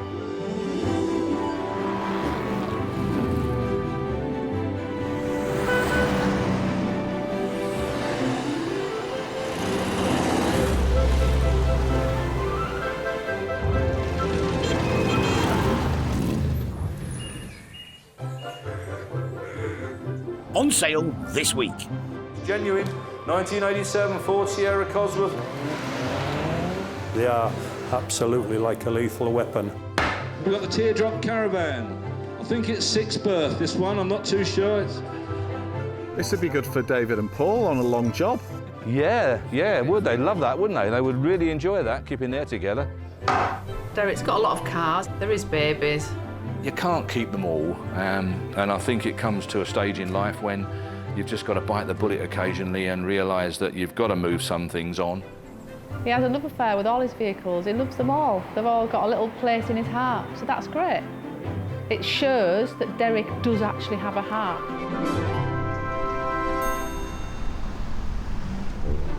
It's the one, the 1982 Ford Capri. Last time looking round, 11,600. Matthewson sells dozens of rare and desirable sports cars. GT6, the Mark 1, 1998 Boxster, BMW the Z3M. This month, a beast from the 80s is set to cause a stir in the showroom.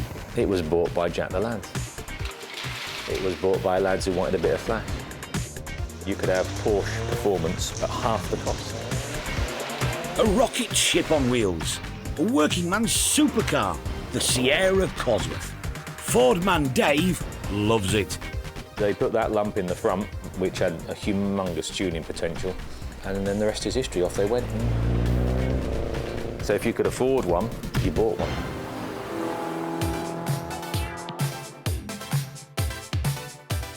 Only 5,000 Whaletail Cosworths were made. It was as loud as 80s Essex could get. With a Garrett turbocharger and twin fuel injectors in each cylinder, it was a race car on the road, topping out at 153 miles an hour. Car thieves targeted the Cosy, knowing they could probably outrun the law in their Rovers and Escorts. The police levelled the playing field by buying their own Cosworths. But here's the thing. In the 80s, a new one cost 20,000. In the 90s, you could get one for under 10. Recently, a near-perfect limited edition RS 500 went for £122,000. In the Matthewson's garage, one of the chosen few left is up for grabs. It's a real genuine car, a real honest car. What you see is what you get, which is what Ford guys like. Just about all of them were messed about with. You know, people made them how they wanted them, you know, from cosmetic changes, you know, geared knob changes, radio changes, holes cut in doors for speakers, white dial kits. And then that's before you start moving on to wheels and engine modifications and all sorts of upgrades, which is great, but not many people want that. You know, there's more people want a standard, unmolested car by far. The car's being sold by Doug Hodgson, ironically, a former bomb disposal expert. It wants somebody who is going to restore it and then drive it and probably frighten themselves to death with it. The Cosworth isn't roadworthy, has 99,000 on the clock, and has been in storage for 15 years. But Doug is asking big money for it. It's something and out in the trade to sort this car out. A bit of superficial rust, but nothing that would worry me if I was younger. Bodywork's pretty good, apart from it wants a couple of inner wings, a couple of front wings. I have driven one of these, and they are very enjoyable. But yeah, they're so fast. Well, a racing engine, so and that wheel tail there isn't there just for fun. That wheel tail is for downforce, because they are absolutely like a lethal weapon.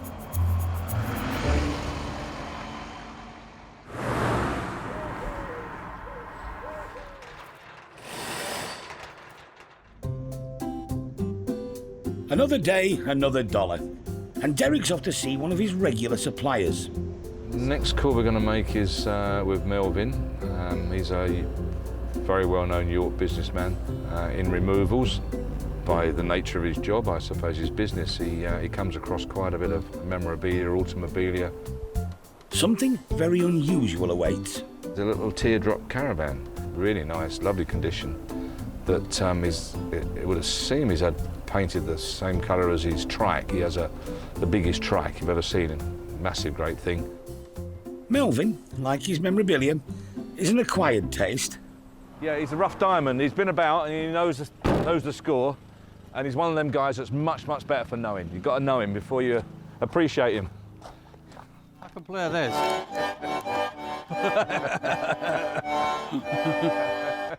Oh no. No. Cool, no. yeah. Oh my word. Yeah. Where is she? Undone there, that's it. There she is, mate. Gramophone. Wind-up gramophone. Look at that. Absolutely lovely. There she goes. 70s specialist magazines included. It's kind of tricky to see why Derek's taking all this stuff. 30, 40 quid. Yeah, I was going to say it'd do 25, 30, wouldn't it? Oh, that's good. I don't know if you want them legging things.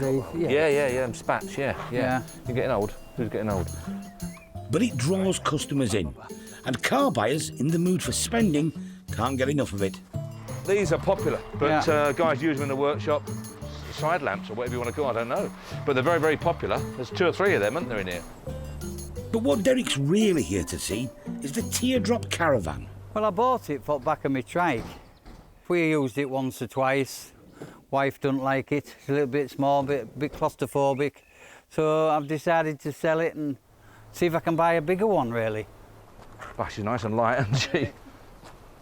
Last one we sold, whilst it was maybe a weeny bit bigger than that, it wouldn't be much, but it wasn't as stylish. That's a proper teardrop caravan. This one was based on a teardrop, but it weren't quite as teardrop, if you like. I can't think of any other way to put it. It was a bit more slabby, you know what I mean? Yeah. With tiny windows. It weren't as stylish. You know, it was all right, but it was lovely condition, brand new, but it weren't as stylish, so I think it'll romp 1,500 quid, personally. Yeah, I think it will. Are we having that sign, mate? Yeah. Ooh, yeah. We'll put it in here, shall we? Yeah, you can do it. Yeah, that's a good idea. She's getting a bit full up in there. You hold that up. Nice sign, that. Do you want to put the wheelbarrow in there as well? No, we'll put it in the van, shall we? Let's hope they call Melvin, whoever buys it. Yeah, hope so. You know, I think it's got every chance. I think this it's would be great. good for David and Paul on a long job. Yeah. yeah, would they? Love that, wouldn't they? They would really enjoy that, keeping there together, the pair of them. A cosy caravan with a reserve of 1,500. Derek loves it.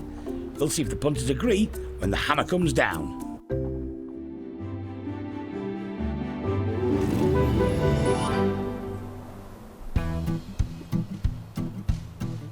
Cosworths came in 3 colours: white, black and moonstone blue. Enthusiasts Paul, Mark and Dave have the complete set. They're an iconic car. Obviously in the 80s, when these came out and were produced, there was nothing else like it on the road.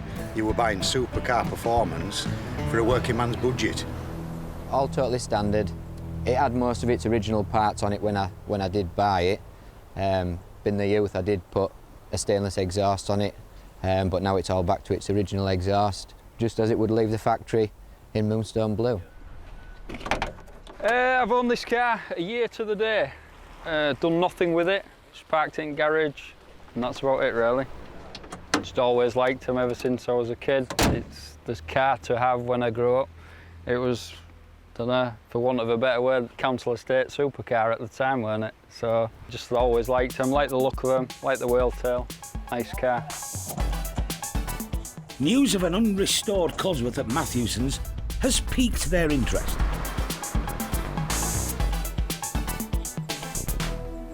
It's gone quite bad on inner wings at both sides.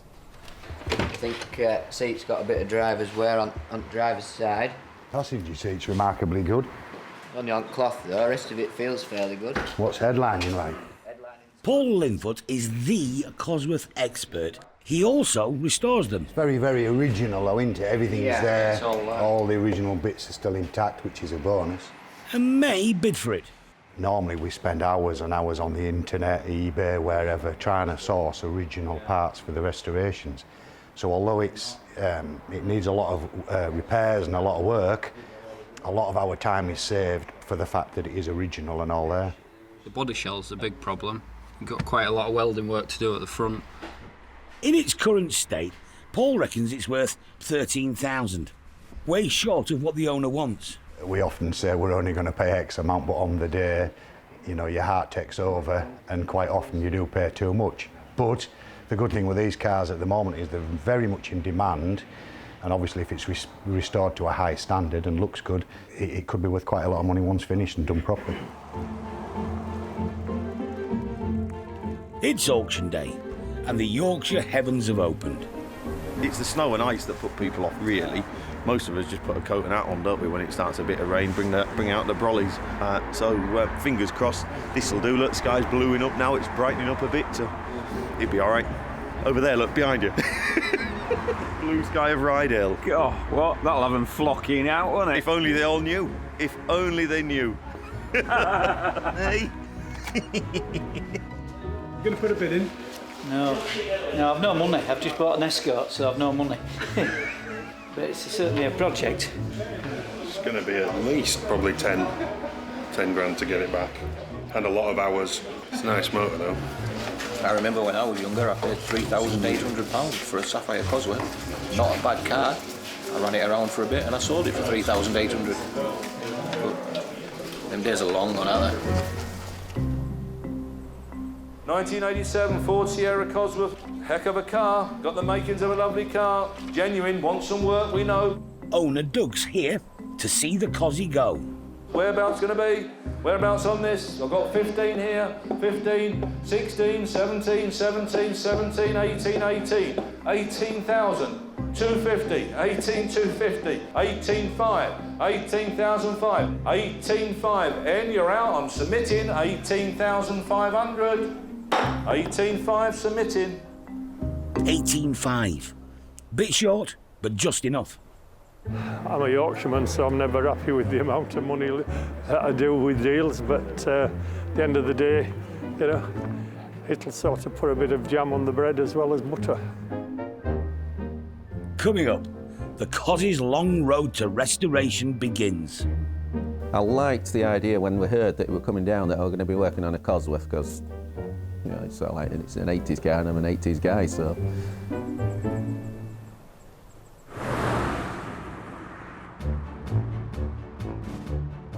At Matthewson's, up to 200 cars come and go each month. 4,650 sold. The problem is, we've got too many vehicles. Space is always in short supply. Steady on now. Whoa. To make room, Derek has made a difficult decision. To sell some of his own cars. Yeah, there is babies. He's definitely a hoarder. He doesn't like letting go. He'll be reluctantly parting with this 1946 Jaguar Mark IV and a low-mileage 1938 Austin 12 Escort, including its valuable number plate. You can't keep them all, and I think it comes to a stage in life when you've just got to bite the bullet occasionally and realise that you've got to move some things on. Dave and Paul have been dispatched to pick them up from storage. Father isn't too enthusiastic, really. He loves his toys. The trouble is with our job, we've got so many coming through all the time. If he wants to go home in a classic tonight, he's got a choice, hasn't he? You know, if he fancies going home topless, then he can jump in his Triumph Roadster. If he wants to go home in a saloon car, he's got his whatever he might be. You know, he's got loads. He doesn't need all these as well. It's painful on a sort of fry your head basis because you've just got so much stuff kicking about. It becomes a bit of a monster, really. First, the Jag. It's not had a good run in a while. He's not playing ball. Some weeks, of course, everything you go to just starts, doesn't it?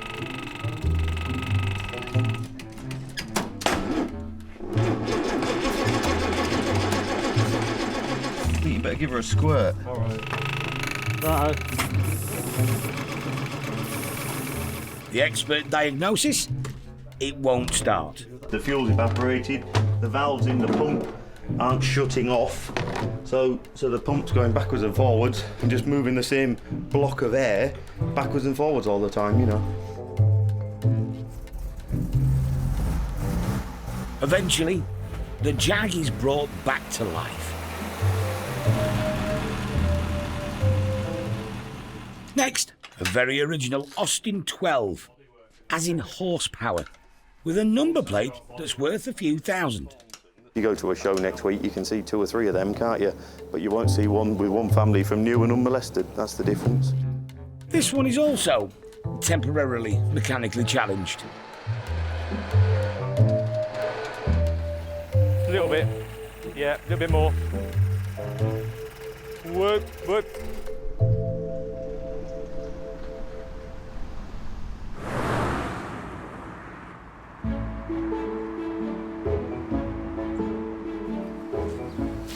It's the day before the auction. Derek's preparing the village hall for the auto memorabilia sale. That's a nice sign. That is a lovely old sign, look. That is, I mean, again, it's not tremendously old, but it's nice, isn't it? It's nicely aged. On sale, a selection of genuine enamel garage signs. That's not 20-year-old, but that one's 1950s. And some reproductions. Wall fillers, we call them, don't we? And they are. They're exactly that. I mean, they're for nothing. They're grand little signs. 15, 18, 24 quid, stuff like that. If you just want to create a bit of atmosphere and fill up your workshop, these are the things. These here, cheap and cheerful signs, they're brilliant. In fact, he should have been a forger. He made a lot more money. But the star buy this month, the 1950s road map Derek picked up from Melvin with the teardrop caravan. Absolutely superb, absolutely genuine, absolutely stunning. Look at that, miles per shilling. Now, does that date it or does that not? No motorways, wonderful. Oh, in them days when we had no motorways, eh? And every town was chock-a-block and congested to the eyeballs. But once that goes into a collection, every single person that walks in there and sees that will remark on that sign. There's something about it, it just hits you. Very nice and bright, lovely condition. You know, 1 or 2 bits and pieces of aging, but I mean, that's obvious. I think it'll go through the roof. You know, it will at least 4, and wouldn't surprise me if it achieves 7. Back in the showroom. Don't try and get in it until it's hooked on something, it'll all go wrong. Are you sure that goes that way? Yeah. Yeah. 100%? Yeah, same as this side. Sarah's taken a shine to the teardrop caravan. Oh, I love this. It's fabulous. It's it can get 2 people in if you're interested. At least. You know, I reckon we could get more in, do you, Paul? I think you get 4 in there. I reckon 2 of us could have a nice time in there. Yeah, I reckon we could. Yeah. You did mean me and you, did you? Of course. Oh, look, you see, what am I, like 5'10"? There you go. That'll keep it quiet. Hey! There you go. All right, campers. This would get a lot of use. Camping weekend for 2, romantic. Look how romantic this is. You've got to be close, haven't you? You've got to know the person quite well. There's no facilities. This is it. Proper camping at its best. I'd like to buy it. I would. But Sarah might have some competition. You'd think it's going to be the outdoorsy type, maybe a little bit of a hippie, but I reckon we could be surprised. I reckon there's some collectors out there for items like this. Could go for some good money.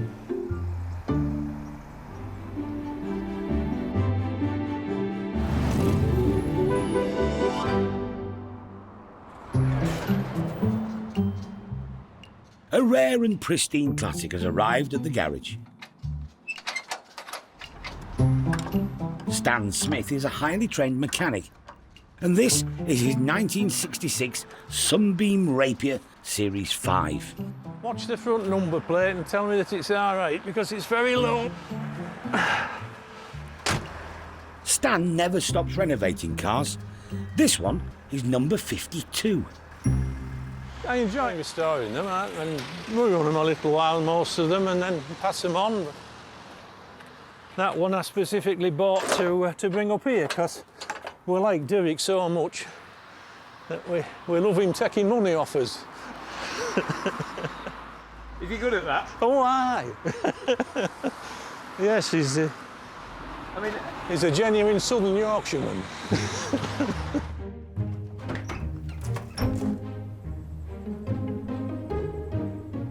This was Stan's Sunbeam just 2 months ago. Major bodywork, really, wings, sills, door bottoms, door tops, roof. We're 3/4 through it, I would think, at the moment. We still have the brakes to do. Engine's been rebuilt, that's there to go back in, new clutch in it. In other words, a full rebuild. Usually a daunting process. I've done it all my life, so I don't see it as a problem at all. And we'll do this one and we'll go on to the next one. When I left school and went into the motor trade, these were the cars that we sold new in 1965. So I know them pretty much inside out. The Rapier was twice the price of a Cortina at £1,200. It was a GT for the rakish exec. Good car in its day, 1965, all Synchromesh gearbox, disc brakes, overdrive.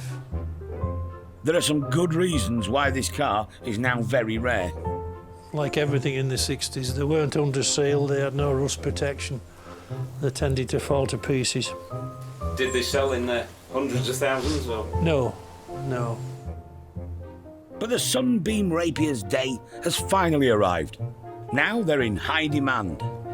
Nicely repainted with, probably put a set of alloy wheels on it. I would hope it would make between £7,000 and £8,000. He's very good at Stan. He knows his job. He's been in the business all his life. So he knows his stuff. He's no fool. And he knows how to turn out a car. And there it is. Very, very good. Everyone we've had off him has been extremely good. Everyone we've had has sold better than we thought it would sell. And it's all down to presentation. The interior is to die for.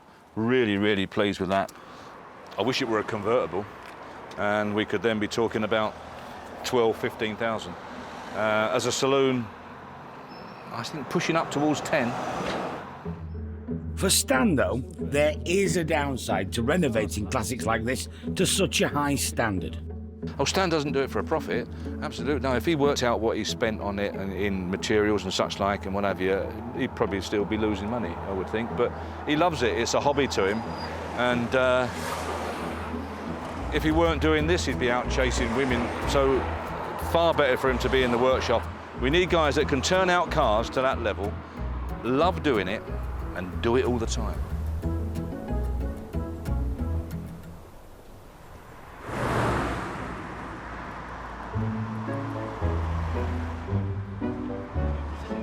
It's auction day, and Derek's almost up to speed. Right, I'm fine, yes, yeah, we're nearly ready now. Just been through the memorabilia, bits and pieces that lots of people bring in, regulars.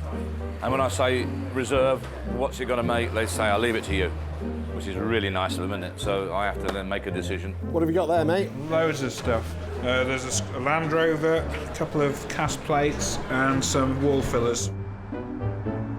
There it is, star of the show, lot number 261, Firestone map. Right, here we go. Where? Come on, bid on me books. Start in the hall. Where going to be? Four I've got. 450, 500, 550, 600, £600, 50, 650, 650. You want £700, £700. We all know what it's worth. £700, 750. We've turned more down this week, I'm telling you, because we couldn't sell it without going in the auction. Seated on my right, 750, 750. Brilliant buy, brilliant buy. Lovely bit of kit. The winners, taxi firm owners Lisa and John Risdale. Well, this one was more of a whim, to be quite honest. It was the tiger sign that we wanted, but we've got a lot of signs in our garage at home. It's a man cave type place, so we just buy the signs that we like, really, and we like this one. It's good. It's an investment, really. Also here today, regular sign buyers Jonathan and his dad Gordon. Lovely sign, look, beautiful sign. Whereabouts? Come on. 170, 80, 180. Thanks for letting me know. 180. Lot 199, enamel sign, Texaco. Andrew's got it there. There it is. Look, nice one. 180. Jay the bidder, 180. Sold, 180. Ah, hello there. Got my signs. A Texaco sign, which is a very nice one, and a BP Motor Spirit sign, which is a very rare Irish sign. What's so rare about that then? Well, there weren't many made, and it's an early one, about 1930 period. We were looking for things to fill the garage walls with, and it's the right place to come. We like coming here. It's a sort of a friendly atmosphere and a nice half a day out. And we've always found that Derek to be an open and honest dealer over the few years that we've been coming. I'll clean them all, wax them all, and I like to put wax oil on the back of them to protect them from any rust.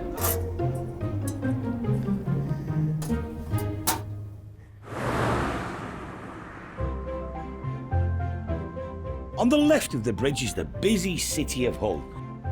On the other side is Barton upon Humber, population 11,000. But for just one day every year, this number triples. I think it's Europe's largest single-day bike meet, if I've got that right. Derek likes to get here early, before it all kicks off. Tremendous foot traffic coming past later on. It'll be absolutely amazing.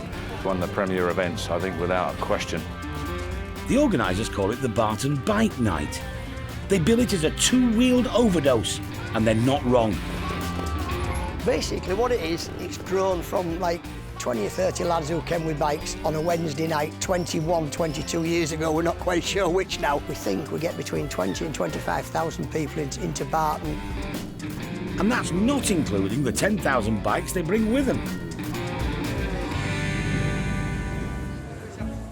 On paper, Derek's here to promote the business, but it's a good excuse to talk to and meet old friends and wonder at classic bikes.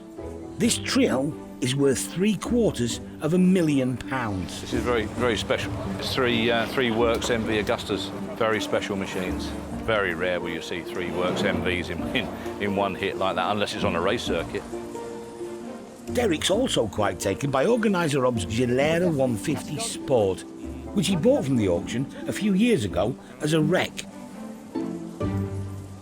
We found that with this Italian stuff, if you stood it in a line of bikes, and they were all sort of fairly mundane 150cc British bikes, Francis Barnett, Excelsiors, Bantam, stuff like that, then you put a couple of Italians amongst them, everyone went to the Italians. The Italian stuff is so stylish. I mean, look at the mudguard, stuff like that, you know, and the shape of the tank. It's just got something about it. And nice colours, nice colour schemes, as Rob's done this. That's how it would have been, Rob, something like that. That is the original colour redone, yeah. Put a lot of money into racing, didn't they? And they cleaned up very, very well. They've got the style, haven't they? It's just simple. In its day, it would be like standing a Ferrari next to an MGB. Absolutely, yeah. The equivalent of in its day, wouldn't it? Yep.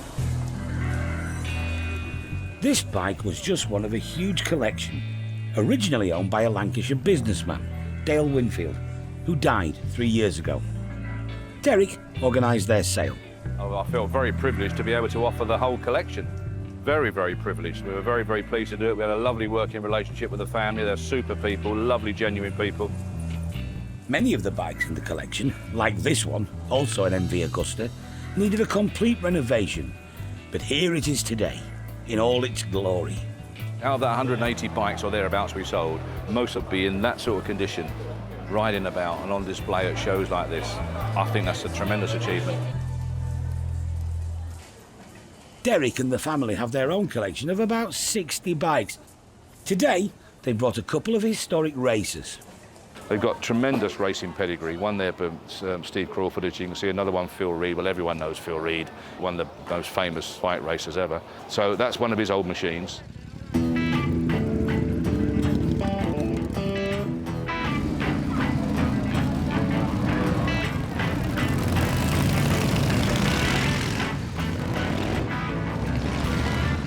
It's obviously a great event, but probably a bit of a mixed blessing for the locals. I feel for the residents a little bit because it's a day out of their calendar. But then again, when you think how much the economy is boosted by all these people coming in just for that one day, you know, it must be phenomenal, really.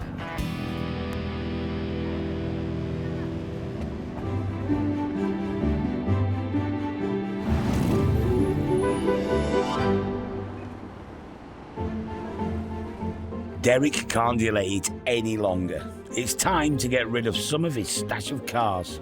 To distract him, a record number of lots to get through. As one customer said this morning, he'll be all right as long as he doesn't crack all them stupid jokes. Now, I love these cars, I'm sure you all do. They're very, very strong, well-built cars. The RAF used them, yeah, but they weren't very successful when they landed, were they? They tended to crash when they landed. The 1938 Austin 12 and the Jaguar Mark IV are ready for sale, along with another from his collection, a low-mileage 1950 Riley RME. But Derek still appears to be in two minds. It is difficult because when you're cleaning them, preparing them, go out for a run in them, stand back and look at them and think, wow, what a car, you know, I shouldn't be parting with that. But we've got a lot of this type of thing, really, I suppose, and you can't keep them all. Derek shares his affection for the Jag's grace, space and pace with similar admirers. Hollywood legend Clark Gable had one. Style, you know, it's a real period car, that. Its condition's wonderful, the interior, the bodywork, you wouldn't find better. It's the poor man's Rolls Royce, but I love the shape. It's a really, really classic, beautiful shape car. You can see it coming. When you ride down the road, everybody sees it. It's gorgeous. Bob Stephen from Aberdeenshire wants the Jag. But the story is, I saw this car being advertised about 3 years ago in one of the classic car magazines, and I thought it's the kind of style of car I would like to have. This week, my wife and I came down for a few days to have a look at the car and decided we were going to buy it. Bob won't be bidding in the auction, but he's offered to meet the reserve if it fails to sell. I put in a commission bid of 30,000. The Jag, 1946, Jaguar Mark IV, 3.5 litre, 20, 20, 21, 22, 22, 23, 23,000, 24, 24, 25, 25,000, 25, 5, 25, 5, 6, 26, 26,000, provisional, got more on the books, 26,000, got more on the books. Reserve not met at auction, the car is Bob's for 30,000. I'm happy with it, yeah, very happy. We've got a dog, and if it wasn't for the dog, I'd be buying a two-seater, but he'll be in the back. So it had to be a family-type car. This style just fits the bill. He isn't going to get over it. He'll mention it for a few days, then he'll probably buy something. By the end of next week, he'll have bought something else to replace it. The Riley 1.5, 1950, lovely car, exceptional car. Where?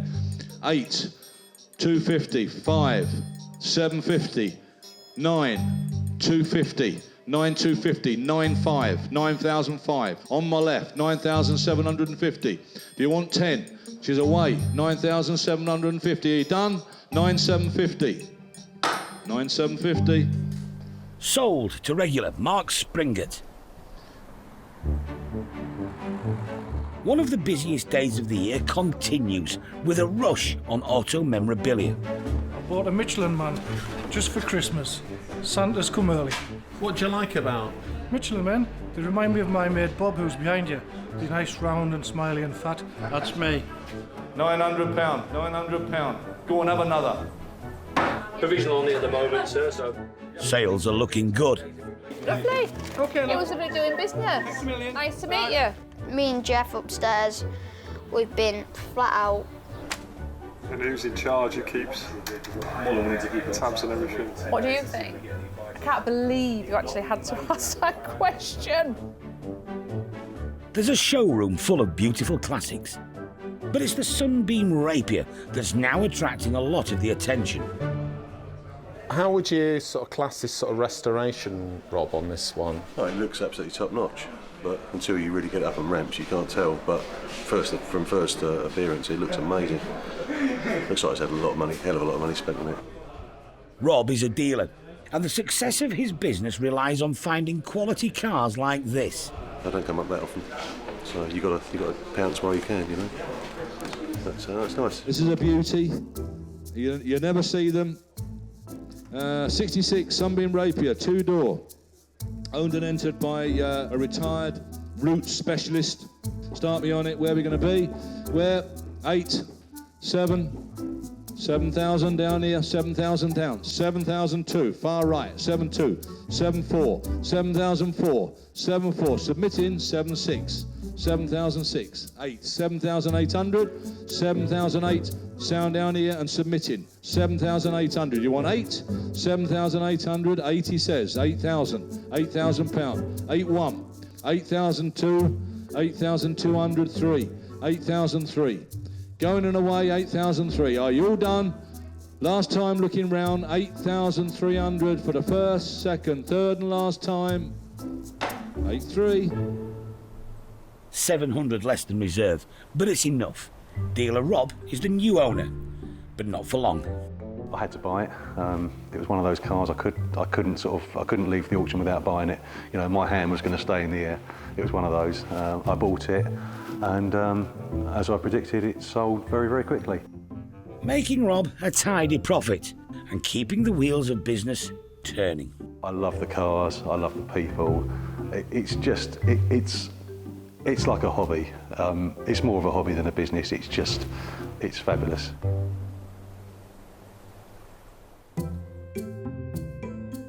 The other lucky dealer was Mark Springett, now back at his showroom in Northampton with his new Riley. I didn't know it was Derek's until afterwards, but he said, oh, that's come from my collection. And the beauty with Derek's cars is he does have some great cars in his collection. So you know if it's come from his collection, it's a good car, it's been well looked after. And Derek wouldn't have bought the car in the first instance if it wasn't what it should be. Unfortunately, his loss was my gain. As for Derek's Austin 12 with the valuable number plate, it appears he's had a change of heart. Derek sort of skipped over it quite quickly, didn't spend a lot of time trying to sell it. And I've come in today and there's a big sign on it.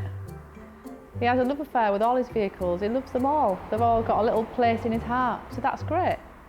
It shows that Derek does actually have a heart, so winner, winner. But what's happened to the Sierra Cosworth? 18.5 submitting. Owner Doug reckoned it would be an easy fix. It's something and out in the trade to sort this car out. The car's now in bits in Bradford. Specialist Ford restorer Neil Pennywood is giving it the once-over. I liked the idea when we heard that we were coming down that I was going to be working on a Cosworth because, you know, it's sort of like it's an 80s car and I'm an 80s guy, so. It's a good job he's keen. The slam panel itself, that all needs replacing. All of the inner wing is rotten, so all that needs replacing. The plastic holds mud, it holds anything that holds water, so it causes the panels to rot underneath them. The final bill could be a whopping £25,000. Hopefully, they will see that the money that they put in will come back to them and some. After placing a phone bid, the Ahmed family from Bradford are the new owners. All right, Neil. Fahil will be overseeing it. So today we've just come down to have a look at obviously what his price is up for and how much work and time it's going to need. The bonnet, because of all the corrosion, we'll take that for stripping. Fahil has owned other classics, which he only uses on special occasions. Our first car was a Rover P4 and we was getting more attention than the Lamborghinis and Ferraris. To the sills. The bottom edge is starting to rot. I know through experience that if that bottom edge is gone, you've got another 2 inch above that, which will have rotted away. They're going to strip it to bare shell and do whatever's needed, so we're going to get the full works done onto it, so hopefully when it's ready, it's going to be like it's just rolled out the factory. See how it's starting to rot round edges? Just a little bit spidering up. Once again, not a bit major problem. Door off stripped, all cleaned up. Besides that, it is absolutely a 1980s Cosworth. What about money? At least 5 figures. The work will take 4 months, and then it could be worth £45,000. Well, the price isn't the issue, we just want the job doing right. So we're just looking forward to once it's done. The family plan to keep the car as an investment. So where are you going now, the bank? I think so, yeah. As for the retro teardrop caravan, there was a lot of interest. I think it's quite novel. And some practical problems. Can't possibly do it now, I'm afraid, sadly. With his back and my knees. Yeah, it's rather sad. Now we've got the teardrop caravan. I think it's 6th berth, this one, I'm not too sure. It's shower and toilet and everything in there, jacuzzi. Marvellous how they get it in, marvellous. Where, 1,000, off we go, 1,000, 11, 12, 1,300, 1,300, 14, 15, 1,500, 16, 50 he says, 1650, on sound selling 17, 1,700, 17, shaking his head, out the back, out on the side, 1,750, 1,750, 18, 18, 1,800. The telephone bidder wins, but he won't be using it. Hello. The new owner, Evelyn. Evelyn's dad Steve was surprised too. First I knew about him, my dad came back from Matthewson's and he'd told me that he'd bought her a caravan. And I thought, what's this that he's bought? Caravan for me, 2-year-old. I'm gonna be 3 soon. Then he brought it home and it's brilliant. She uses it as basically a Wendy house. A tea party.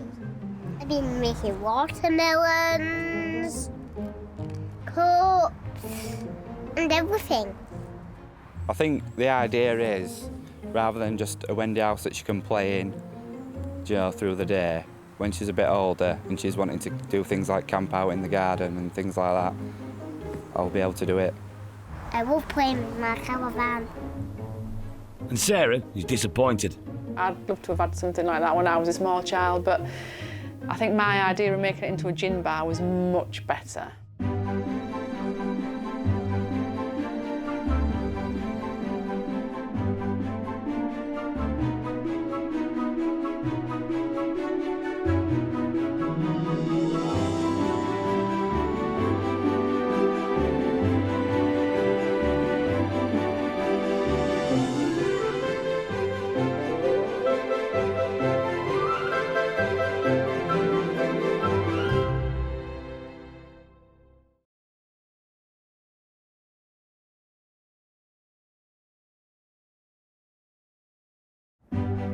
Meet the Matthewsons. They're a dynasty of dealers. It drives really well. With a love of classics. It's only condensation. In Thorntondale, gateway to the North York Moors, they auction over 2,000 rare vehicles every year. 42,000, the ready type, the stunning car. All walks of life. The cars fetch people together. I'm ecstatic. Head of the family, Derek. It's got to be the best job ever, isn't it? We're sort of living a dream. Trusted lieutenants, sons Paul. Not everybody's cup of tea. And Dave. There's Dad's way. And there's Dad's way. Keeping them all in check and dealing with the punters, Sarah. Somebody could ring today with some fabulous vehicle that's been sat in a barn for 50 years. You have no clue. It's the chase, it's finding it. So you get up every morning thinking, what am I going to find today? This is a family's love affair with cars that have lived a life. Someone's cherished a car and loved it, and I think it's just great. I think it's absolutely superb. A passion that can be turned into brass.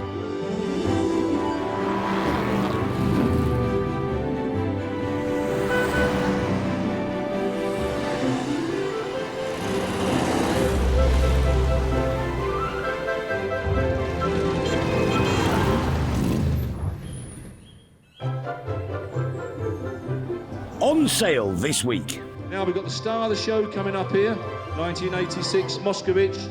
A car for the people. It's a glorious beige box. You can't really get better than that. 1972 MGB GT, very bonny looking thing. The engines are easy to work on. It's nice to open the bonnet and actually be able to see the bits that you need to fix. 1965 Dot Demon Scrambler. I think once it gets you and bites you, the bug, it stays with you, you know. Lot number 7, catering trailer, entered by a classic man. Have you ever worked in a burger place? Obviously. I mean, look.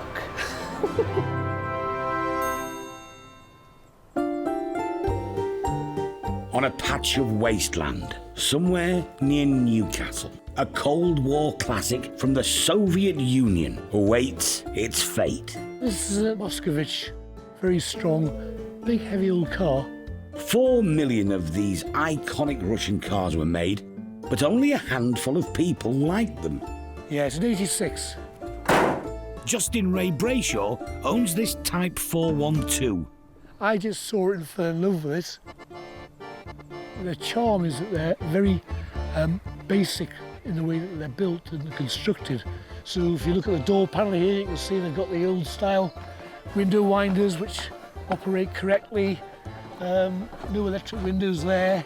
Rubber mats for easy cleaning, no carpets to hold the moisture on the floor. They're built for simplicity, and it's very much of the ilk of the Eastern Bloc countries manufacturing. This, built like a tank son of Moscow, was the first Cold War car to pass European safety laws. With its unsophisticated charm and a rally pedigree, the car sold in some numbers, peaking in 1973. But despite the choice of some new, bright modern colours and a bit of rebranding, the Mosky failed to keep pace, and by 1976, our Russian love affair was over.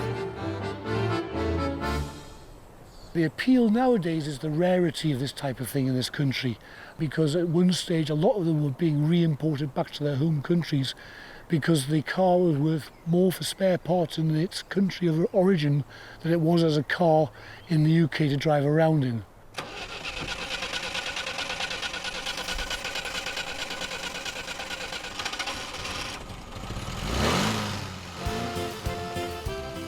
Justin and his son Toby restore and trade unusual cars. In 1980s Russia, this one would have been a status symbol. Your government used to issue workers with stamps, and once they'd achieved so many stamps, that meant they were then authorised to go and buy a car.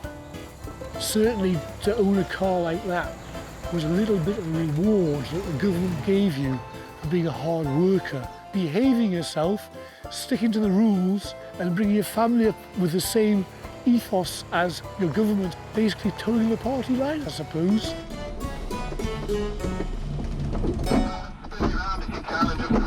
I'll just restart it again.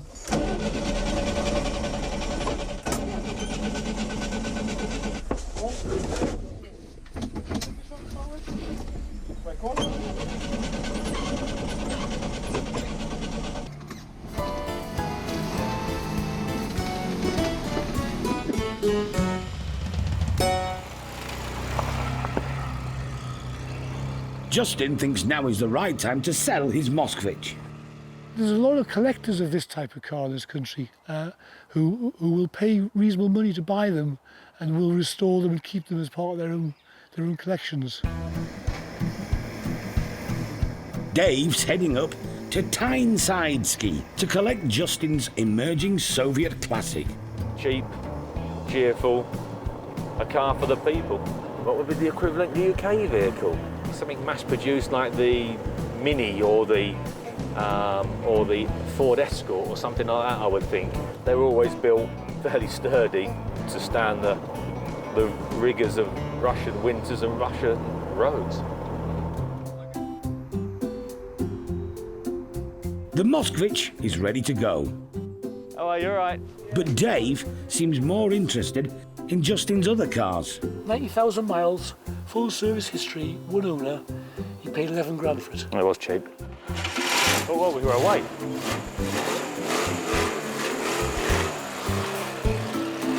I see what you mean about the clutch, though.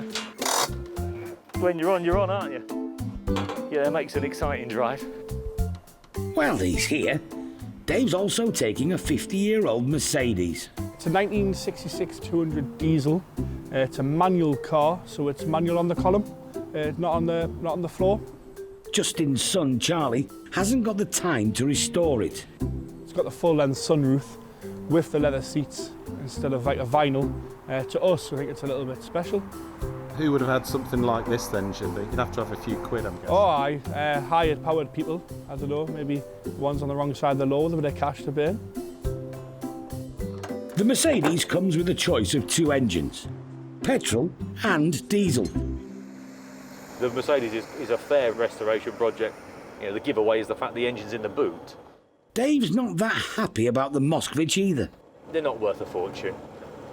2,000 or 3,000 quid would get you quite a nice one, but I might be proven wrong, hopefully.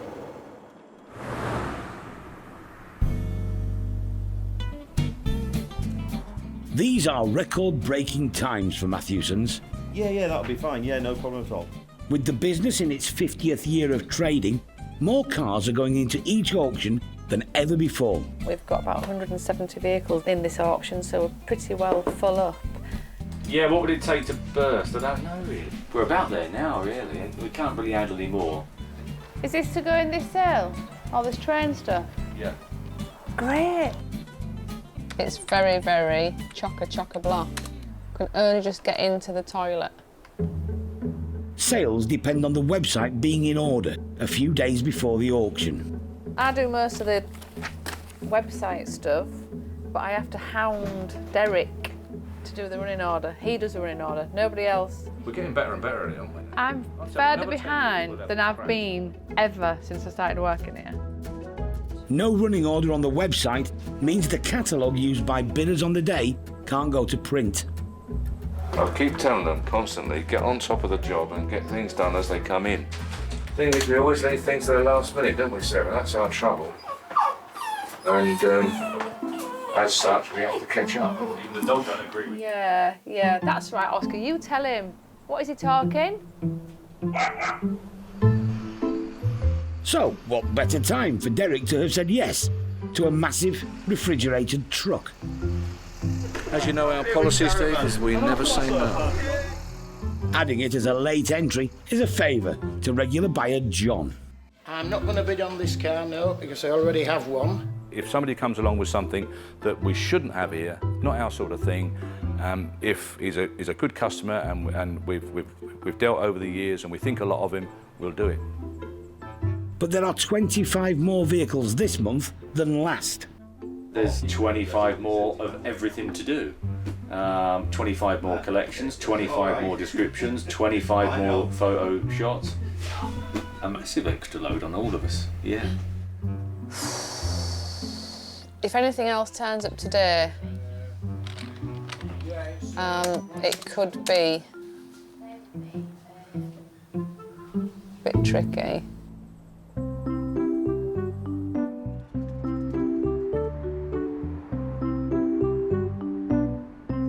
I'll have a burger, please, Derek. Yeah, with or without onions. You've got enough sauce as it is. You don't want any more sauce. He's all right with sauce. Regular buyer Ken wants to sell his renovated open-side shed in New English White. And it's a yes from Derek. There's guys here, they love seeing that sort of stuff.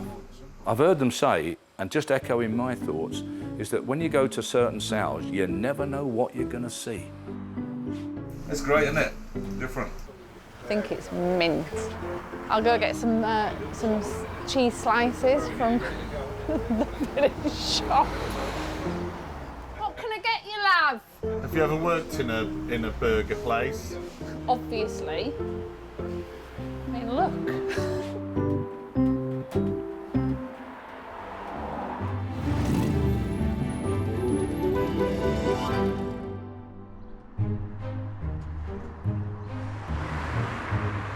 Dave arrives back at the garage with his uninspiring load. Neither the Moskovich or the Mercedes are his type of car. But not everyone shares his opinion. I'll leave that up in a minute. I'm just going to check chassis number. Brian usually sources and renovates cars for wealthy collectors. This one, if I got it, it'd be for myself. An investment, to be honest with you. That's what it would be. Something for my daughter when I'm dead and gone. so much she can have. Part of the pension fund? Yeah, to be honest with you, I know it's not worth a lot of money. 20 grand all done and dusted, but it's a starting point. Even the Moskovich has an admirer. Something you don't see on many modern cars nowadays, but it does have a starting handle. Johnny Johnson is a dealer. Even the leaf springs are enclosed. He's well versed in Moskovich's British touring car racing history. It still works. Fantastic. In the early 70s, Moskovich won something like 90% of their class. They were a very strong car, and I think it was Silverstone where they rolled the car about 14 times, and somebody had the unfortunate task of driving it back to London after it was beaten roughly back into shape. It's got potential. From what I've seen, the structure of the car's there. It's just what you see. This is a full strip back job. You put them into like a big oven and you slowly bring the heat up so it doesn't warp them. Takes hot paint off. Whatever's left is decent metal. And then you know what you're working with? Yeah, so you could stick something like this in and you could end up with nothing left at bottom half. So you might only end up with about that much at care. So it's a gamble doing stuff like that? Oh, yeah, big gamble, yeah. Yeah, big gamble. Every year, Matthewsons sell hundreds of MGs. Almost certainly one of the best roasters we've had. 12.5. They've just got that something about them that just make it really nice. Midget, another little midget, nice little midget, bright red. 4150, thank you very much. From rare wartime classics... It's a beautiful car, yeah. ...to wonderfully preserved 1970s GTs. 1970 MGB GT in white, stunning vehicle outside here, I believe. There's something for everyone's budget. You're going to drive it home? Oh, yes. 3 MGTFs, £1,600 plus the commissions. Good value for money. It's a sunny day, what can I say? You know what MGBs are making these days? They're making an absolute fortune. Third and last time, M13,000. £15,000. You all done? 6. Yours, sir? Derek's off on a date with a 1974 Roadster. I started off with a midget, thinking that a midget was a starting point. I went on to an MGB. Owner Anne is Derek's kind of woman. And then I went out and bought MGB V8. A glider pilot who does her own car repairs and has owned a string of MGs and sports cars. Beautiful one that was, Tahiti blue. And then I went a bit wayward after that, and I got a TR5. That soon went out the window when I found that my mother's teeth wouldn't stay in, and I went out and bought the MGA. We moved to France with the MGA, and I sold it as a steaming profit and bought another MGB V8. It was the launch of a new midget in 1961 that got things really going again for MG. At less than £500, it had young freedom appeal. It felt fast and sold well. Its big brother, the MGB, rolled out of Abingdon a year later. The faint-hearted could add an optional heater, but factory wire wheels for £35 made it look great. Italian designer Pininfarina was responsible for the beautiful BGT that hit the road in 1965. At under £1,000, it had room for useful stuff, like luggage. 10 years on, and the rubber bumpers arrived to keep the Americans happy and comply with their rules. The cars and sales slowed down as other cars got quicker. In all, a staggering 740,000 midgets and Bs were built from launch. Nearly 60 years on, there's still plenty around, and they still look good. I'm not really a great lover of this colour. It's sort of colour you don't sort of go for, but it suits the car, you know. I tell you what, it looks great with that black yeah, top I bet on. it does, yeah. Yeah, she's straight and tidy under there, Anne, isn't she? Yeah, it's a gold seal engine as well. So. Oh, is it? Right, yeah, all right. Door shuts are good, aren't they? Yeah, not all full nice of filler, is it? And boot seams are all good, aren't they? Which is a dead giveaway, you know, when I put my finger under it and all that lot's full of filler, gives you a fair idea what the rest of it's like. But right. Is there a dent there?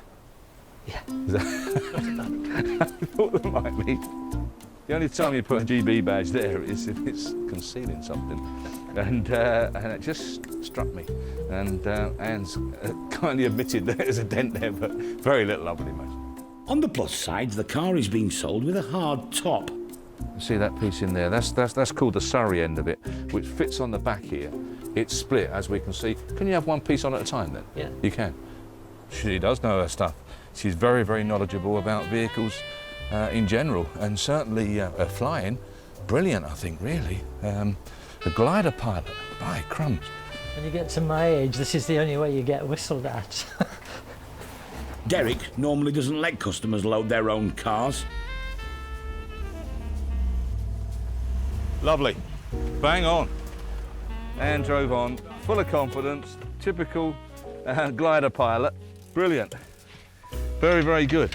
It's a lovely car, actually, and I would have certainly kept it if I was more able to drive it more regularly. Luckily, help is on hand to commiserate. Anne's brother-in-law, Rodney. What are you doing here? Well, Anne's related to us. Really? And I said to Anne, why don't you put your car through the auction, like I did?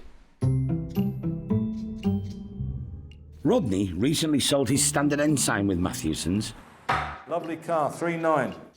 But then bought a Morris pickup, despite promising his wife he wouldn't buy another car. I'm going to kick you out. She said, you have to find another place. Mia was the one who played heck about me getting the car back. I am not going in that pickup. That's what I said, ever. Well, that's a little bit wrong, because she has actually sat in it, helping me to bleed the brakes. Yeah, you've got no choice.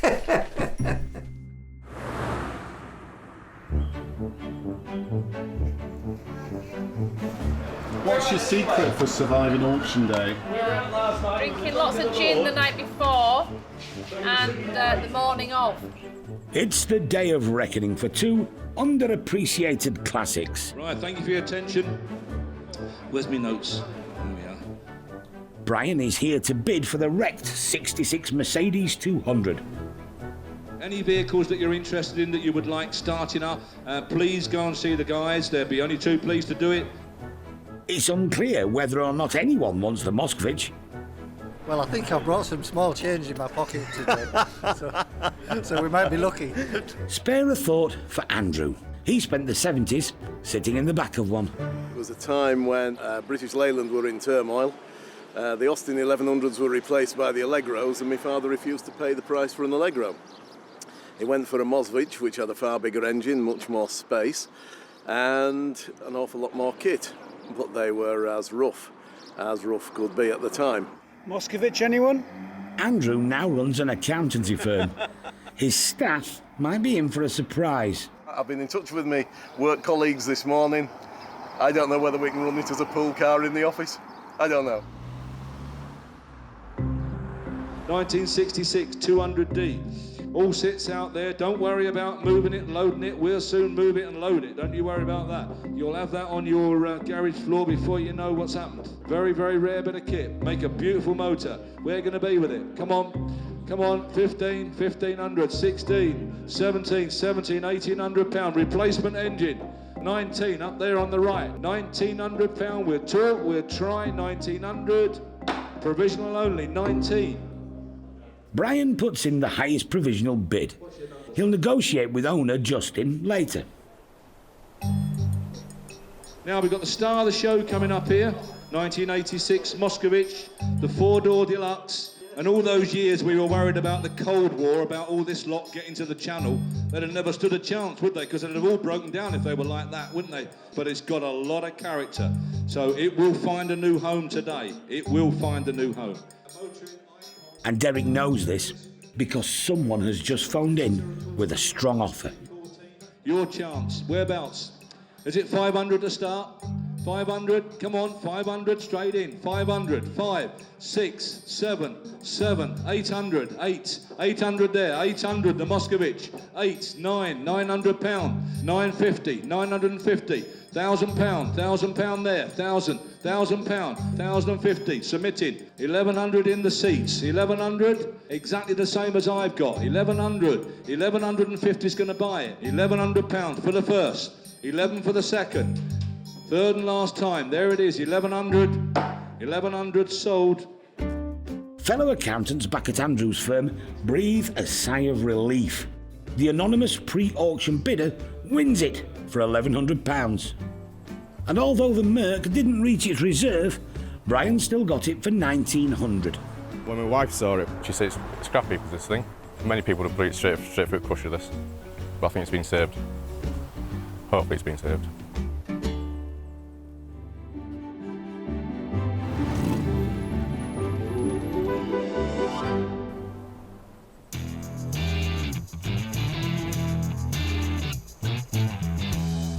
Every month, Matthewson's auction dozens of rare and unusual motorbikes. 1969 Bonneville, it's a 1949 Squirrel, Yamaha 100, 1971, nice little bike this, 4,800, 4.8, 1,300, 5.3. Today, Paul is heading into the heart of North Yorkshire to meet a motorcycle restorer with a racing pedigree. I hear on the grapevine that he was once the British champion. I think of scrambling or motocross or something similar. So I'm sure he'll tell us a little more when we arrive. Keith Swires restores rare classics. His latest project, a 1965 250cc Dot Demon Scrambler. I've enjoyed a long amateur career, you know, with a bit of sponsorship from the oil companies. And the whole gang of us did that for a number of years, and it was a lot of fun. In his heyday, he raced competitively on both sand and grass tracks. He even competed in the Isle of Man TT. Now retired, restoration is a safer option. Well, it's what I do now, is do bikes up, and seeing as I can't ride them, I might as well sell this one and buy another project. That's the idea. So, yeah, I would have loved to have ridden it, but I think common sense will have to prevail. Good morning, Keith. How are you? All right, thanks. How are you? I'm all right, thank you. Have you done lots of work, Keith? The engine didn't need a great deal doing to it. It's been built up as, you know, a collector's bike, really. Yes. A little bit of recommissioning and it would be a very competitive pre-65 scrambler, you know.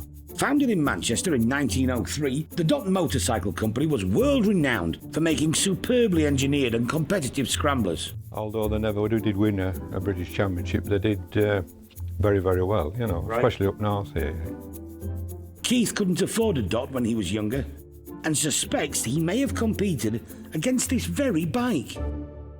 It was bought by a guy in Goole, so we'd be riding the East York Centre when I was riding. Right, you know, yes. That's yes. as far as we go, really. And obviously you won't really remember the bike because normally it would be behind you. Well, of course, yeah. He's moving on to his next project and toying with the idea of racing again. When you're the wrong side of 70, you've got to have a medical every year. You've got to have your eyesight tested. In other words, you've got to have a real good MOT, you know. That's right. So far I've passed. I managed to scrape through. I think the bike's lovely and it will be an asset to somebody. It go into somebody's collection, no doubt. I think he's made a lovely job of it, yeah. Credit to him, absolutely. Anyway, we'll get back before we get any wetter.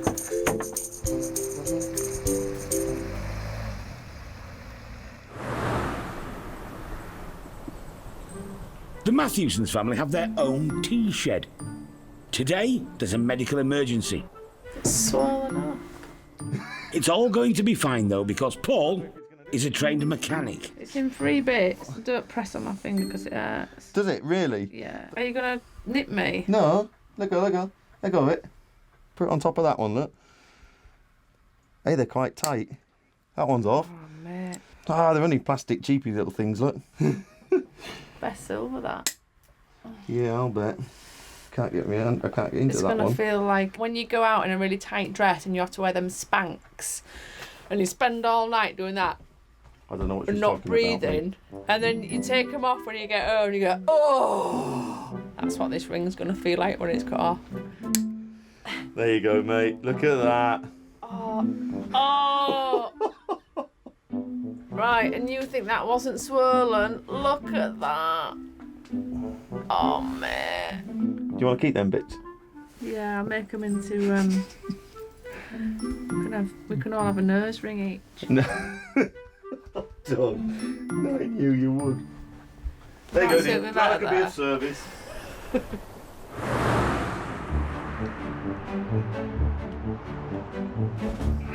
It's the day of the auction. Derek is tweaking the sound system. About that, maybe a little bit more, Jack. Touch more. Sarah is working through the phone bidding applications. This gentleman's pressed yes, he'd like to make a telephone bid. And what lot number would you like to make a telephone bid? His answer is any. Okay, there's your number, there's your catalogue, there's a couple of tickets for some teas and coffee. Thank you. Are you interested in making a telephone bid or something on it today? You are? Okay. So, you got any chocolate? Keith is here to watch the Dot Demon Scrambler sell for hopefully a good price. He needs the money to fund his next restoration. 1965, Dot Demon Scrambler, super machine. Start me on that. Where are we going to be? 3,000. 3,000 I've got. 3,000. 3,2. 3,4. 3,400. 3,6. 3,8. 3,800. 3,008. 4,000 the other line. 4,000 on the other line. 4,000. 4,2. Out in the hall. 4,200 and selling. 4,200. 4,002. Are you all done? You sure? 4,2. Thank you. Keith's Dot Demon sells for a decent £4,200. When you put a lot of work in like that, it's nice when, you know, things turn out okay and you get a bit of a reward for it. Also heading for the auction, a series of NGs. The ideal entry-level classic. It's just lovely. In the showroom, the dealer you'll need to beat if you want one. You wouldn't do nothing to that, would you? Look how straight it is. It's just perfect, isn't it? Yeah. I've fallen in love with it. Rob Sturrock, known as NG Rob to the Matthewsons, buys more of these cars than any other dealer. 500, 600 maybe, of all varieties. Midgets, BGTs, Roadsters, MG Magnets, Y-Series. Rob's sort of grown into, I suppose, one of our biggest customers, really. He's been with us from almost the start.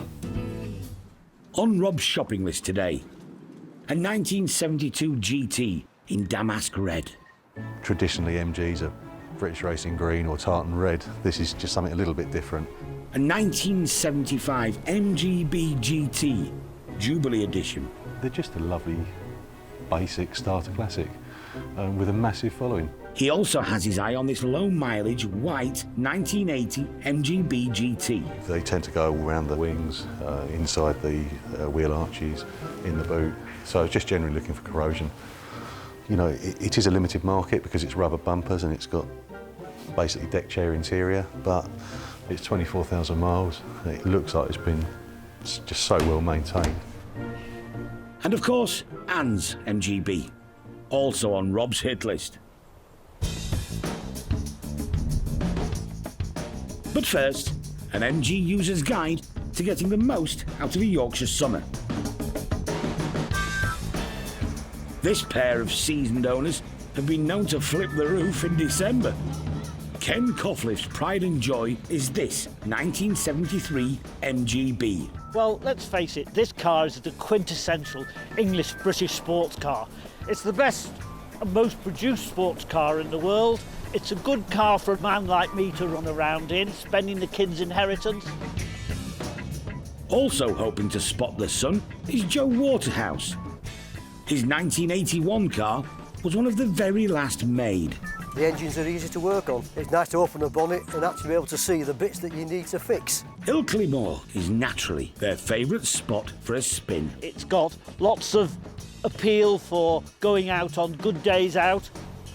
Because having a sports car is using it. That's what you must do. There's the drivers and there's the polishers. I'm one of the drivers rather than the polishers. One has to cope with the fact that everybody else has power steering and you don't on this. This is a bit of an old-fashioned car, discs on the front, drum brakes on the back. She doesn't turn in the smallest of circles, but on the open road, wonderful. And in the dales and the moors of Yorkshire, wonderful open road driving car. It's quite amusing to watch people, if you zip past them on the motorway, they tend to take a second take, you know. Did I really just see a W-reg car hurtle past me? Buy the best you can afford. And if you haven't got the skill to do it, don't take a risk by buying a rust heap, because you will never be satisfied and it will cost you a lot of money. Ready? It's auction day. And Paul and Charlie are clearing off last night's rain. Teas and coffees and bacon butty that's cooking are in the far corner of the hall. 1975 MGB GT Jubilee. 2.5, we're off. 2005, 2006, 2007, 2008, 2009. 2.9 standing. 3, £3,000. 3.1, 3,002, 3,200, 3.3, 3.4, 5, 3,006, 3,600, 7, 3,008, 3,009, 4,000, 4,001, 2, 4.3, 4.3, 4.350, 4.4, 50, 4.450, 4,500, 4.550, 4,006, 650, 4,650, 4,650, 7, 4,750, 4.8, 4,850, 4,850, all done, 4,009, 4,900 and going, 4,950, 4,950, done, 4,950, sold, thank you very much for your bidding, 4,950. Rob's having to pay more than he wants, and getting a decent deal is how he makes his money. He needs to get the remaining MGs he's after at the right price.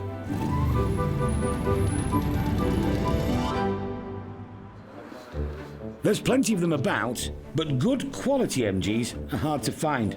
Eyeing up 4 of them at today's auction is dealer Rob Sturrock. That's too much money for me. Yeah, I've got a few on my list. He's got his work cut out though. Other people have spotted the classy Bs as well.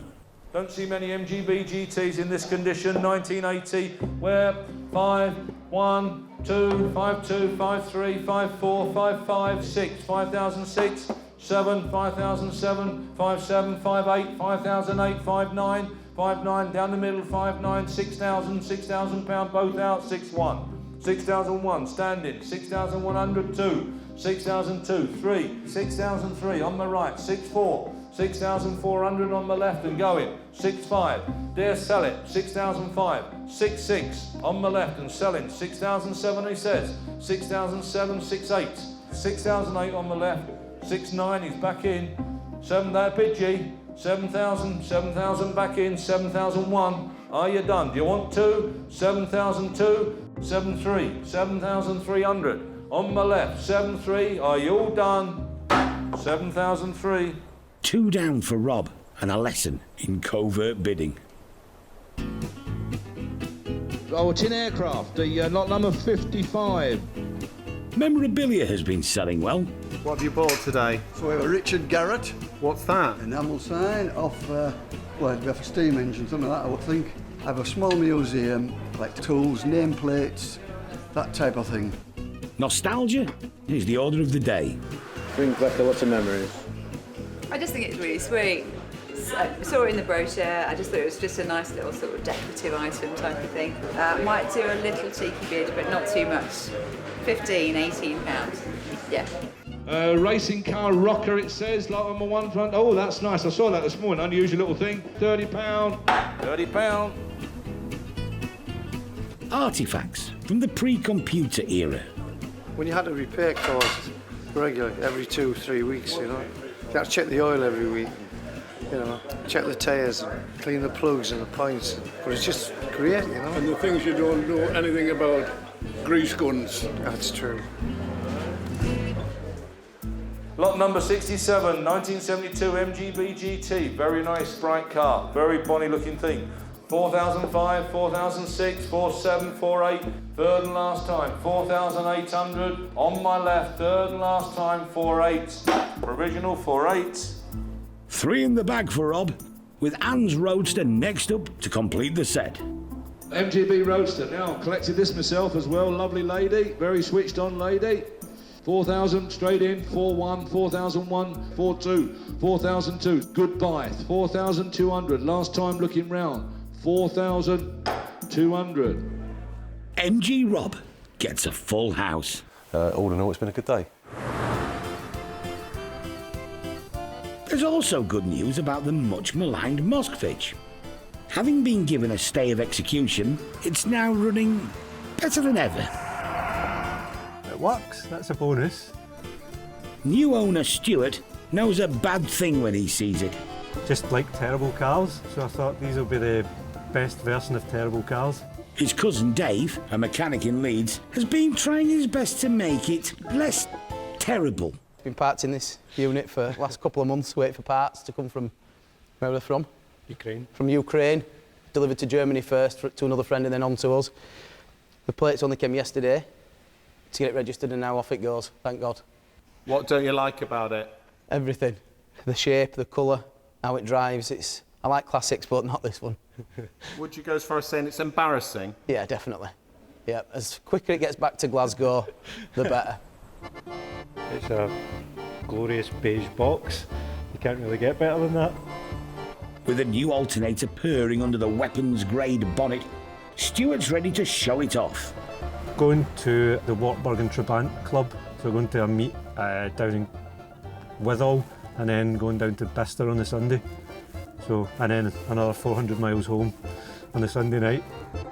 Good luck with that one then.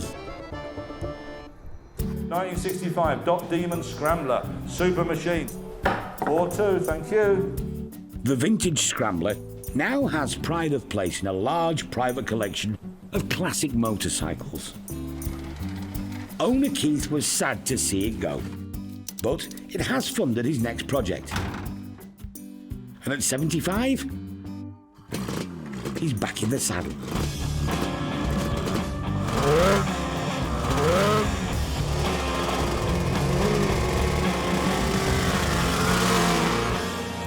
He'll be keeping this 1972 Yamaha 350 Sports Tourer.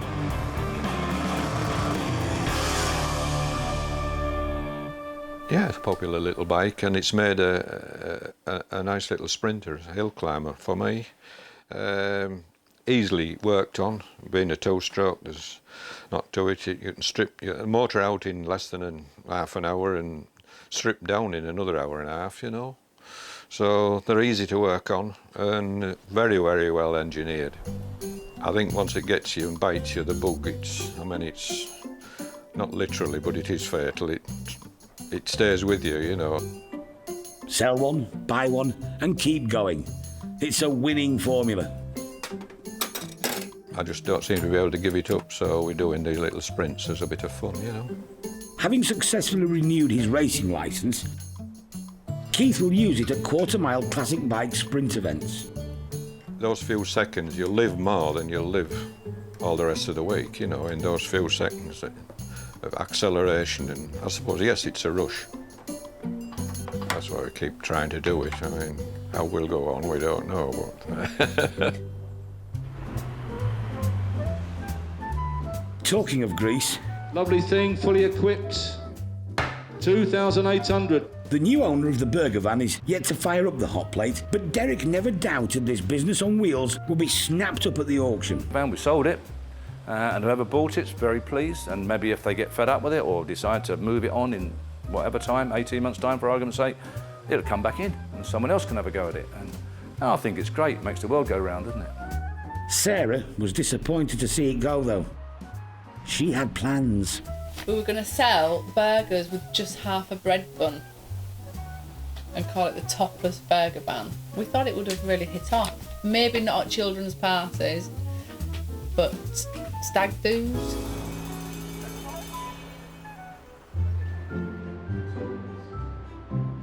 back at his showroom in Norfolk, and Rob's not wasting any time moving the MGs on. Just completely original. Nothing's been modified with it. It's totally unmolested. It's just a genuine car. The only thing I'm not keen on is the deck chair seat. Yeah, well, that's it's them. personal choice. I'm not that keen on them, but I've got a lovely anniversary GT over there, which has got a normal fabric trim, which to me looks a lot better than the deck chair. Yeah, that's a lot harder wearing. And then of course you go to something 72 car. It's got what you call the traditional leather. Anne's MG has already sold, and potential customer Steve looks like he'll be buying too. I've got to the age where I want something to play with, and the modern cars have got no character. The old MGs, they're great fun to drive. And Rob will be back at Matthewson's next month to see what's on offer. I got a soft spot for these cars when I was in my late teens. Owned one when I was 17, and quite a few years later, I'm still having a love affair with MGs.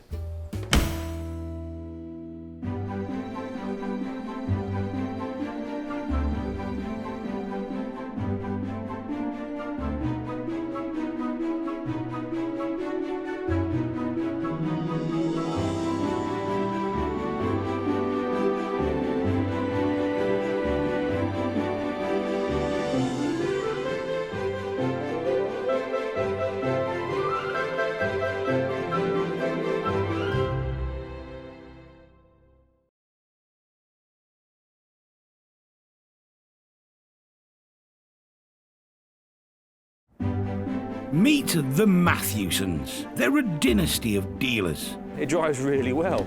With a love of classics. It's only condensation. In Thorntondale, gateway to the North York Moors, they auction over 2,000 rare vehicles every year. 42,000, the red E-Type, the stunning car. All walks of life. The cars fetch people together. I'm ecstatic. Head of the family, Derek. It's got to be the best job ever, isn't it? We're sort of living a dream. Trusted lieutenants, sons Paul. Not everybody's cup of tea. And Dave. There's Dad's way.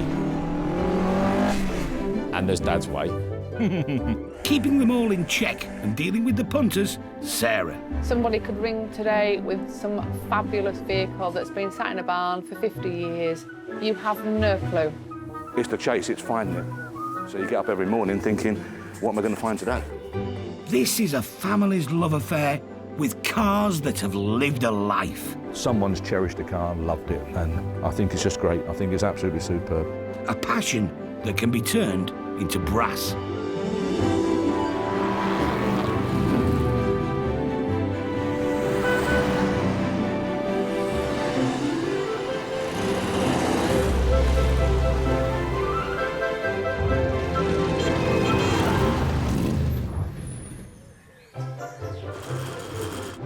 On sale this week. There's an unusual thing. Bond bug. We could overtake. Well, maybe not here, no. Rover 2000. We sold it a year or two back when it was brown. Well, John loves his cars. I sort of come second to the cars in the household. I didn't know that. The 240 Jag. When I sit in that car, it reminds me of Mum and Dad driving around in it all the time. Hey, end of an era. Is it big enough for you? Yeah, big enough. Another one sold, yeah. Another toy.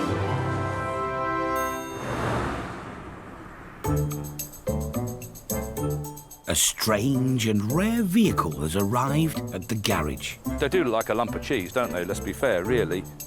A car whose shape and colour make it unmistakable. Well, they were trying to be revolutionary, weren't they? This microscopic icon is a Bond bug. Wedgie, wasn't it? It all went wedgie, I suppose, in the 1970s, when you think we had the Austin Princess wedge and the TR7 wedge. But it actually went down well for a while. It really did, because people like something new and a bit unusual, different than what we're used to. It looks very original to me. It's got the 700cc Reliant Regal engine. It's a strong engine, very nippy. And of course, in a light body like this, it will go really, really well. I personally think the vehicle will do somewhere between 5 and 6. Never driven a bug, and it'd be quite good. I think it'd be good fun. With its lift-up canopy, the Orange Bug landed in 1970. Cheap to tax, cheap to insure, yours for £629, a tad more than a basic Mini, but much quicker. It had futuristic seats, an ashtray, a spare wheel, and a short production run. Over its 4 years on this planet, just over 2,000 were made. Proud seller Basil Harmon has the Bug. I had a lot of fun, a lot of fun with it, especially when you went up behind some slow drivers, you could say. All it was necessary to do then was just make sure the road was safe. I had no hesitation in overtaking, because I knew that the power was there to get past. Although it looks like cheese, there was a proper boot, and there is a boot there, and there's a room to get all your shopping in there normally, whatever. 47 years old, and I understand that it has not been resprayed. Can't go rusty, fiberglass body. If you were unfortunate to have an accident with a fiberglass car, then it was expensive to repair them. That is true. But otherwise, they are, as you can see, holding their own.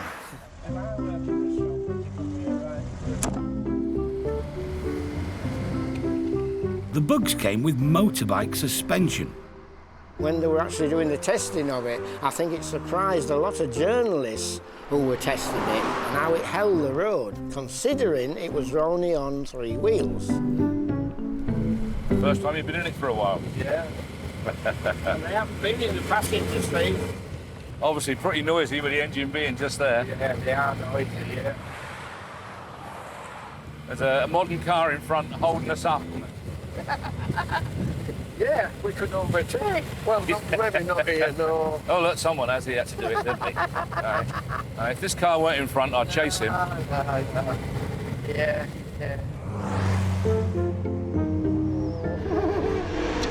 There you go, mate. Oh, look at that. Oh, well, we better. Oh, look at that. Aye, bolt. Well, we've lost the bolt, have we, and all then? I'll put a bolt in there later. Yeah, right, we'll leave it. Build quality apart, this is clearly a special car. Yeah, what's happening there? It's falling apart.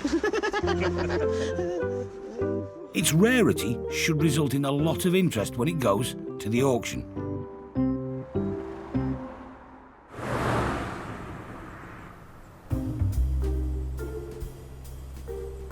At Matthewson's, many of the cars are like old friends to Derek.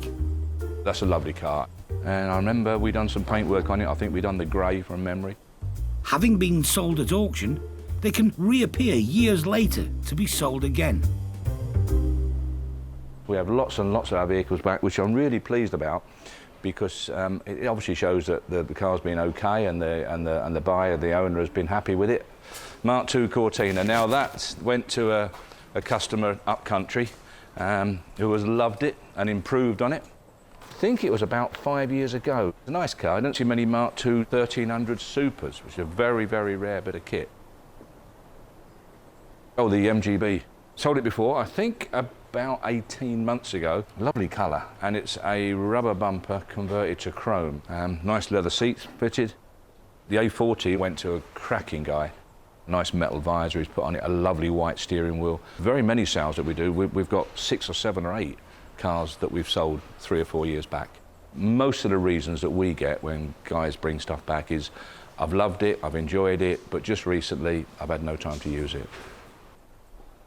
Coming in for this month's auction is a P6, which has been with us before, but I believe it's got a new identity. It was a lovely shade of brown. Not anymore. John Bilson and his wife Helen bought the stately Rover and gave it a makeover. Well, John loves his cars. I sort of come second to the cars in the household. I didn't know that.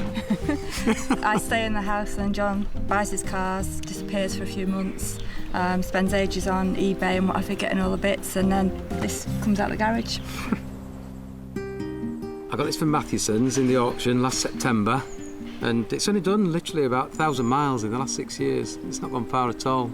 It was what they call tobacco leaf brown. It was disgusting, wasn't it? John got it for £4,000 at the auction. It was for his daughter, Claire. Well, I said, I've got a car in my garage. I think it'll be perfect for your wedding.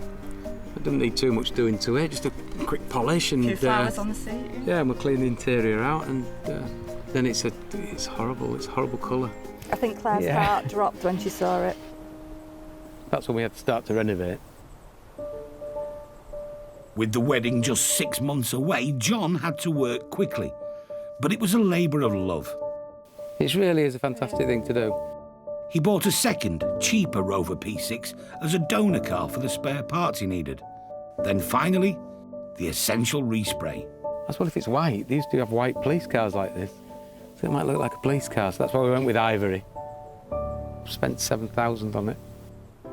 Expensive, very expensive. But it went well.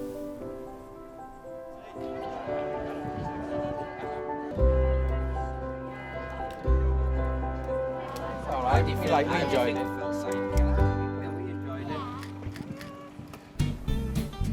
Just 1 week after the wedding, John is ready to take it to the auction. I don't get emotionally attached. This is what I do, isn't it? I get it up to a pristine standard, and then I'm bored then. It's actually doing the car that I get enthused with. I know he's going to make a loss, so 4.5. Well, that is absolutely wrong. Yeah. I'm hoping to get at least 6 over 6. Nearer to 3 or nearer to 7? We'll soon find out whose auction instinct is the most finely tuned.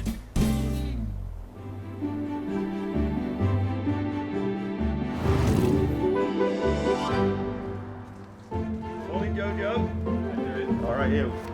It's auction day, and the Bond bug is attracting attention. I used to use it for taking my musical equipment to gigs. I used to play in a band. Not everyone is a fan, though. I remember people buying them and regretting it for the rest of their lives as well. But, it was a good idea because it was the first use of really good fiberglass, I suspect.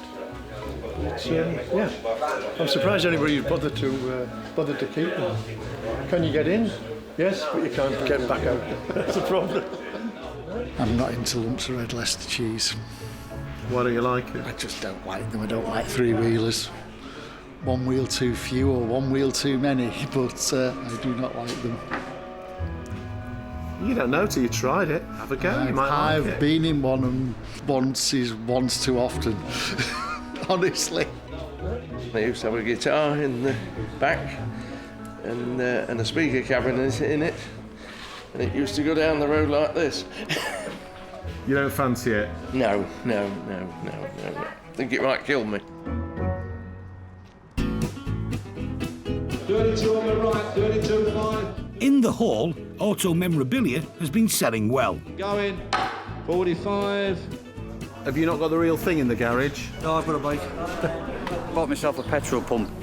A Wayne Model 368, no less. Sold for £900. I've got a little vintage car, so I'll put the petrol pump in with a vintage car just to make it look good.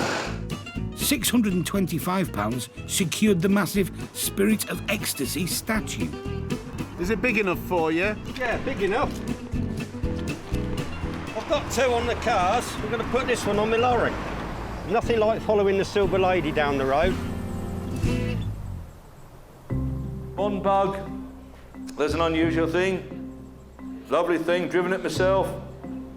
Start me on it. Whereabouts? 4, 4,000, 4,001, 4,002, 4,003, 4,004, 5, 6, 4,006, 7, 4,007, 8, 9, £5,000, £5,000, £5,000 at the front, 5,1, 5,2, 5,3, 5,003, going, 5,4, 5,004, 5, 5,5, 6, 5,006, 7, 5,008, out of the back, 5,008, 9, 5,009, 6,000, 6,000 on my left. Shaking his head, out and sold, £6,000, 6,000.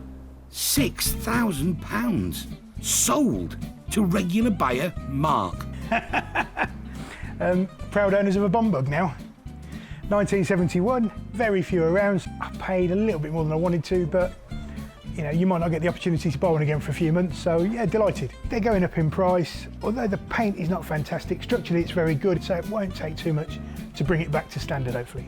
And are you planning to drive this at any point, Mark? I'll be totally honest with you, I'm probably a little bit too skinny to fit in it, so I may refrain from going in it myself, but I'm sure there'll be plenty of volunteers. After Mark completes the refurb, he'll look for another buyer. What's the expression? There's a key for every lock or something. I just think, you know, with these, there's a big following for these. There's not many around. They don't come to the market very often. So if somebody wants one, the first thing, you've got to find one. So, you know, we've got one now, and then hopefully we can find a new home for it.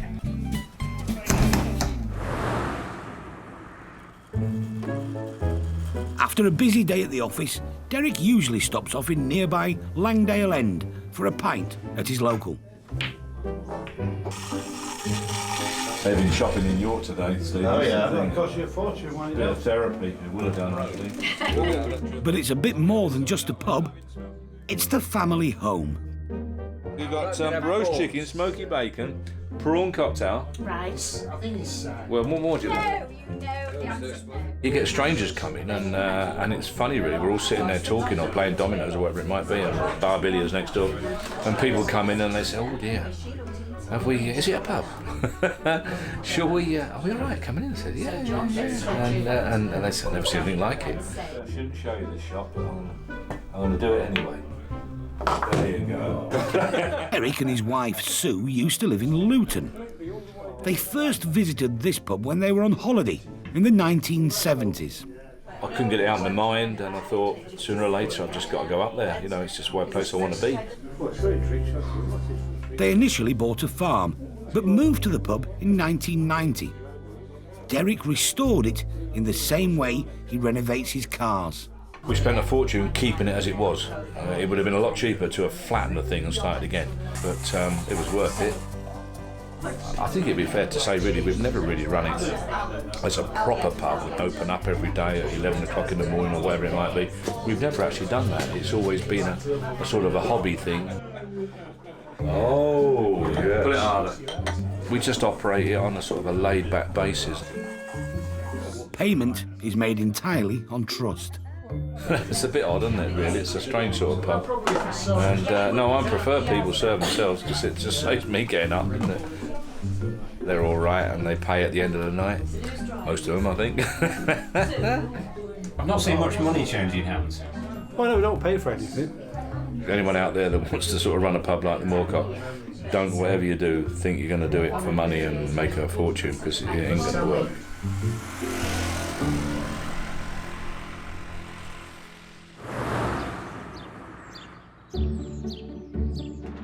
It's the morning of the auction. Lot number 4, telephone bidder.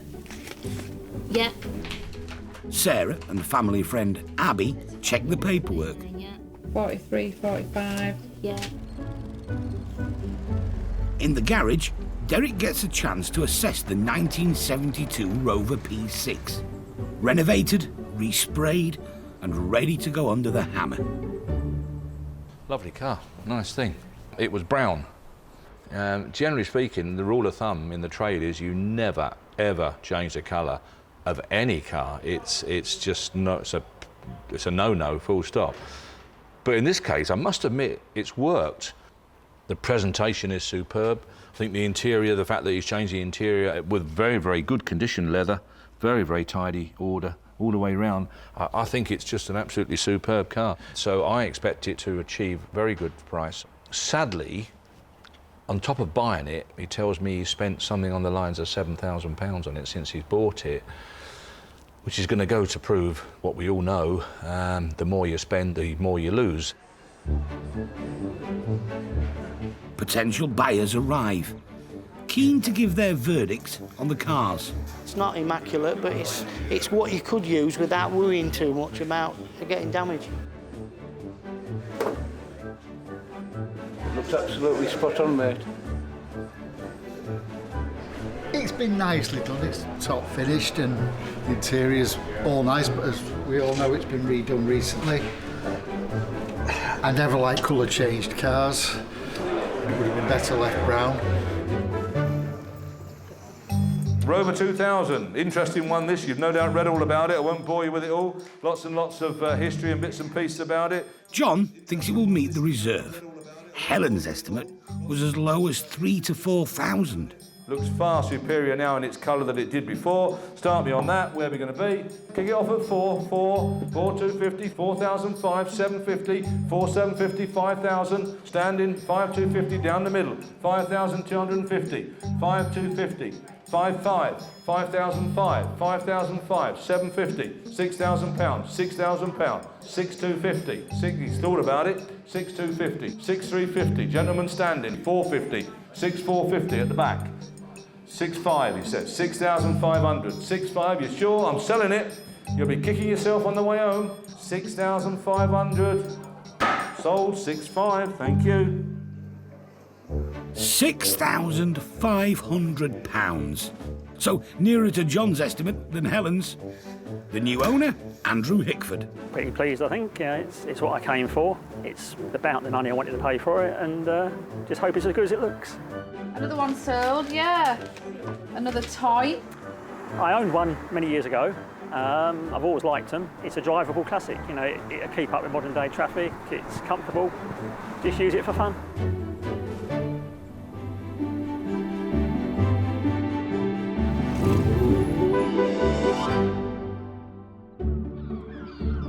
In Scarborough, a family heirloom is about to leave the seaside town that it's called home for more than 50 years.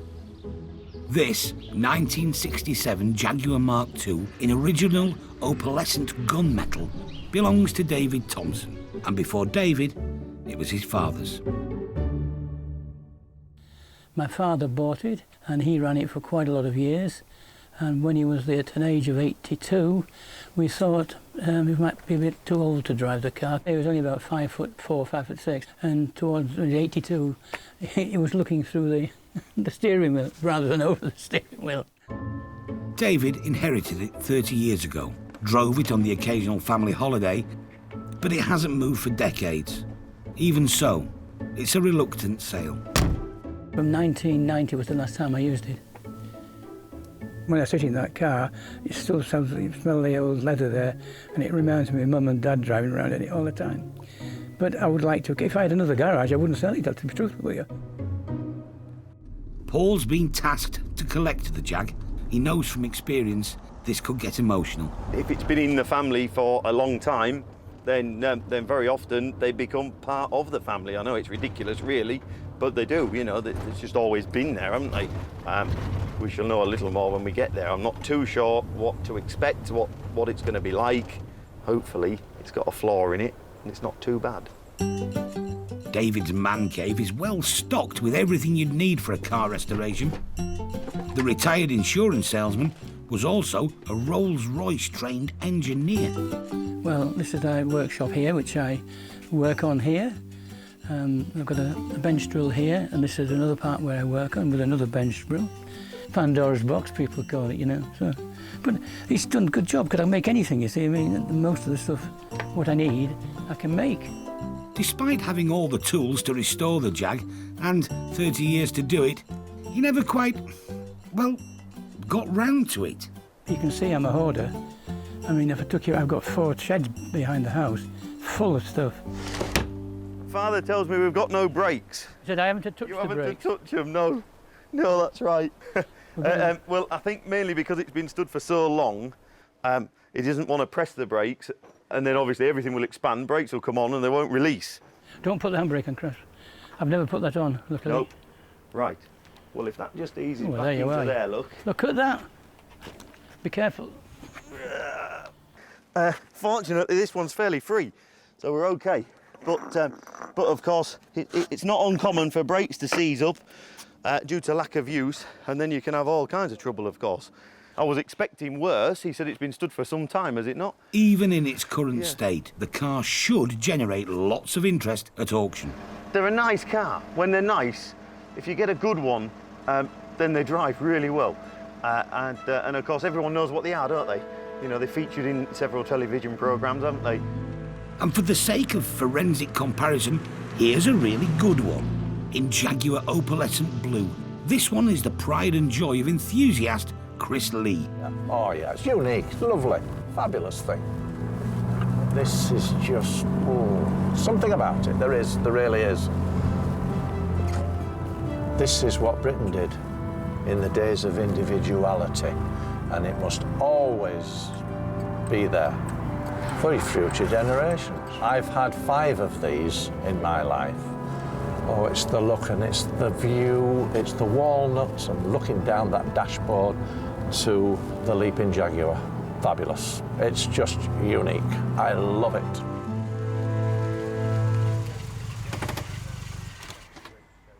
They are the ultimate classic car now.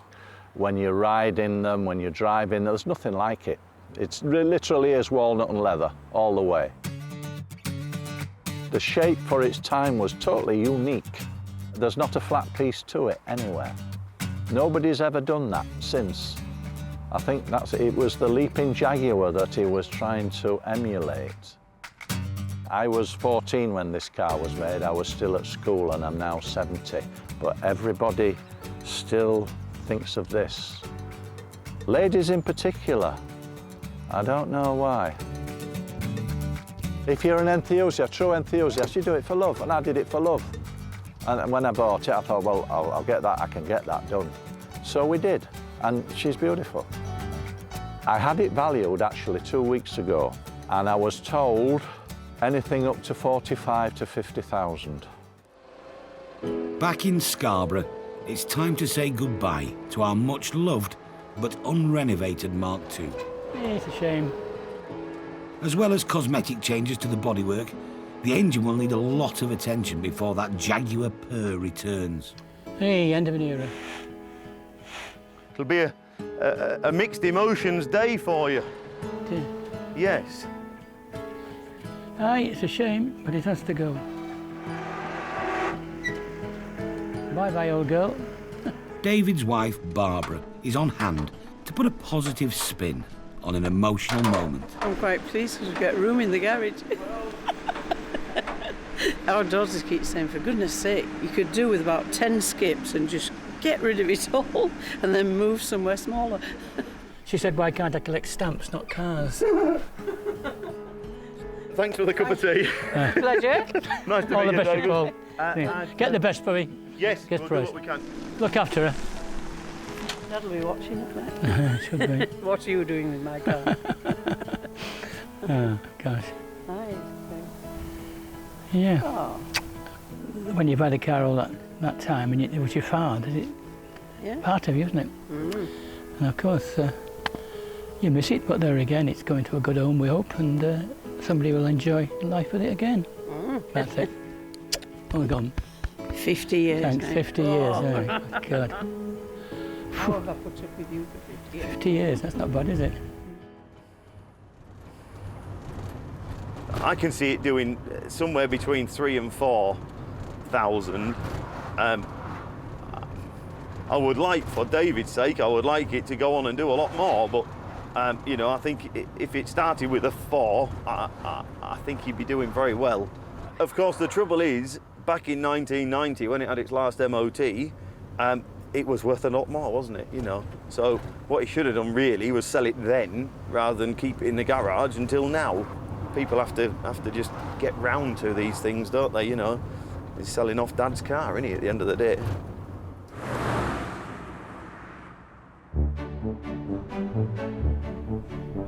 We like to have a few bikes about, and we like really nice ones that we can put on display in the hall on the auction day, because they look lovely in front of the stage and the rostrum, and they get 4 or 5 bikes glimmed up and looking nice. 1 or 2 interesting ones amongst them, and they really do go down well. Each month, Matthewson's auctions dozens of rare and unusual motorcycles. There it is, it's the 69 Triumph Bonneville, as you can see. Like this BSA Starfire. 6,000. Sold 6,000. And a Cotton Scrambler. 2,500, he's bought himself a bike. Today, Derek's collecting another bike. It's more than 90 years old. Well, we're hoping to pick up a Triumph Model P, a 500cc Triumph motorcycle, about a 1925, owned by Raymond, who came along to see us last week. Derek has an almost identical Model P in his personal collection and knows they generate real interest at auction. It's condition, really. Raymond's been very straightforward and very honest, a very nice guy.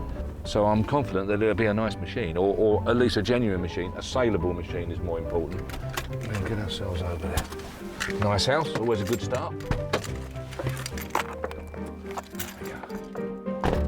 Raymond Welsh has owned the bike since the 1960s. The reason that I'm selling it now is it's just I don't ride it anymore because I've had problems with my hips and trying to start it. Now then, Ray. Yeah. Ray's long stewardship of the bike will add value.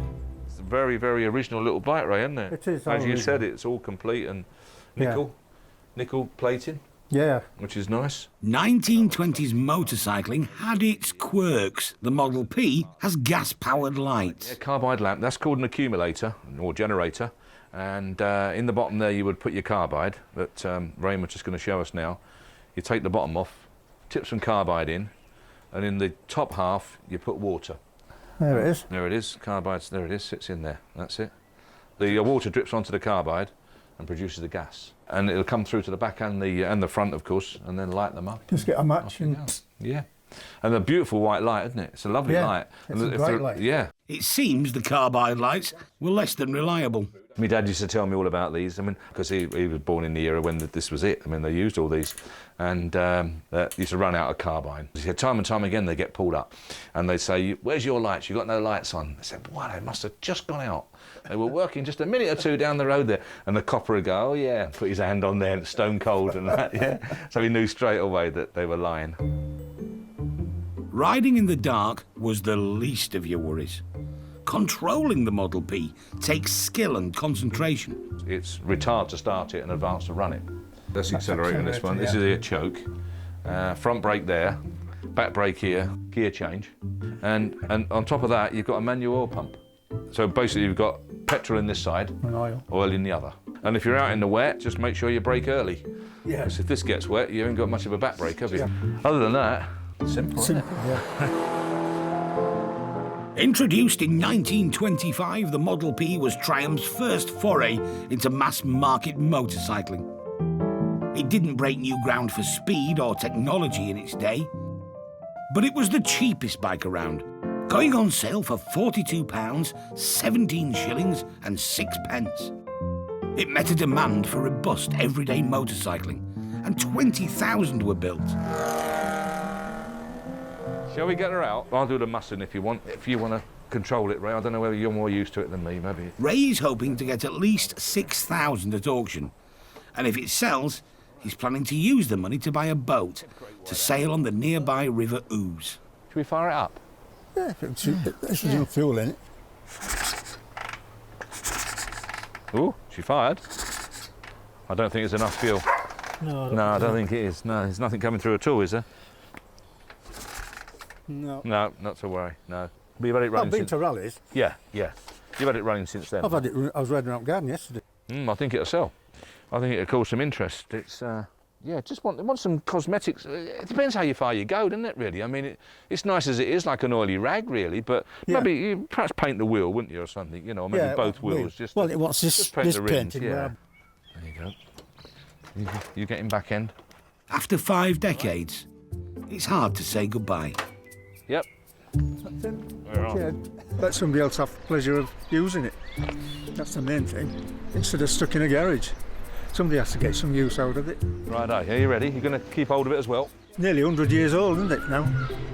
For a motorcycle. It's a long while to keep it.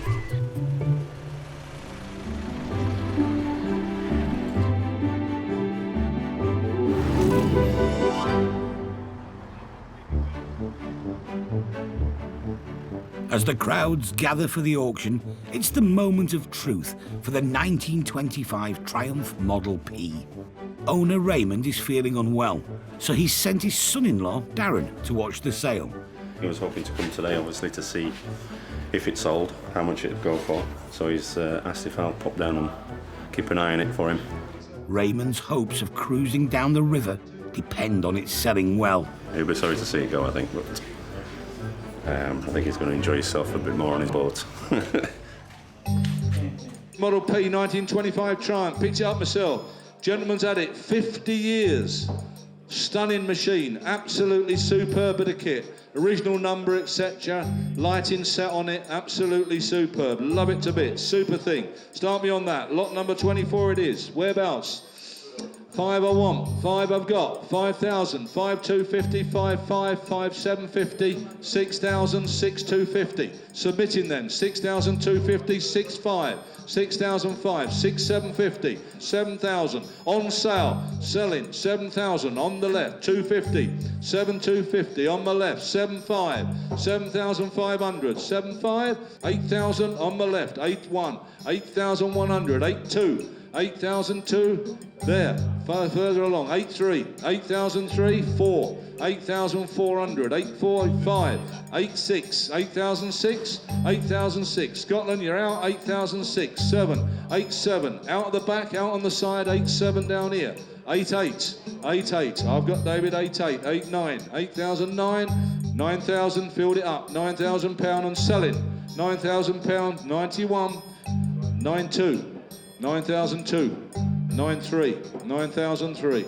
Beautiful bike, where do you find them like it? 9,400, 9,004, 9,500, 9,005 and selling. 9,500, what do you think? Shaking his head, 9,005 going north of the border. 9,005, thank you very much for your bidding. 9,005 on my left. 9,005, well done, thank you. Looks like Ray's going to get his boat. Yeah, very pleased. I've just made the call and spoken to the mother-in-law. Barbara's quite vocal, shall we say. So there was lots of screams and shrieks when I told her how much it went for. Also going under the hammer today, the 1967 Jaguar 240 Mark II. It's caught the attention of classic car dealer Bruce. I've got an E-Type, Series 1 XJ, Series 3 XJ, and the X350 supercharged. And when I just bought another XJ as well. I do like to buy them that need a little bit of work. I mean, it's estimated up to 4,000, so I'm hoping to get it a bit cheaper than, you know. You never know, do you, on the day? Depends who's here and got the same interest as myself. The 240 Jag wants a bit of work, we know that, but it's a Mark II Jag. Difficult to come by, sensibly priced. Good buy, in my opinion. Start me on it. Where you going to be? 4, where? 3, £3,000 we're off. 3,1, 3,2, 3,003, 3,004. Put a bid. 3,005. Down here, 3,005 in the front. 3,500, you're out the back, sir. 3,600, he says. 3,600, you're out, G. 3,700. 3,700, you're out, sir. 3,800. 3,008. 9. 3,009. 3,009. 4,000, he says. 4,000. On sound, selling it. The magic 4,000. We can sell her. 4,1. 4,001. You're out. 4,001. It's down the front and going. 4,2. 4,200. On sale at the back. 4,003. 4,300. Down here, sir, and selling. 4,4. 4,400. 4,5. 4,005 with you. Are you sure? 4,500 in the front row. Last time looking round, 4,005. 4,5. £4,500. The car is going back to the Midlands with Bruce. Yeah, I can do something with that, can't we? Yeah. Well, I think we paid a little bit too much for it, but there again, we can get it into shape and, you know, could be worth a few bob, the TLC. We're in the money. So, what's happened to the Bond Bug? Sold £6,000. 6,000. Bought by dealer Mark Springett. It's now back in Mark's Northampton showroom. After some cleaning and a bit of work to it, there she sits and she looks great. They're very popular. We've had a lot of interest, actually. I didn't quite expect the phone to be as busy as it was. The car is unknown to the official Bond Bug Club, With just 160 road legal examples in Britain, they're sending a member to check it out. And when he arrives, we're going to get to do some bug bonding. Nigel Elsey from Derby, here he comes, he's made it, has brought his own 1970 bug. This is it, the big blob of orange joy. Yeah, mate, I love it, it's fantastic. You've obviously really looked after this one, it's beautiful. An early model built in the original Preston factory. Well, I'm really delighted you've come down, and I guess you want to see my car? Definitely. Let's go and have a look. Thank you very much. That's absolutely fantastic. That's lovely. Yeah, no, we're really pleased Beautiful. with it. I mean, you can see the paintwork. There's no crazing. It's all straight. There's no accident damage. The canopy fits well. You know, it's just all there. It's just lovely. People are always on the lookout for a nice bug. Yeah. They buy them in any sorts of disrepair, and they get excited about those. And it's just a bag of bits. So something of this nature will be very much sought after. Got the right diff on it there. Oh, really? Oh, yeah, brilliant. Yeah, it's the... And I know it's the right colour, because they're all that colour. Well, mostly, yes. They did do a few in white. Did they? And allegedly some in green as well. People are frightened of them in some respects. I take people out and they say how stable it is. People think it'll tip over at a gust of wind, and they're actually a really good car to drive. Will it tip over with a gust of wind? No. If you actually look... Will it though? No, no. But can it with a gust of wind? No.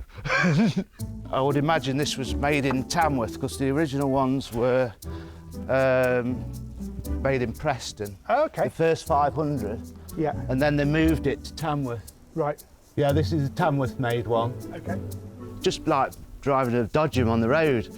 It just brings you so much fun and happiness. It just puts a smile on your face wherever you go. Looks like Mark was right to take a gamble on a Tangerine three-wheeler. I think he's done a fantastic job, yeah. He's got a good buy. Sometimes you have to take a little gamble, don't you? And I think, you know, this time it's paid off. And somebody's going to drive this car and have more miles per gallon. So what news of the Jaguar 240? 4-5. After buying the car, Bruce shipped it back to the Midlands. It deserves to be back on the road. We need to get it up and running. Use it. Bruce has numerous projects on the go, but the Jag is a personal passion. My dad was a big Jag lover, and I think it's come from there. He's had a number of Jags, and when I was 17, I used to borrow his car, and I don't know, there's something about them, really is. It's just a passion, you know, it's in the blood. That's why I love the Jags. Since he's been back here, the bonnet's off, and we've been working on the engine. Unfortunately, we've got to work on it outside at the moment because of the workshops tied up with the other vehicles. I've been underneath it, and all it wants is the two jacking points renewing. I'm going to continue with it, you know, until I get it running. As for Raymond, the decision to sell his Triumph Model P has opened up a whole new world of transport. 5, thank you very much for your bidding. 9,005 on my left. Raymond and his wife Barbara have traded in their biker's leathers for a river cruiser. Here we are on the boat. When it actually went for as much as it did, it was fantastic news. It was brilliant. I didn't expect it to go for that much. I keep missing it when I walk into the workshop, and it's not there. There are consolations though. The boat is named after their favourite tipple. Everybody who comes on board gets offered a G&T first as they come on board. So this is below decks. The table goes down, another cushion goes in there, and you have a big circular bed. Like the Triumph Model P, there is a knack to driving it. It's got two engines, your port engine and your starboard engine. Point it where you want it to go. Only one problem with them is they have no brakes. Cooker, grill, fridge. We've never had a fridge before on a boat. It's also been a big hit with the family. The whole summer, really. We never missed an opportunity to come down here. Grandchildren have all been on it. We've had barbecues on the riverbank. The kids all fish off the mooring. It's been brilliant. We've had some really good times. And even Rafa, the dog, loves it. It works out well. The bike's gone to a good home. The bike's gone to a good home, yeah.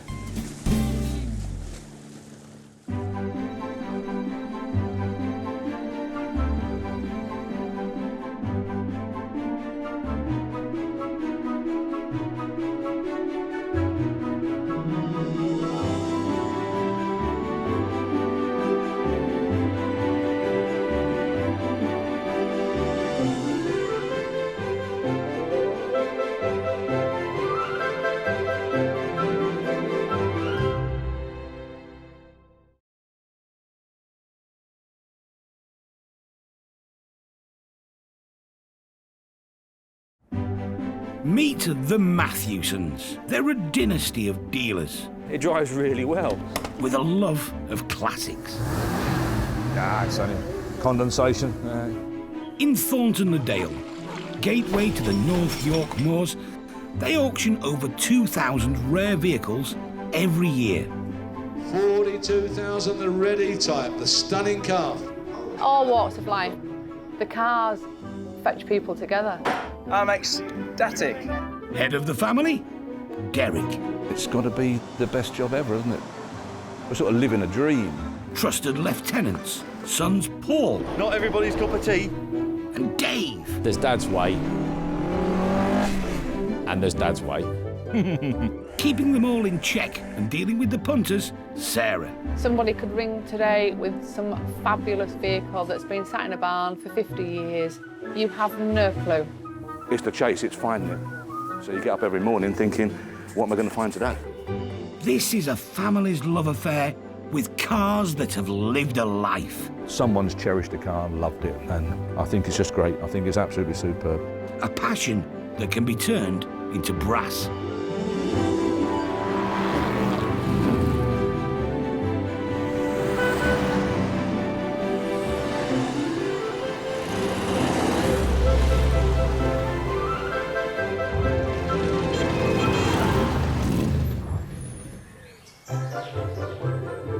On sale this week.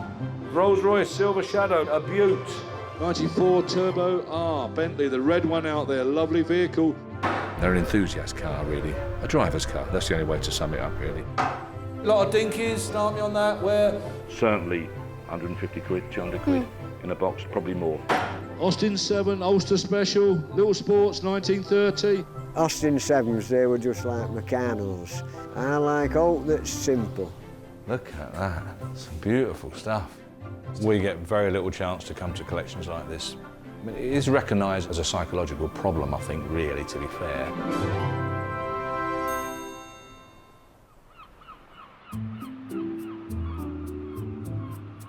Grimsby in Lincolnshire. For 30 years, the home of businessman John Morton and his wife, Nada. John always liked best of British. He was British through and through. And I think that's why he liked Royce and he liked Bentley. He liked to make the life special. John made his money the hard way in reclaimed stone, but spent it on the finest cars that money could buy. He made his own money. And I think that's why it was all this, you know, Rolls-Royce, because Rolls-Royce would be very much status symbol, wasn't it, you know? But when he passed away, he left behind 3 Rolls-Royces, 2 Bentleys, and their many treasured memories. John used to take children every Sunday for a local ice cream shop. And they would take 1 car every week. They all enjoyed it and they all felt really great in a Rolls-Royce or in a Bentley. He made it feel special. They need to go. These are the type of cars which you need to use. Some of them are 40 years old, more than 40. They can have another 40 years if they are taken care of and driven. If they will just sit in the garage or in a warehouse, that lifespan will be a lot shorter. Derek's arrived with his largest trailer, and it's not going to be big enough. Nice vehicles, really nice motors, a nice car. A Bentley Mulsanne, this one. She spent a lot of money on this, I think 7,000 quid or something, getting it back into decent condition. They're an enthusiast car, really. A driver's car, that's the only way to sum it up, really. So they sell better. But Rollers will always deliver their own unique retro luxury. Look at that. Absolutely superb. Really, really nice interior. As good as you're going to get, that interior. The Unusual Collections support team has finally turned up to help load the king-sized classics. It's just been a hobby that's gone balmy for him, really, I would think. Compulsive collector, isn't he? And just of this particular model and whatever floats your boat. But I can see where people like this are coming from, because they are fabulous cars for the money. They're 6,000, 7,000, 8,000 quid, aren't they? You can hardly buy a good Mondeo for that.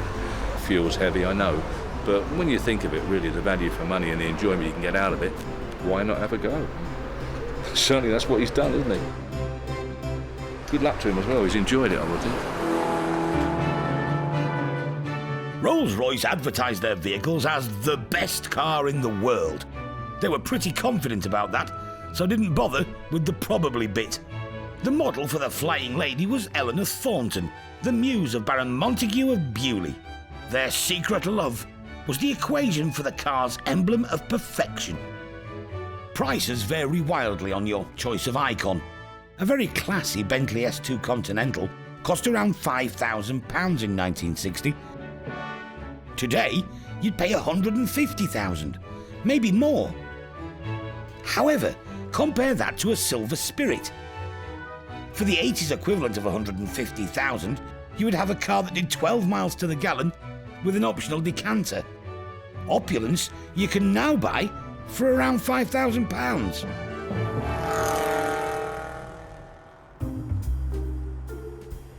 John and Nada's luxury limos are now ready for viewings at Matthewson's HQ. It's taken 4 years for the family to come to terms with moving them on.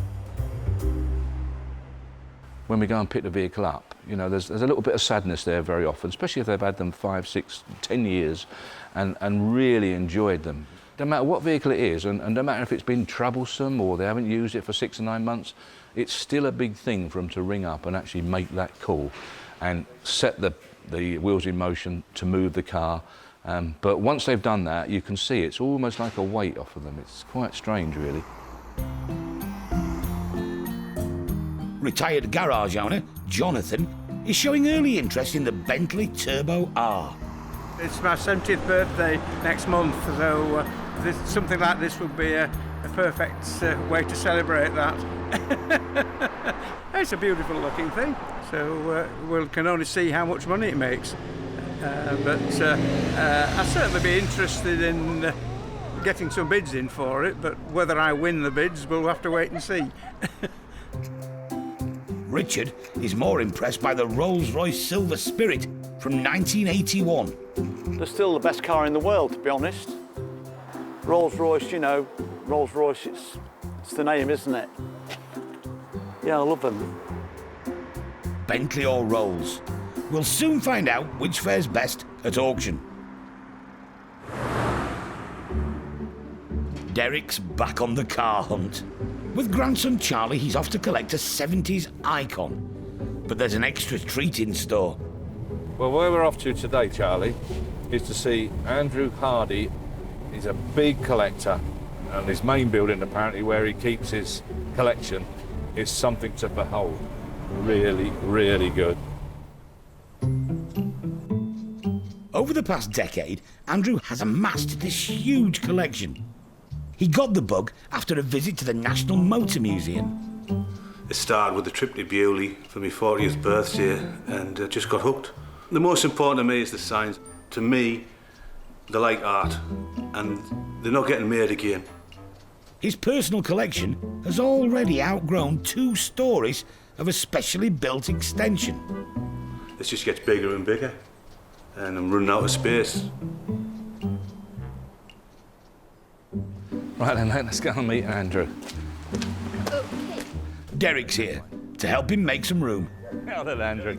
Yeah, all right, mate. Hey, good to see you. Charlie. Cheers, matey. Good to see you.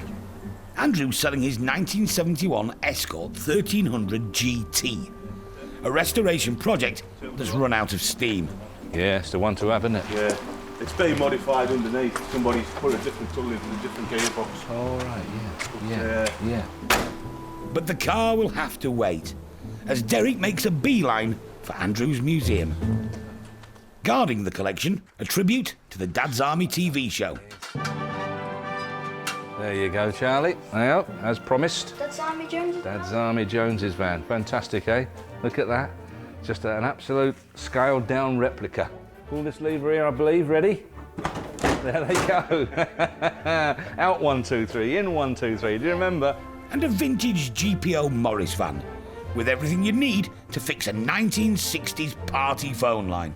Wow, she's set up nicely, isn't she? Look at that, every bit of equipment. Isn't that brilliant? Wow. Isn't it nice? Yeah, that is. Lovely condition as well, isn't it? Well, you don't know what to look at next, do you? Look at this, Charlie. Oh, look at that. What is she, a little Villiers or some sort or something? It's a Villiers. Is it a Villiers?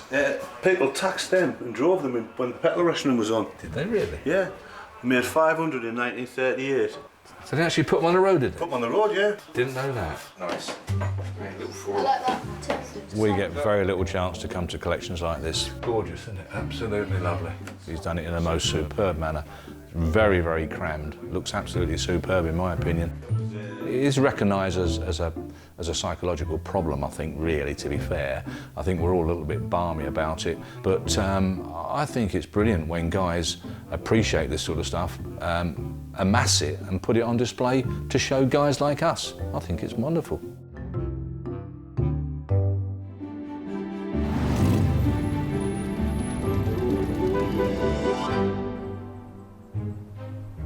Derek spent the morning eyeing up some plum memorabilia. Now, he's got a deal to complete. It's the same shell as a Mexico. Yeah. Or the RS2000, so again, I think that might end up as a Mexico or an RS2000, I don't know. Whatever it ends up, it'll go rallying, won't it? Yeah. There's almost no doubt about that. Yeah. Owner Andrew thinks his Escort 1300 GT is worth £7,000. Solid enough. It is solid sound, old thing, isn't it? The original engine has been replaced by a quicker 1600. Yeah. It's a good engine, it's a solid engine. Crossflow, Charlie, you see? Inlet one side, out the other side. Exhaust. That's the engine they all want as well. That's the one they want, yeah. They can tune them engines to tremendous brake horsepower, can't they? Tremendous brake horsepower. Yeah, lovely. Just a job.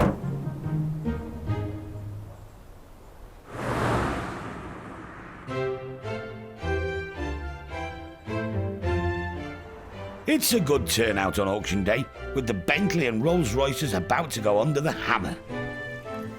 It's the later version, isn't it?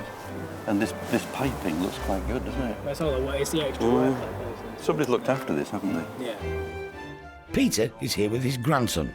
He's owned 3 Bentleys in the past. No, it's very tidy, that. You get an awful lot of car for your money because they're so floaty when you drive them. They're so soft and on the road, and everything gets absorbed. You don't feel any bumps. I love the way they're made. Pure British craftsmanship. They're just beautifully made cars. I like the way they drive. Probably not in a hurry, of course. I just generally just love them. Justin restores and sells classic cars. Any Harrods bags in there, Justin? Should be a Thorntondale Mason's bag, you would think, wouldn't there? And he picks his projects wisely.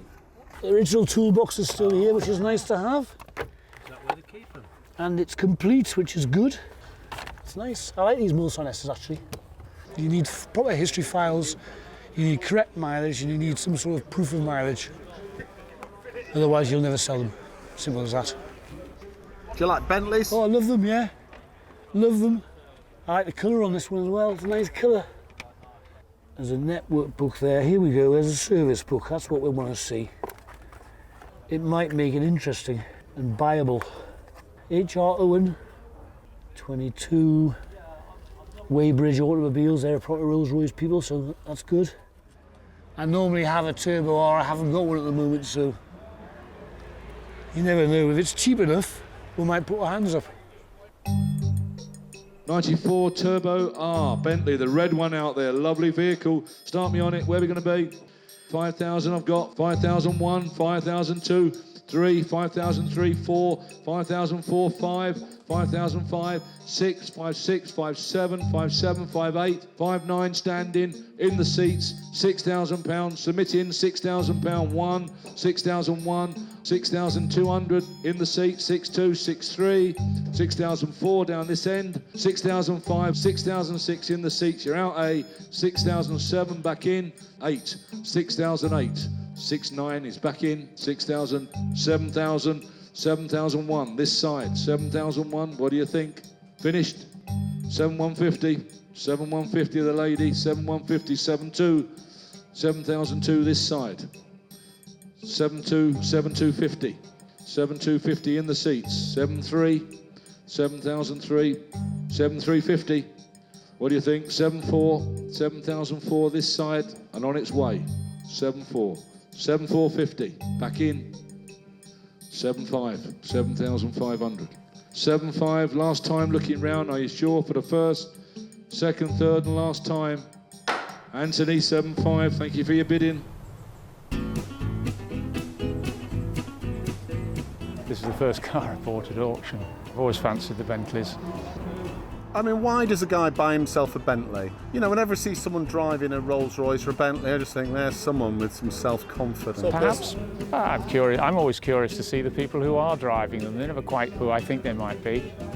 But who do we know who we are, really? That's a deep philosophical question. 3 more cars from John and Nada's collection go under the hammer. Bentley Mulsanne, very cheap, good value. Where are we going to be? 5, 501, 5, 52, 54, 54, 56, 58, 5,800. Sounds awesome. 5,800, 6. How can you value it? £6,000, worth every penny. 6,000 provisional. 1,000 short of its reserve. Gold Rolls, very unusual. The green leather, special order, 1976. Suits it, doesn't it? I think so. Looks lovely. Anyway, come on. 3,000, got it. 3,250, 3,500, lovely car. 3,750, 4, 4,000, 4,250, right in the corner, out down the middle. Cheap car if that comes, I'm sure it will. 4,250. £500 short. Rolls Royce Silver Spirit, same stable. Cracker, absolute cracker. Whereabouts? 4. 4, 4,2, 4,4, 4,6, 4,6, 4,8, 4,008, 4,800. Go in then. Provisional, 4,8 provisional only. That's just 200 off the mark. Just one more luxury limo left to auction. 1975, Rolls Royce Silver Shadow, a beaut. 4, 6, 5, 6, 5, 6. Look at it. 5,8, 5,8, 6, 6,000 on my left. 6,000, submitting it, £6,000 on my left. Is there another £100 before we go? 6,000. All the provisional bids were accepted, and dealer Rob is happy with his gold £6,000 Silver Shadow. It's beautiful. 4 others here today, 5 others. This was probably the best one. It's an early car as well, and yeah, prices are definitely on the rise. Colour's not everyone's cup of tea, but it's very fitting, very 70s. The type of person that buys this is a little bit eccentric, a little bit loud, so you know the gold's not an issue at all.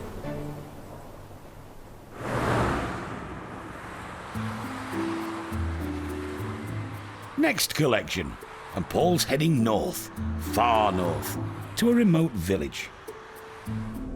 At the end of the road, turn left, then turn left.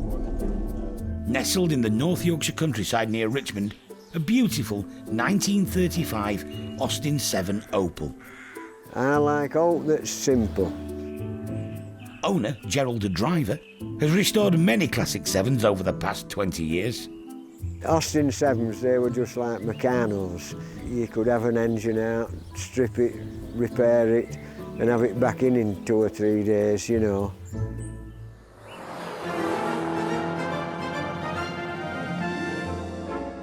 Until the wonderful little 7 Austin just made big stuff. But the 7 changed everything. It was the making of the company. It took on the American Ford Model T, and with the assistance of the government, who brought in a helpful horsepower tax, the allegedly 7 brake horsepower won the sales battle. With affectionate model names like Chummy, Speedy and Nippy, the 7 won hearts and races.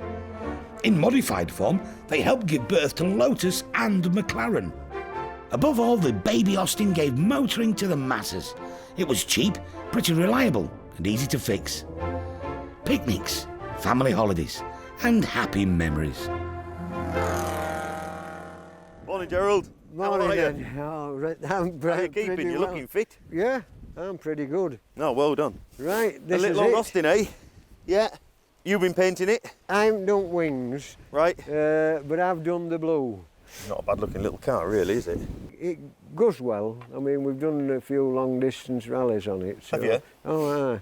Good. Well, anyway, it's long distance from here, though, isn't it? Well, by the time you find a road, you've done a long distance in one of these. when it's cold, if you've parked it, prime it. Yes. You know, it's bang under petrol pipe, that. Yeah, they're all there, aren't they? Yeah, full choke, no foot on accelerator, and where she goes.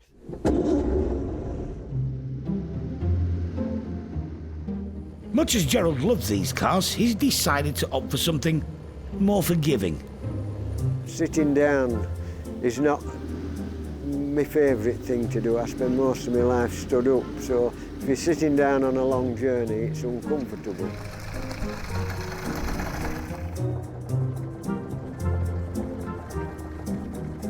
Sounds sweet enough, Gerald. Yeah. Yeah, as you are. Come on. Come on. Anywhere there. Is that it? Yep, that'll do. Brakes on. Yep. And in gear if you would. Very sad to see it go, you know, and end of an era, but there you go, you can't have everything forever, can you? So, yeah, very sad, very sad. As the car heads off to be prepared for auction, Yorkshireman Gerald has a parting wish. I'd like to see £7,000. That's what I'd like to see.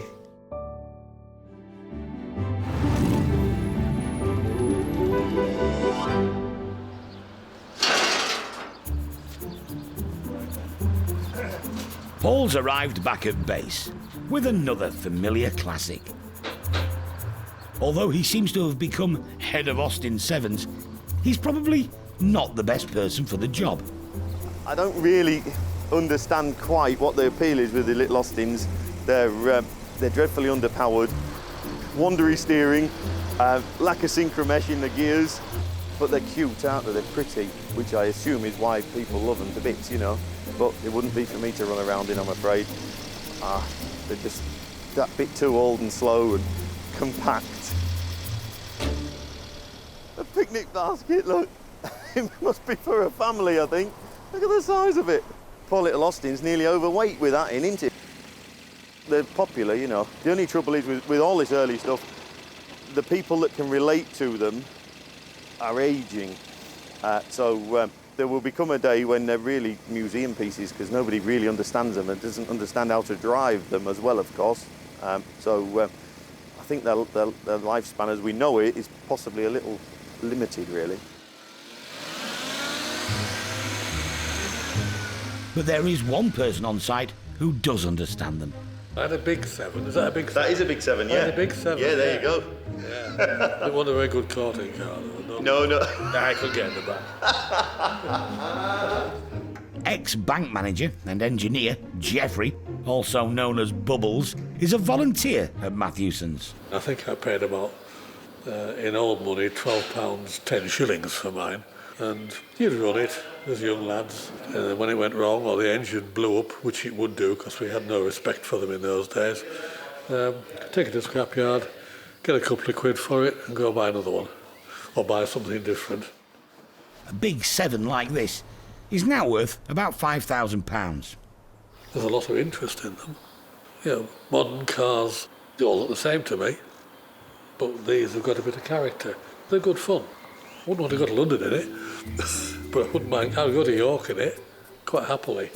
It might take me all day to get there, and I might wonder whether I'm going to get back or not, but I would take it.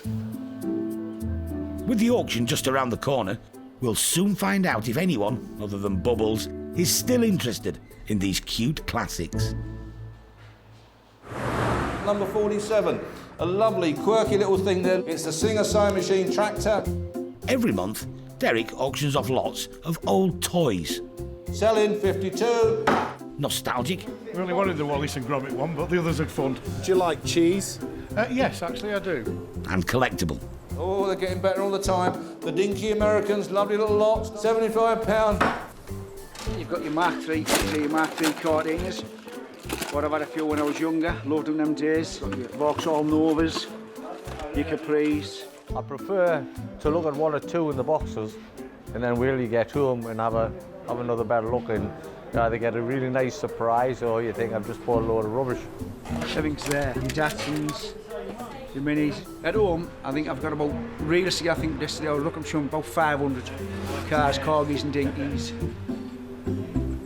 The company has its own dinky toy expert, Derek's grandson, Charlie.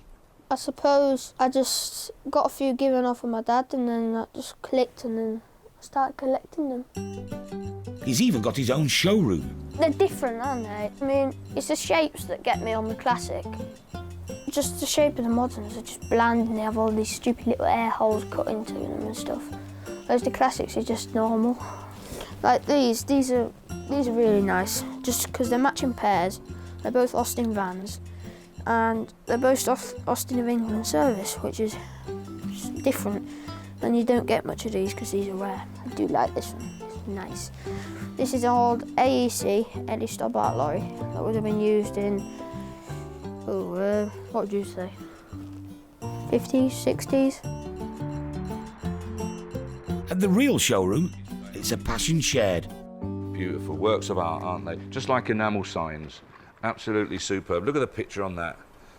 With windows, so plastic windows. Should we have a look? Carefully have a look. Oh, look at that. There you are, with windows. Yeah. Oh, springs. There you are. Yeah, just like my Winnie Woody at home. Fully sprung, look. Superb. They were about 3 and 6 when they were new. That's what I was paying for them, about 3 and 6pence. But today, probably you're talking of thick end of £100 a box. More money for the commercials because stuff like 8-wheelers like that with the chains, very unusual. Certainly 150 quid, 200 quid in a box, probably more, 300 quid probably, in a box, mint condition. So there's some quite valuable bits and pieces. When auction day comes around, if Charlie wants them, he has to bid for them like everyone else. And he spotted a rare dinky. This one, because you might see them as a flatbed, but you never, literally never, see them with this back on, never. And especially with all the stickering on as well. I'll have a bid, hopefully buy it. 160, lot of dinkies, there are dinky ones here, start me on that, where 40, 45, 50, 55, 55, 55 pounds 60, 65, 65, 65 pounds 70, 70, 75, 75, 80, 80 pound 85, 85 pound, are you all done, 85, 85. Sold to Charlie. I got nice bits, That'll be that but that's unusual. So you're happy? Yeah, I'm happy. I couldn't be any happier.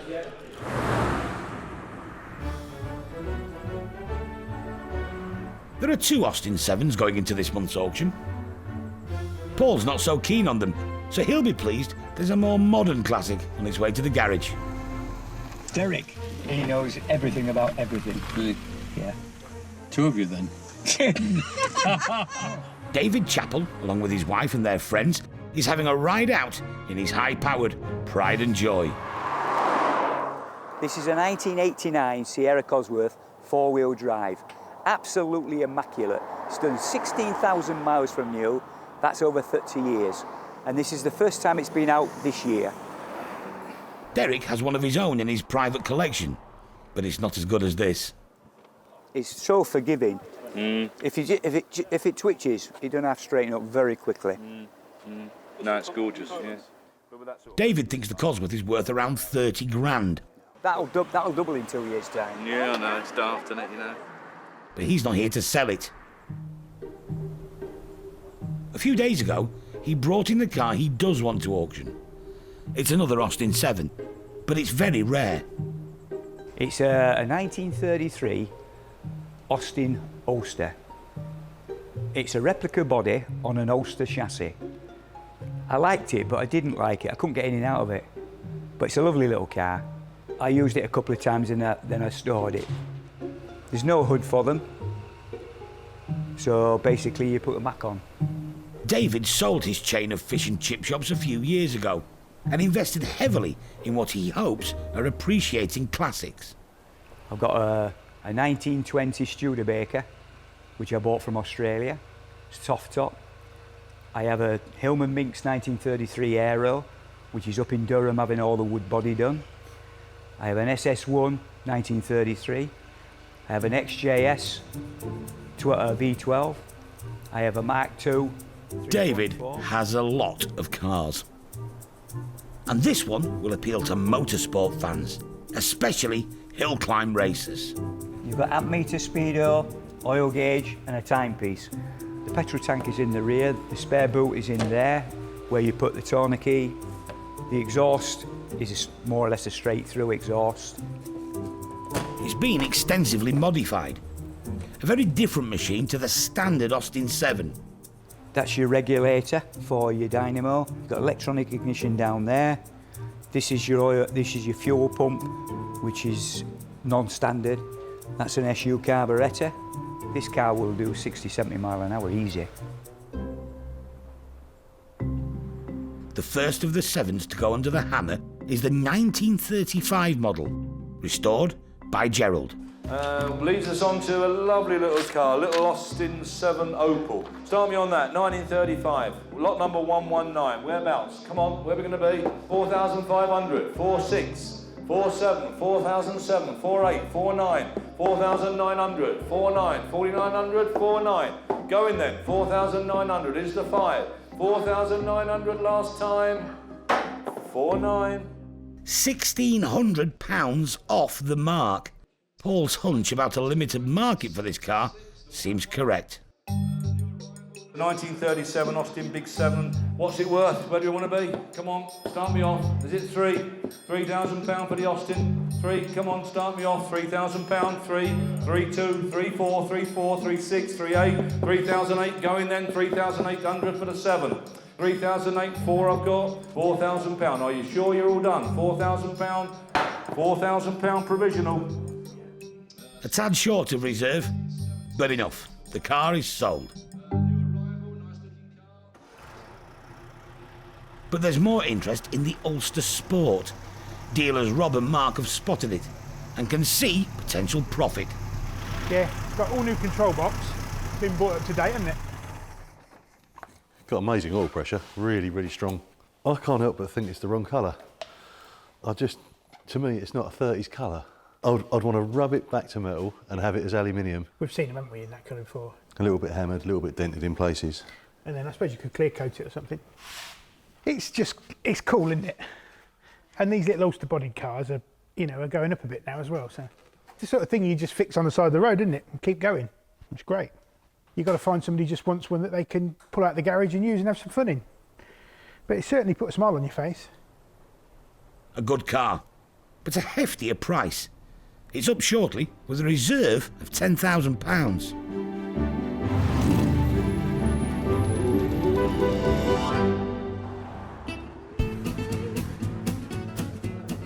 It's auction day and the memorabilia is flying off the shelves.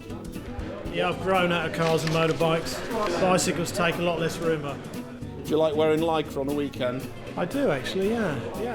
So what have you bought then? We bought an ornamental pump for the garden to give the dogs a drink. Harriet and Mabel. How much did you pay for it? £10. That don't break it. A man can't have enough duct tape. I haven't got any ducks.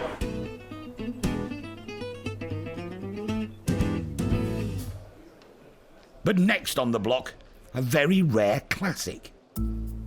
Austin 7, Ulster Special, Little Sports 1930, fabulous little thing. 9,000 we're off, 9,000, 9,002, 9,4, 9,6 here, selling then, 9,008, 9,008, 10,000, £10,000, 10,000, worth more, 10,000, 10,2, 10,200 in the hall, and on sale, 10,200, 10,002, 10,4, 10,4, 6, 10,006, worth 12, 10,8, 10,008, on the phone, 10,008, 11, 11,2, 11,002, 11,2, and selling, 11,4, he's going to have it, 11,4, he's going to drive it home, 11,400, standing, 11,4, 11,6, 11,6 on the phone, 11,6, 8, 11,8. He's got the advantage, he's seen it.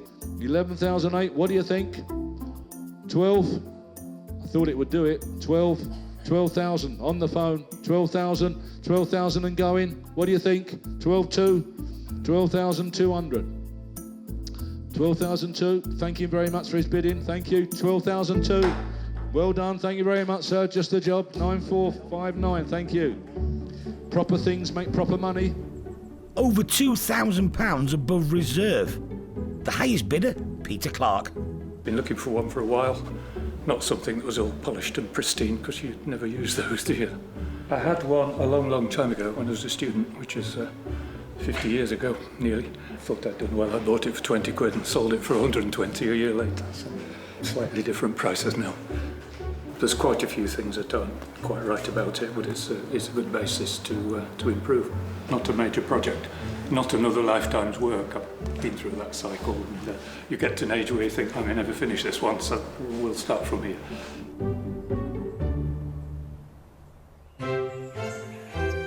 At the smart end of North Yorkshire, there's a hint of aristocracy, as Anthony Tubbs admires his recently delivered £7,500 Bentley Mulsanne Turbo that he bagged at the auction. Absolutely love it.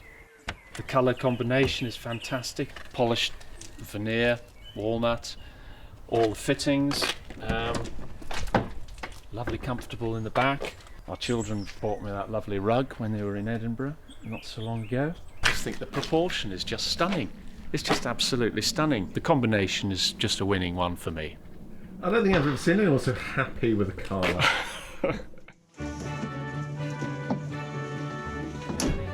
Anthony runs a haulage business, so his children are more used to being ferried around in a truck. A leather lounge on wheels is a rare treat. Now, where are we going today? Should we go to the pub? Well, perhaps a bit later, Henry. Do you think it's a bit early yet? Yeah, I think it is. Yeah. The children are overjoyed. Great curiosity. I think they've all entered into the spirit of it. Jessie, all right in the back? Yeah. Good. So who do you imagine when you're driving in the back? Queen. The Queen. Is that how you feel? Yeah. Smooth, powerful. You just have that sense that if you wanted to push it, it would dig in. Strong road holding. A lot of fun. That's what it's about.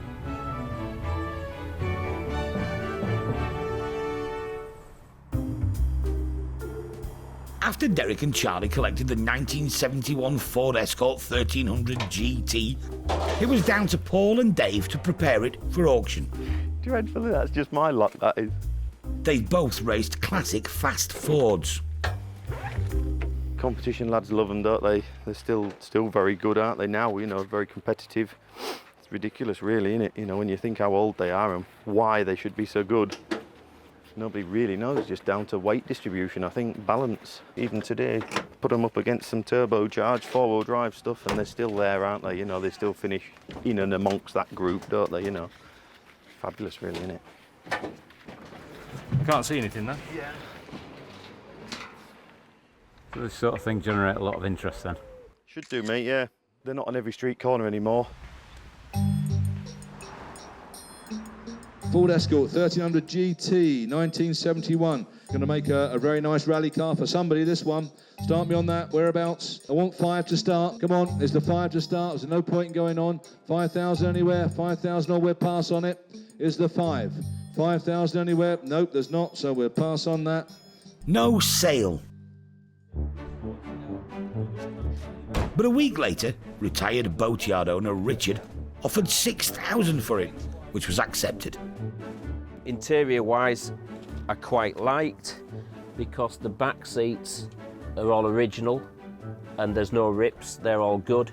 Steering wheel needs replacing, that wants putting back to stock, but you can buy all the bits. It's now back at his home near York, where it's joining a queue of restoration projects. Every single car I have is something that I wanted when I was in my 20s. We've got a Lamborghini Aracco, 1973. Fence post rear axle, not fitted as standard. It's just my sort of thing, you know, classic lines. He's got a 1978 Porsche 911 SC. I just love the old technology. And there's also a Ferrari 308, the model made famous by 80s detective show Magnum P.I. I go out with it every now and again, but I don't use it a lot, to be fair. Just for your private investigation work? Yeah. The Escort was a must-have for the collection. It was my first car. When I passed my test, I had a Mark 1 Escort, ran it for about 8 months. It failed its MOT, and that was the last time. And I always thought, I fancy one back again. He's even managed to get it going. Sweet as a nut.